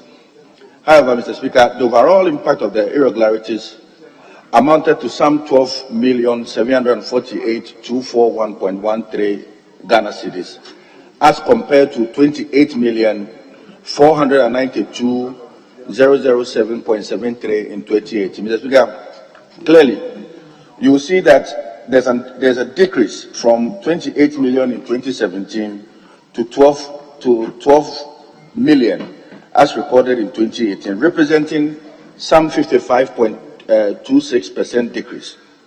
And we have provided the details in page 5, 6, and 7. But Mr. Speaker, it tells you that the work done by this committee clearly is yielding results. I mean, day in, day out, we see improvement in how some of these irregularities happen. And I think that I would want to side with the Deputy Minister for Finance for his recommendations to the committee. I think it's important. We appreciate that. But Mr. Speaker, what is interesting is that if you look at Table 1, the analysis of 2017 and 2018 irregularities, you realize that cash irregularities decreased by some 2.97%, whereas contract irregularities decreased by 91.37%. It tells you we need to do more in the handling of cash in our public institutions. Clearly, the laws are working, and that is why you see a major decrease from 13.9382.04 million in 2017 to some 1,202,000 in 2018. Mr. Speaker, I would want to refer the committee to paragraph 8.41, which talks about falsified VAT invoices issued. Are you referring the committee or the House? The House. I want to refer the House. Thank you, Mr. Speaker. I want to refer the House to paragraph 8.41, which talks about falsified VAT invoices issued to the tune of about 13,959.73. Mr. Speaker, two schools, Laboni Senior High School and the Presby Senior High Schools, Osu, paid some 243,659.57 with a total VAT component of 13,959 for the supply of goods and services from suppliers who issued fake VAT invoices and quoted false taxpayers' identification numbers. The Speaker, the Auditor General recommended the recovery of the amounts. However, our committee knows that, though all the amount has been recovered, it is important for us to sanction, in accordance with Section 58 of the VAT Act, these individuals or these suppliers, so that it serves as a deterrent for others who would want to take advantage of and issue false receipts and all of that. Mr. Speaker, on that note, I rise to second the motion as ably tabled by my effective chairman. Thank you. Thank you very much. Honourable members, the motion has been moved and seconded. It is for the consideration of the House. Yes, Honourable Member for South Dai. Speaker, thank you for the chance to add my voice for the adoption of this report. Mr. Speaker, as a member of the committee, I am of the humble view that beyond the scrutiny of the annual reports, making findings, making recommendations to the House, and for subsequent adoption, we need to take further steps. How do I mean? For instance, for the first time, we are referring, out of the many schools that were cited in the 2018 report for various infractions, we are referring as many as 48 schools for prosecution by the Attorney General. But the nature of the language in the referral is that we are recommending them for prosecution. The AG may turn down our recommendation. So, what do we do? So I'm of the view that we should, after adoption, there should be a mechanism where we can actually ensure that the prosecutions are carried out and the outcomes are reported back to the House. Aside from making referrals to the AGs for prosecution in respect of the procurement breaches, there are some other serious breaches that also ought to attract prosecution. The deputy ranking member alluded to the fact that even though some other infractions are reducing, cash irregularities are going up. Why should, as a government or as a state, we are moving towards digitalization of an e-process of our government services, and yet cash rather is finding its way into the hands of public servants, for which abuse is on the ascendancy. There appears to be some disparity there. So in our governance system, we should reduce how much cash we leave in the hands of our public officers. Then again, Mr. Speaker, I'm also of the view that we should, in addition to procurement, we should add other infractions such as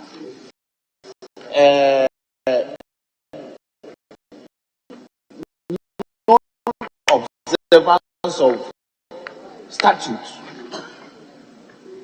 When, for instance, Regulation 39 of LI 1802 demands that a head of a department, public funds are applied prudently and for the purpose for which the monies are given.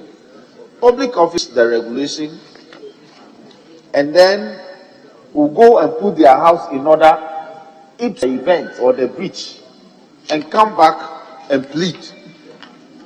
And it's all over, it's replete in the report or in our hearings.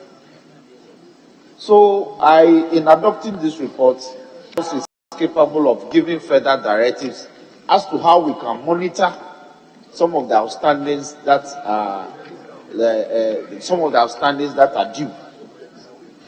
So, Mr. Speaker, with these words, I want to urge the House to adopt the report. I thank you for the opportunity. No members, Speaker, really to associate myself with the sentiments expressed by my colleagues.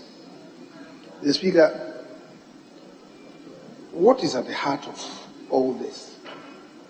These infractions that every year we keep referring to is the fact that our own parliamentary committees are not discharging our responsibilities. Mr. Speaker, that is where the problem is. So, after the reports from the various institutions by the Public Accounts Committee, we are always bemoaning corruption and tendencies of corruption, abuse of misapplication and misappropriation of resources. Speaker, it is because we afford space to the institutions and some personalities to have their own free will, to be on a free way, to every time, every year, engage in these acts of malfeasance. The cure to this mischief lies in strengthening our committees and charging them with the rolling out of the budget cycle to follow, trace, and track the utilization of the resources that we allocate to the various ministries, department, agencies, the other arms of government, including Parliament here itself, constitutional creatures. Mr. Speaker, we give space to these institutions to behave the way they like.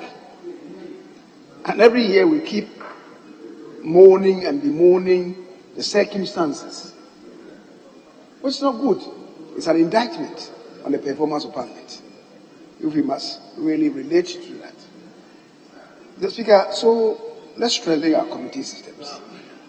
And finally, I also want us to relate to the imperative of Article 187(6), that Parliament shall debate the report of the Auditor General and appoint, where necessary, in the public interest, a committee to deal with any matters arising from it.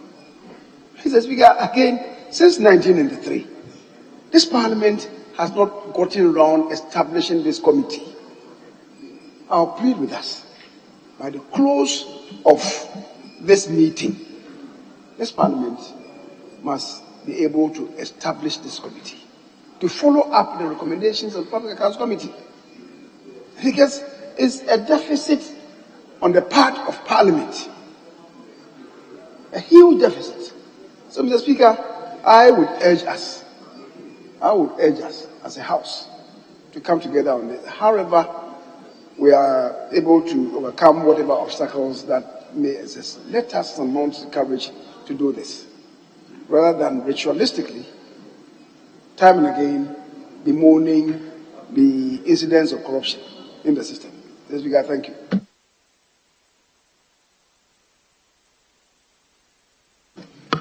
Yes, honorable members, at the conclusion of the debate, the question is as many as I feel. What? Tomorrow? We are, okay. Very well. Honorable members, we are also suspending the question of this particular motion. So table, we've moved, we've seconded, we've debated. We are only left for question to be put. Yes, leadership, any indication? Some of us, I'm tired.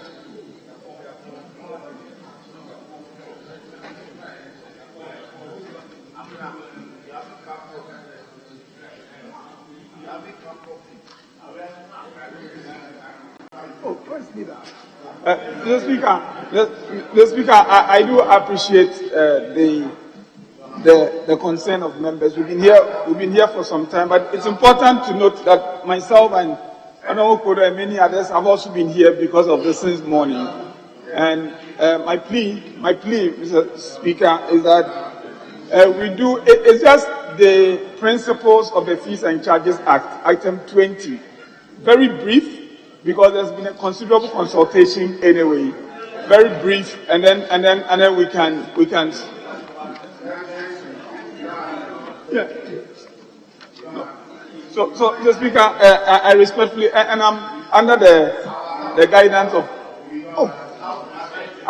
We'll handle it. I've seen the communication. We'll handle it. But we can at least do it and leave and not put the. Yes, please. Thank you. So, Mr. Speaker, item 20. No, we don't have them. Mr. Speaker. You'll be sitting for more than 5 hours. Yes. And you are a strong man. But I pity the effect that it will have on you later. Let's stretch our legs. It's 10. It's past 3 o'clock. More importantly, we are not taking a decision. So why don't we debate it on Tuesday and take a motion, the vote on it? Because the two motions that we have debated, we haven't taken the votes. So please, Mr. Speaker, it's past 2 o'clock. I propose that you adjourn the House. Yes. Today is Friday. Yes, Also, so please.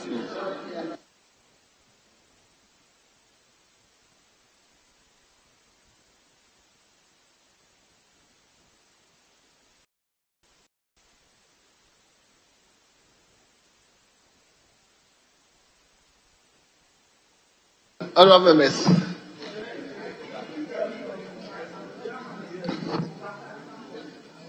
Yes, Honorable. Mr. Speaker, I support the position of the Deputy Minority Leader that at this juncture, we call it a day so that we can come back next week well strengthened. We are not calling it a day, we are calling it a week.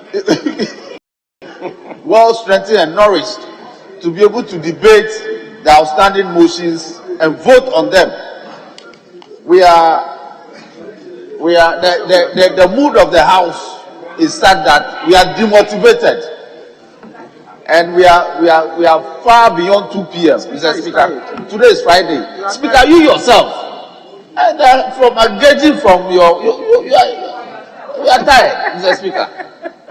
Mr. Speaker, I support the position of the minority leader, Deputy Minority Leader, that we've done a lot for today, and today is Friday.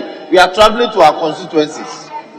And leader knows that he must motivate the House to travel to our constituencies and return with one piece Monday evening to assist him to do business on Tuesday.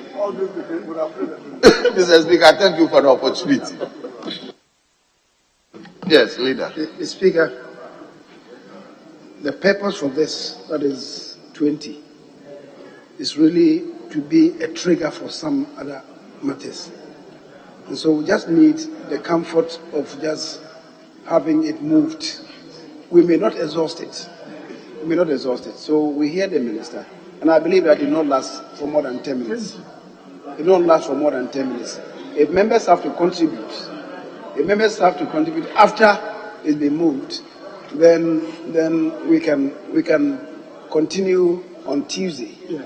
It's just for the minister to move it, and then we can continue on Tuesday. Mr. Speaker, thank you. Leader, it means that once we move after the debate, we wouldn't put the question. We will not put the question. We may not even exhaust the debate, but it's for us to listen to the minister. And if one or two contributors, then we adjourn. Mr. Speaker, we will not conclude whatever debate. It's just for the minister to move. As I said, it's just to provide some comfort and provide some trigger. But they wrote your name. She's coming. You are not moved here. You have not moved. Hey, you've now moved to become a variable leader. Hey, while sitting even at the back, you didn't allow us to. Okay. Mr. Speaker, I have the opportunity of listening to the Deputy Minority Leader before becoming available leader. He put a plea before the House that today is Friday and it's getting to about 3 o'clock. Members may be traveling outside Accra. And Mr. Speaker, by practice, normally by Fridays, we adjourn early with a view that members will travel outside Accra.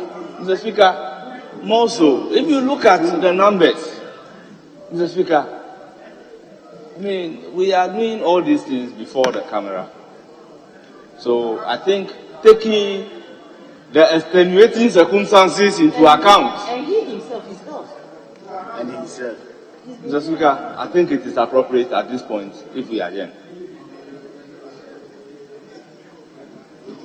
Honourable members, let's take the motion. We are just taking the motion and we will proceed to adjourn. Right. Honourable Deputy Minister, let's hear you. Thank you, Mr. Speaker. Mr. Speaker, I beg to move that the fees and charges miscellaneous provisions bill 2022 be now read a second time. Mr. Speaker, the object of the bill is to provide for an annual adjustment of fees and charges levied by ministries, departments and agencies, MDAs, in line with prevailing economic conditions. Mr. Speaker, in 2018, Parliament passed the Fees and Charges Miscellaneous Provisions Act 2018, Act 983. Act 983 transferred the authority to determine fees and charges under an enactment to the minister responsible for finance. Act 983 also mandates MDAs to conduct an annual review of the administrative efficiency of collection, the accuracy of past estimates, and the relevance of fees and charges to current economic conditions. Mr. Speaker, additionally, the Public Financial Management Regulations 2019 LI 2378 directs a principal spending officer responsible for collecting various types of fees and charges to conduct an annual review of the administrative efficiency of past estimates and the relevance of rates, fees and charges, and submit proposal through the minister responsible for finance to Parliament for approval. Mr. Speaker, thus the fees and charges collected by ministries, departments and agencies for the delivery of goods and services to the public have to be adjusted on a regular basis to keep pace with current economic trends. Mr. Speaker, compliance with Act 923 and LI 2378 leaves much to be desired. MDAs do not regularly submit a review of fees and charges, resulting in exponential increases in the gap between the cost of service delivery and approved fees. In addition, the process of the review, approval, and implementation of fees and charges takes a considerable amount of time. To address this challenge, the bill seeks to establish a single schedule of all fees and charges for goods and services rendered by MDAs and provide for annual adjustments of the fees and charges in line with prevailing economic conditions. This is to ensure a regular review of the fees and charges levied by MDAs, avoid steep increases arising from long periods without review, and bridge the growing gap between the cost of service delivery and approved fees, and finally simplify the process for review of fees and charges to a single submission of Parliament as part of the annual budget.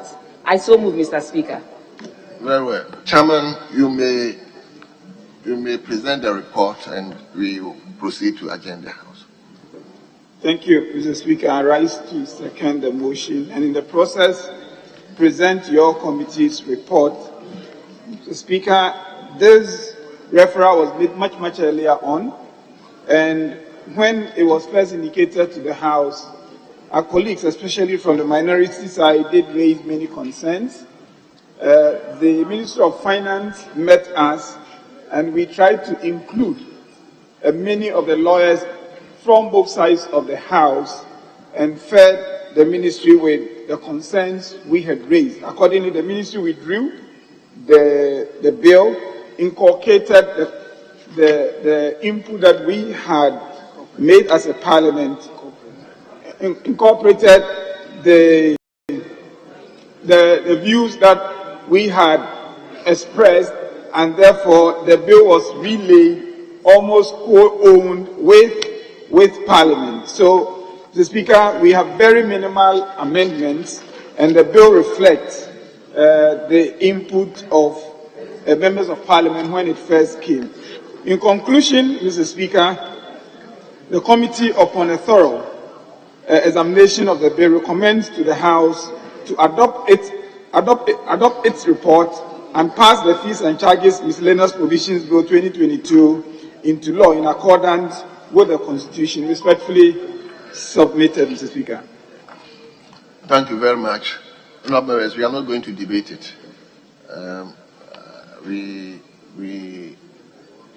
We are moving to agenda house. Yes. So we will take the debate on Tuesday, God willing. So either if there's not going to be anything, then I will move on to agenda house. Honourable members.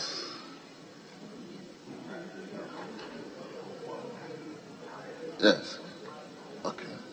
Mr. Speaker, I thank you for the indication. It's safe to say that we have similar nature. The Finance Committee on Tuesday, if you are to debate it, they have unconcluded debates on the other paper. They must lump all of them together. Then we clean the other paper we bring finality to those motions on Tuesday. Very well. Honourable members, once again, let me thank you very much. Today is Friday. We've sat for quite a long time. So let me wish all of you a very good weekend. On that note, we adjourn to Tuesday, 10 o'clock in the forenoon. Tuesday, 10 o'clock in the forenoon. Once again, I thank you very much, and the House stands adjourned.